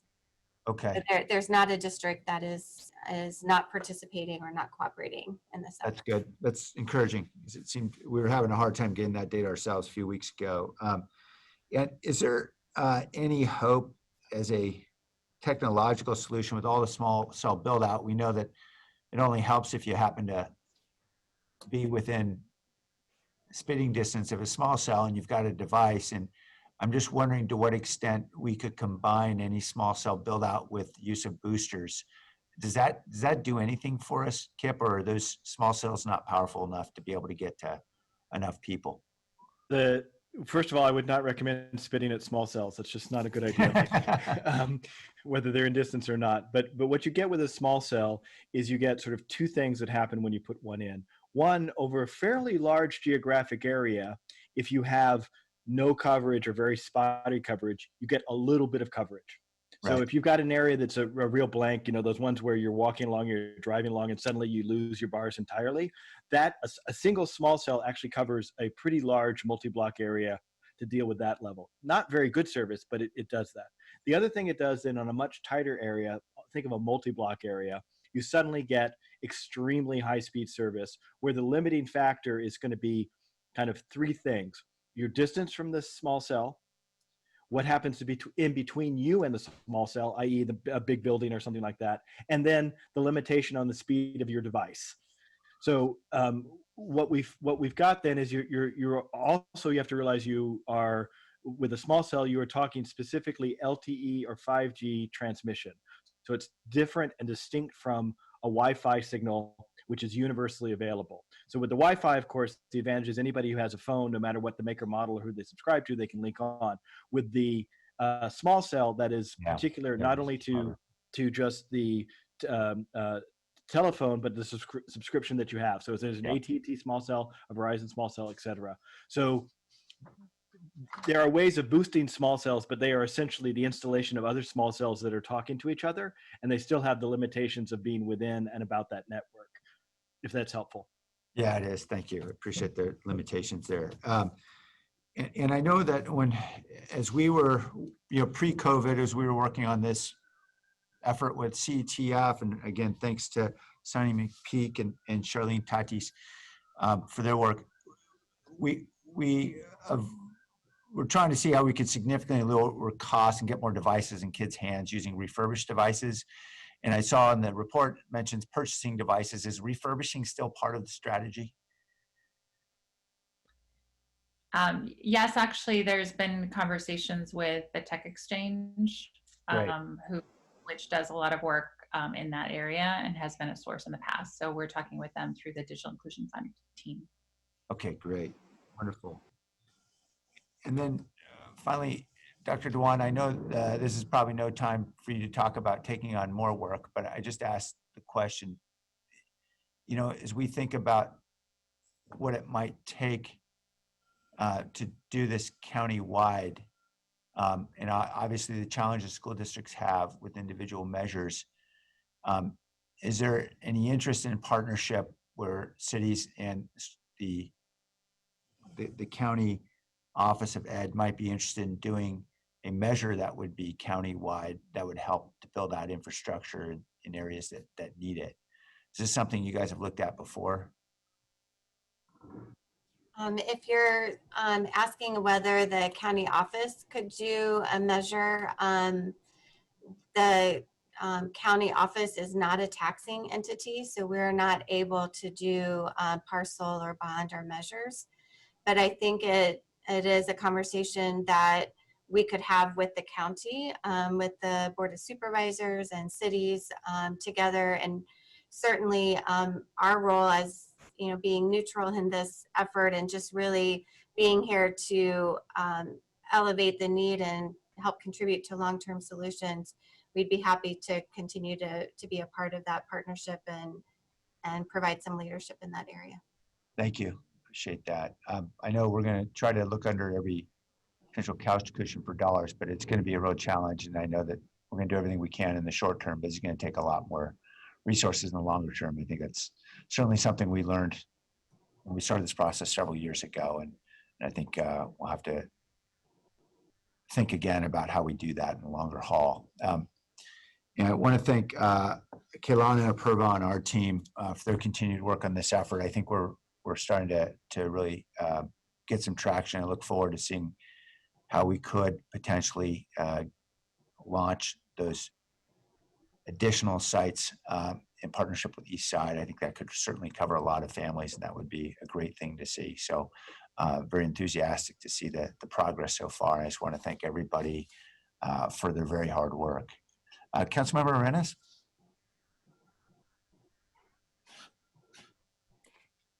Thank you, Mayor. I'm gonna jump on that bandwagon and also thank you and your staff. My office has been working closely with them, and they've been very, very supportive, as all of our stakeholders have been, and Jill and Kip and just everybody who's just been participating, and Rob, everybody who's been working on this for longer than this COVID has existed. Although this has prompted all of us to take this into high gear. And the first thing I wanted to ask is, I'm really excited, by the way, about the letter. This is a great first step. I think it solves some of the real immediate needs. And so my question about that is, I know that we're asking for an extension, especially an ease of an automatic enrollment. Are we also going to ask about account forgiveness for some of those service providers that won't allow like a return customer to take advantage of these promotional deals? Yeah, not directly in the letter, but one of the things we want to do as we engage the telcos is discuss with them some of these policies in more depth. And I think, you know, some of these ones are couched so that you have to, if you've already got a plan, you can't kind of slide back into this plan. And we certainly understand that from a private sector piece, you want to be able to make your money, and things are different now. Right, so you may have been able to afford it before, and it might have been an optional or nice to have, and now you can't afford it, and you got to have it to get education. So we're gonna, as we talk with the telcos, we're gonna bring that issue up and try to see if there's some way that we could begin to approach that. But we thought that the best way to do that was sort of through our good relationships with them. We've had a lot of support from the folks in California in particular around this kind of thinking, and we want to seek to understand their issues with it so that we're not proposing something that doesn't work. But that's a big issue for us, and one that we will address with them directly. Sure. Thank you so much for keeping that on the front burner there, because I know that there's a lot of families who are willing to take or want to take advantage of some of these lower programs but just can't qualify anymore. And we've certainly heard them through fielding a lot of calls that come in through our offices. So thank you for following up on that. And thank you, Dr. Dewan, for making sure that all of our schools are represented and that you're part and parcel of this conversation. I know that we've all stakeholders have been talking with one another, and this council meetings are kind of the opportunity for everybody to come together. I think that we have a wonderful opportunity to support the schools, for us to, as council members, to support our staff as well in a very collaborative manner. And I know that we had a meeting this weekend, and I apologize, we didn't realize, Jill, that you were going to be part of the lead. So I apologize we didn't invite you as a contact, but we'd love for that conversation to continue on. Our school board members allow us to have the real connection with our community, and they're the ones that helped us or prompted us to put some urgency on all of this as the school year is ending. You know, I'm a mom, I realize what my kid is working on, and there's only like about a month and a half left of school year. And it really saddens me that that I don't know how much he's lost in terms of learning. And, you know, we're going to have to deal with that as he comes into 6th grade. But as always, as we all have acknowledged, this is going to be a new normal. For some of us, we've taken some online courses and we're kind of used to this, but our children are motivated to go to school for many different reasons. And some of those reasons are social. And that's what gets them up from school, you know, from their bed into school. And that piece is going to be is absent now, and it's going to continue to be shifting in terms of how it looks at school. And so I think we really need to make sure that we get a lot of these devices into the hands of our kiddos, which it sounds like when we all spoke together as stakeholders and partners, I heard a couple of things, and correct me if I'm wrong, Dr. Dewan, or anybody who's on the line who is part of that conversation, but I heard we wanted to have devices in the hands of our students and to have some, of course, very short-term solutions, but not forget about the long-term, the real infrastructure need for all of us, which is what we've all been discussing so far. And then, of course, making sure that the cost of those programs aren't, that we don't forget, just, you know, beyond the rest of this school year, the 2 months that are left, that we help and support our families with the subscription costs. But there's going to be ongoing costs from here onto forever, maybe, for some of these families, because now we're going to really be telecommuting or having school run this way for a while. And so I also wanted to just put that back on our radar, because that is a cost to our families. And we're gonna have to be very vigilant about who these families are. And that's why I'm glad that you're taking the time to collect the data and figure out who needs what and what kind of connectivity. And what kind of devices for the different age groups that are relevant to them and their needs.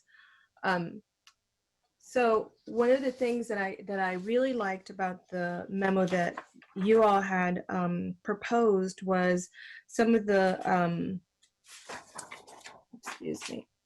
some of the connectivity, identifying some of the connectivity gaps and having some of the some of the solutions lining up with some of the things that we're doing. And I think it is the smart controllers, the program that is happening at 7 Trees that you all proposed that could happen at other community centers. And I just want us to be aware that the need that is being identified, especially with the data that Dr. Dewan, you're putting together for all of us, and I think through other partners who are being part of that, that lines up with some of the solutions that we have. So I know that there were 7 community centers that were named, and I don't know if those actually line up with the need. So I think as we are progressing through some of these issues, that we always make sure that we're data driven. I like the idea that we use what we already know. And Mayor, you said, you know, we already know where a lot of the need is, economic need is. We may not know where the connectivity issues are, right? And that's what part of some of that data is going to help us solve. But we kind of already know where the economic issues are, where we know where families are going to have a hard time. And so let's not wait on that. So I think for that idea, I really love it. I just want us to make sure that that data lines up with our with what we brainstorm. I also really like the San Jose Learns and bringing that piece in as well. And I think all of the school districts, except for I think maybe Campbell, I think it was Campbell, and can't remember what other school district. I'm not sure if they lined up.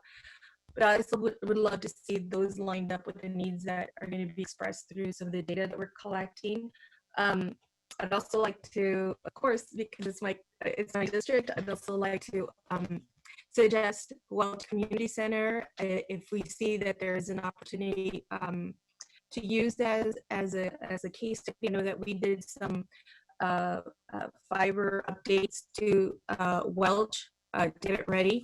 Councilmember Renz, I'm sorry to interrupt, but could I suggest that you turn off the video while you're speaking? So we. Oh, sure. Of course. Sure. Thank you. Awesome. Thank you. Thank you, Mayor, for pointing that out. And so I just, you know, I think just a point. Let's make sure that some of our solutions are lined up with some of the data, and that is driving us.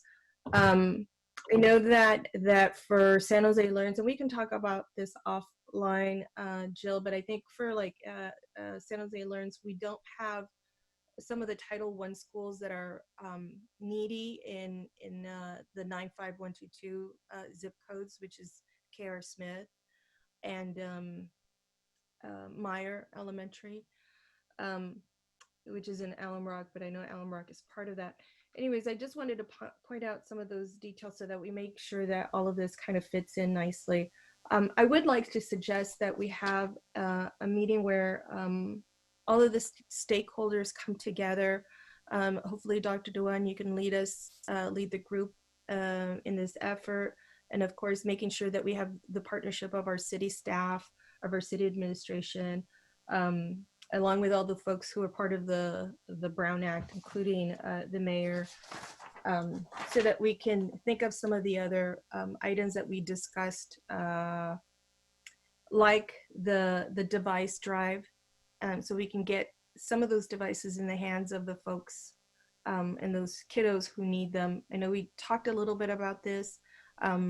Mayor, we reached out to your staff, and who was very receptive and ready to work, rock and roll with us on this. We happen to have a lot of engineers in our district who, you know, work for a lot of tech firms, and we have to use our resources. And I apologize, I hadn't suggested this earlier or hadn't offered, but we're willing to do that. And for me, it was kind of prompted by my own staff who, one of my team members spouse works for Comcast, and the other one works for another tech firm. And together they were able to collect some devices for some of our schools, and they delivered them last week, which was really something that created the awareness that there was a lot of need in our own backyard in terms of devices. And so it just left me thinking we just need to create this, a greater drive, or create a drive for devices. Anyways, so that's one of the things that I'd like for us to also focus on as we come back as a group.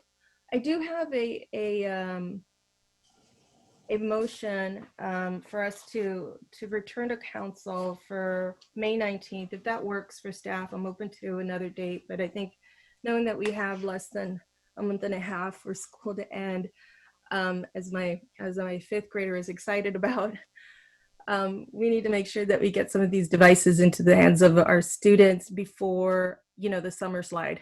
I mean, we already have the COVID slide, but we're going to have a summer slide, of course. And so I'm hoping that we can make sure that we have work with our Office of Ed, the East Side High School District, all of our speakers that prompted us this for all of us to be part of the solution. And then to target really immediate connectivity solutions. So in collaboration with the school districts and Santa Clara County Office of Ed, review libraries, school sites, and reuse centers that are in areas where lack of access is highly concentrated. And that's what I heard a lot of, I think between Mayor, what you were bringing up, and some of those areas that don't have the best connectivity. Also working with the Eastside Union High School District to bring forward some next step to move a focused build out of access Eastside, including public works and Eastside Union High School District into the presentations. And then lastly, really to convene the digital inclusion task force, hopefully under the leadership of Dr. Dewan. And like I said, that will include our city administration, our council members, our school district admin reps, and school board members and other key stakeholders that would like to be part of this. So that would be my motion. Second. And so just to end, I wanted to personally just thank Kaylana and Apruva from your team, Mayor. They've been just really helpful and receptive and great to work with, as my team has stated. Thank you, Councilmember. I agree. They are great. Thank you. Councilmember Davis. Thank you, Mayor. I don't have a lot to say, but I just want to thank you, Jill, and your team for all the work that you have done over the last 2 weeks. There's a ton packed into this presentation, and I know you guys must have been working feverishly to put all that together, especially the work to identify and to move funding sources. I really appreciate that. I'm really impressed today. And the question I have is, how can we help get the word out about device and funding contributions? I got an email late last night about a small company that had just kind of found out that we were working on this. And so I have a sense that maybe other small tech companies may be willing and able to pitch in, but don't necessarily know what we're doing. My only thought was, we can push this out as council members, but maybe also are we connecting with the Silicon Valley Leadership Group or the SVO to kind of try to get maybe the smaller companies involved in this as well? Or is there messaging that we can push out? How can I help, basically?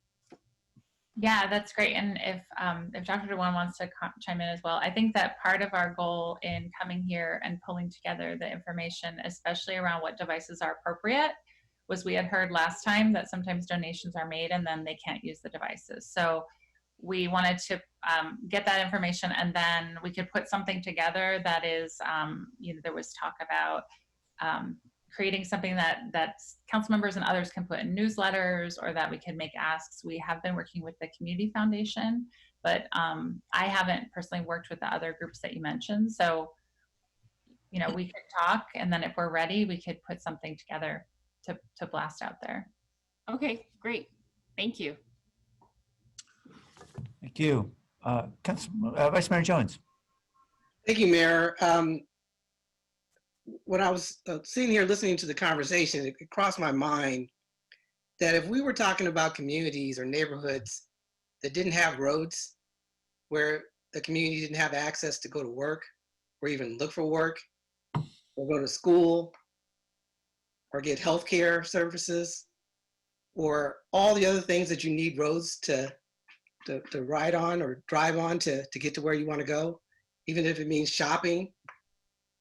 And that's what we're really talking about here, is whole communities that do not have access to fundamental things in their life that they need. And it's a shame.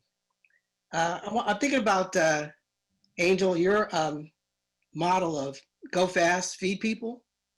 And I think we really need to have a model of go fast, connect students. And so, Kip, I want to first of all commend you for the areas that you've identified in terms of midterm solutions and long-term solutions. But I'm really focused on the immediate solutions. And can you walk me through looking at a timeline of, say, July when the governor was talking about opening schools, or maybe August when schools normally open?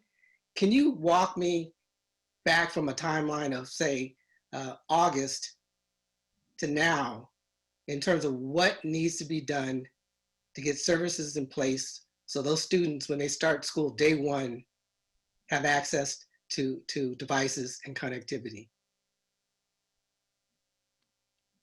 Yes, and I think I'll focus, as we have been, on the digital inclusion portion, and assume for the sake of this conversation that the larger kind of distance learning portion, which is its own very complicated lift, is something that is happening on the part of the schools in parallel. So I think what we have now is we have a template for understanding the core need for devices and the core need for the types of plans and programs that are required to have connectivity for those devices. And so between now and the end of August, the idea would be to create, the way that I would suggest that we work is we essentially create a set of key objectives that we all agree on, driven by Dr. Dewan, and then we begin a regular tempo and a weekly cadence of beginning to work against those as a single team. And so, my training and my experience in the city is that the way that you make these mountains move is you get a small group of really smart people together, you give them the capacity and autonomy to lead, and then you resource them as you go. So I think the biggest hurdle here really will be the resourcing issue. But I do believe that if we set clear objectives and we set a weekly cadence and we have which we clearly do, the active engagement of the council members and the political leadership to go and do the asks, that we can meet a great deal of this need the most urgent need prior to opening up. I think that I'm also hopeful on the connectivity build out side. The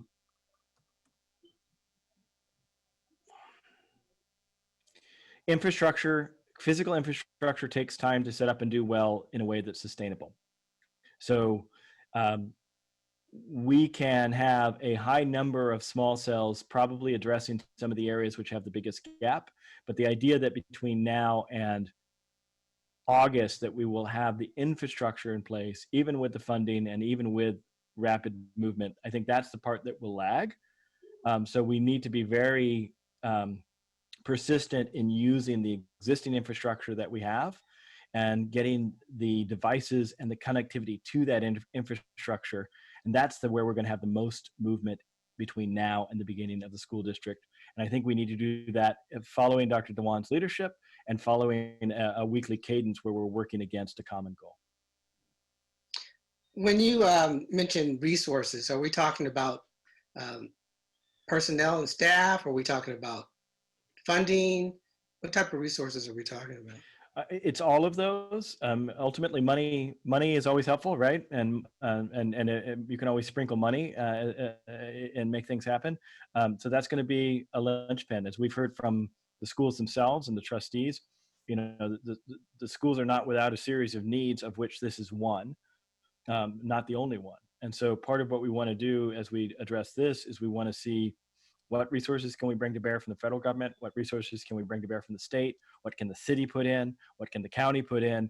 And I think part of my, again, going back to my training in this, part of the way that when I kind of negotiate that is we want to incentivize each other to put it in, right? And similar to what you've talked about is doing these device drives, I think now that we have a sense of what devices we need, those device drives can be much more effective. But until we know that, you have the danger of coming in and somebody giving you an old iPad that actually isn't useful. Similarly, with the funding strategy, I think what we want to figure out is what's the part that makes sense for the schools to do, what's the part that makes sense for the county to do, what's the part that makes sense for the city to do, but then basically say, look, we're gonna do this together. And I think we will be pushing all of each other in multiple directions because as the schools have indicated, there's a city responsibility when it comes to infrastructure. There's also a big school piece. And as Eastside, our partnership in Eastside has demonstrated, we are able to move the fastest and most effectively as a city when we have a strong partner in the school district that is able to put up their own money, resources, and personnel.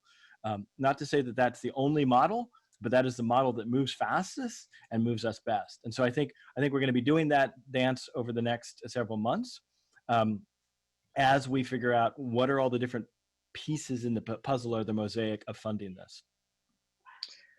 And that's really where I need your help and your team's help. I'm looking at this in a couple of different ways. One is resources, which you just talked to, where there's an opportunity to scale resources or outsource resources like the joint venture or some other consulting organizations. Money, which you've already talked about, and also process, working with the County Board of Education, working with the city, working with the county, working with all nonprofits and other stakeholders. What does that process look like? And so it would be very helpful to me, and I'm sure the rest of my colleagues, is as we go along this process and develop these timelines, to clearly identify what those resources are, where the sources of funds are coming from, where the challenges are in terms, and also the challenges in terms of process. If we can have something clearly defined like that, as we move towards our goal of having students have access to online education by August 1st, that'd be extremely helpful. Yeah, I agree. And, you know, as those of you who work with me know, I'm a matrix guy. I like my spreadsheets. I like things clear. And part of what we want to do as we support Dr. DeJuan's leadership is really separate out the signal from the noise, focus in on the top priorities, and then understand for each of those priorities, what can we do now? What can we do next? What's going to have to wait till later? And who should be the lead? And what do we need to fund it? And so I think that picture is starting to become clearer, but we will iterate on that and clarify that so that each of us knows, oh, hey, wait a minute, this is something the city needs to take the lead on. You go do that, go find the funding. Or no, this is something that's a good fit for school districts to be leading. But that will come out of the work that we're doing and needs to really be, I think that we need to have a lot of respect as a city to remember that we're not a school district. And that really that the school district leadership needs to be the one that is helping us understand what their needs are, and we are responding to them, not the other way around. So I think you're right that kind of clarity is really useful, and I think we have to be careful not to impose a false clarity on others and think that we've got an answer. We really have to do this together, and that's going to take some time as we work with our partner, who in turn has to work with 31 different school districts. No, thank you. Kevin, thank you for everyone that's working so hard on this. And like I said, it's complicated. It's not easy, but it's something that we have to do. So thank you. Councilmember, yep. Yes, thank you, Mayor, and happy National Teachers Day to all. I wanted to ask, I'm not a parent, and so I don't have the experience of dealing with kids distance learning, but just kind of in an academic sense, I remember reading somewhere once that, as kids get older, especially in adolescence, they need to sleep more. And sometimes the earliest school start at 7 in the morning or 8 in the morning or whenever they start is really less about them and more about how the workday is structured for parents, having to drop kids off and, getting off to work themselves. Given that we're in this kind of not post anything, COVID era where everything is open to new ways of doing things. From an academic sense, has there been any discussion among teachers and about restructuring the school year? I'm just thinking out loud here. For instance, like if, we divide every kid up into 3 groups, and there's continual school throughout the year, but depending on what group you're in, your summer is actually a different part of the year. I'm thinking that might help reduce the use of devices, because there's, you split it 3 ways, and kids can use them differently throughout different months. I'm just curious to know, have we gotten to that point yet, whether among academics there's discussion about restructuring how school works?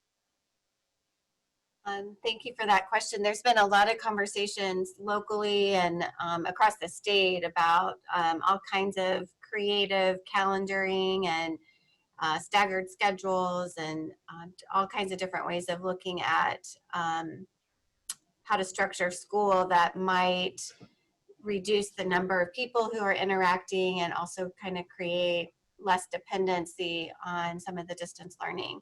But the reality, as we explore it, is that kids need to be connected even when they're not in school. And so, learning doesn't stop when they're not in the classroom. And so even if we're able to somehow stagger kids when they're not in the classroom, they're going to be at home doing projects and trying to continue their learning online and do homework and apply to colleges and apply for summer jobs and access telecounseling and just a variety of things. So I don't see that any of the calendar or staggered scheduled options would decrease our dependency on devices or connectivity. It will actually increase it.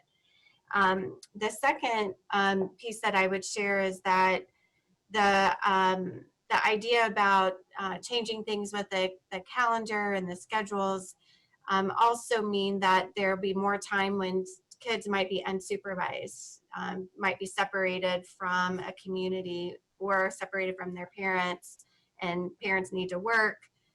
Where are the kids going to go? And so from a health and safety perspective, we're not sure that those solutions will actually allow for stable cohorts of kids. We're not sure that it would decrease the spread and the interaction and contacts in ways that will be productive in managing COVID-19. So we are exploring any and all creative solution. And just the third piece is that we're not really funded in the ways to do that work. So one of the suggestions that has been explored is, could we have kids on like an A-B rotation? So you have half the number of kids in the school at any given time. So the challenge with that is that either you're going to have more classrooms and more teachers somewhere, or the kids who aren't in school are somewhere else, either in childcare or at home unsupervised. So the funding issues are still also being explored. For each of these solutions, we try to attach some way to calculate what the impact on the funding system would be.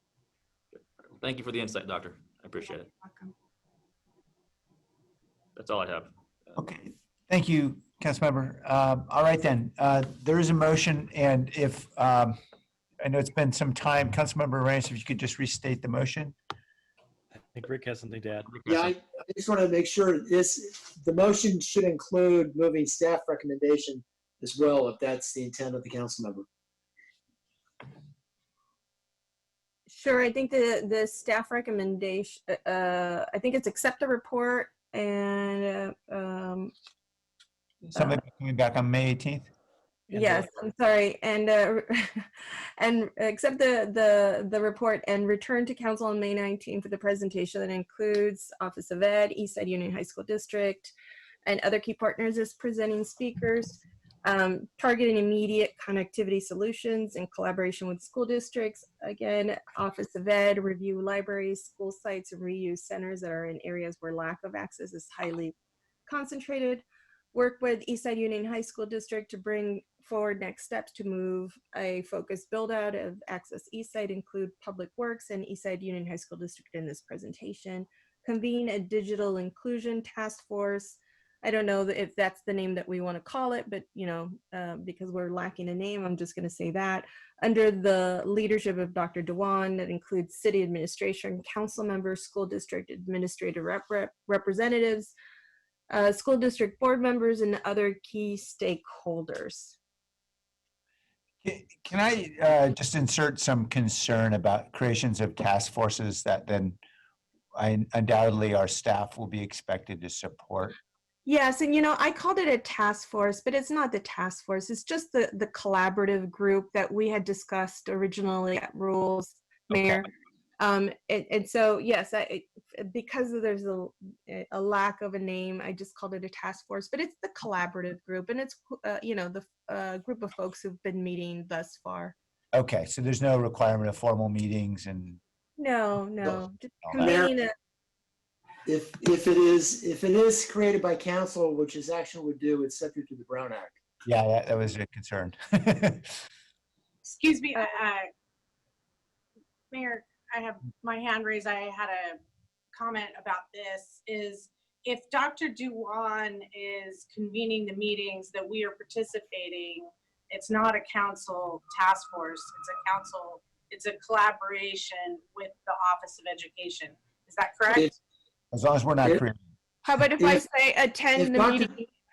Yeah, if Dr. Duong establishes the group, and it's not established by council and council just participates, it's not subject to the Brown Act. If council directs to create this, then that's council action. So that's the difference. So I think there's a way to get there if you don't want it to be subject to the formal meetings. So Rick, if I say participate in the digital inclusion collaborative group under the leadership of Dr. Dewan. Yeah, I think that would cover. Okay. And I would say the other thing, Councilmember Arenas, there's an A and a B on the recommendation from staff. The first is to approve the report. The second is to approve a letter. And I just want to make sure that's all covered. Yes, of course, and approve the letter. Yes, of course. Right. Absolutely. Great, thank you. All right, then on the motion, let's vote. Jimenez, Yes. Corrales, Aye. Yep, Aye. Carrasco, Aye. Davis, Aye. Esparza, Yes. Arenas, Yes. Foley, Aye. Camus, Aye. Jones, Aye. Licardo. Aye. Thank you. Great, thank you. On 3.5, resolution of intention to approve amendment to the contract between CalPERS and the city. There's no presentation. You've already approved this. CalPERS says it has to be a agenda item, not on consent. So we're bringing it back to have the council consider it. There's a motion from the vice mayor, I believe. Second. Okay, let's vote.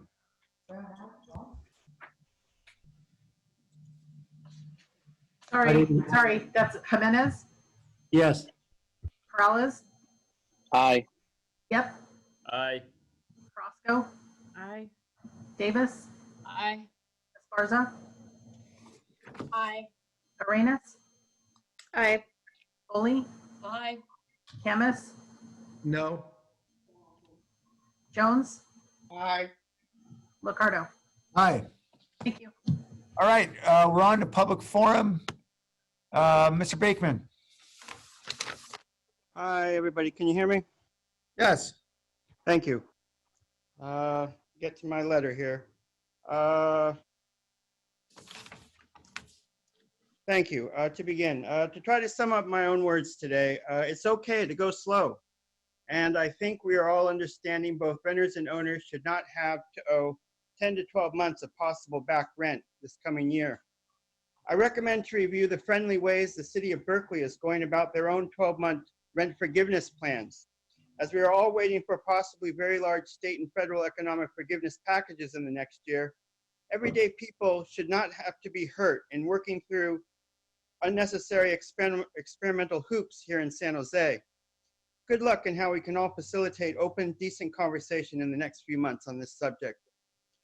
And to conclude, the city of San Jose has a sad recent history of cutting down trees in the downtown area in the past few years, including the removal of the Robert Kennedy Memorial Oak Tree in St. James Park, and the removal of several red pine trees in the 2nd Street parking lot between San Fernando and Santa Clara Streets. I'm surprised to see notices of removal of what may be at least 20 plus trees, all of the trees along Post Street alleyway between First and Market at this time.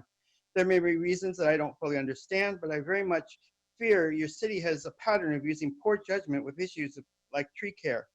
Can City Council persons, Raul Perales at District 3, and City Government please reevaluate your own thinking in cutting down all the trees in Post Street alleyway at this time? To conclude, can there be ways how to possibly better judge the disease conditions and mitigate and minimize any long-term disease or quote unquote structural issues within the trees? In the very least, having to cut down these trees, should there be some sort of formal ceremony for the community, like a death in the family? Thank you for your time. Thank you. All right, the meeting's adjourned. Stay healthy, everybody. Happy Cinco de Mayo.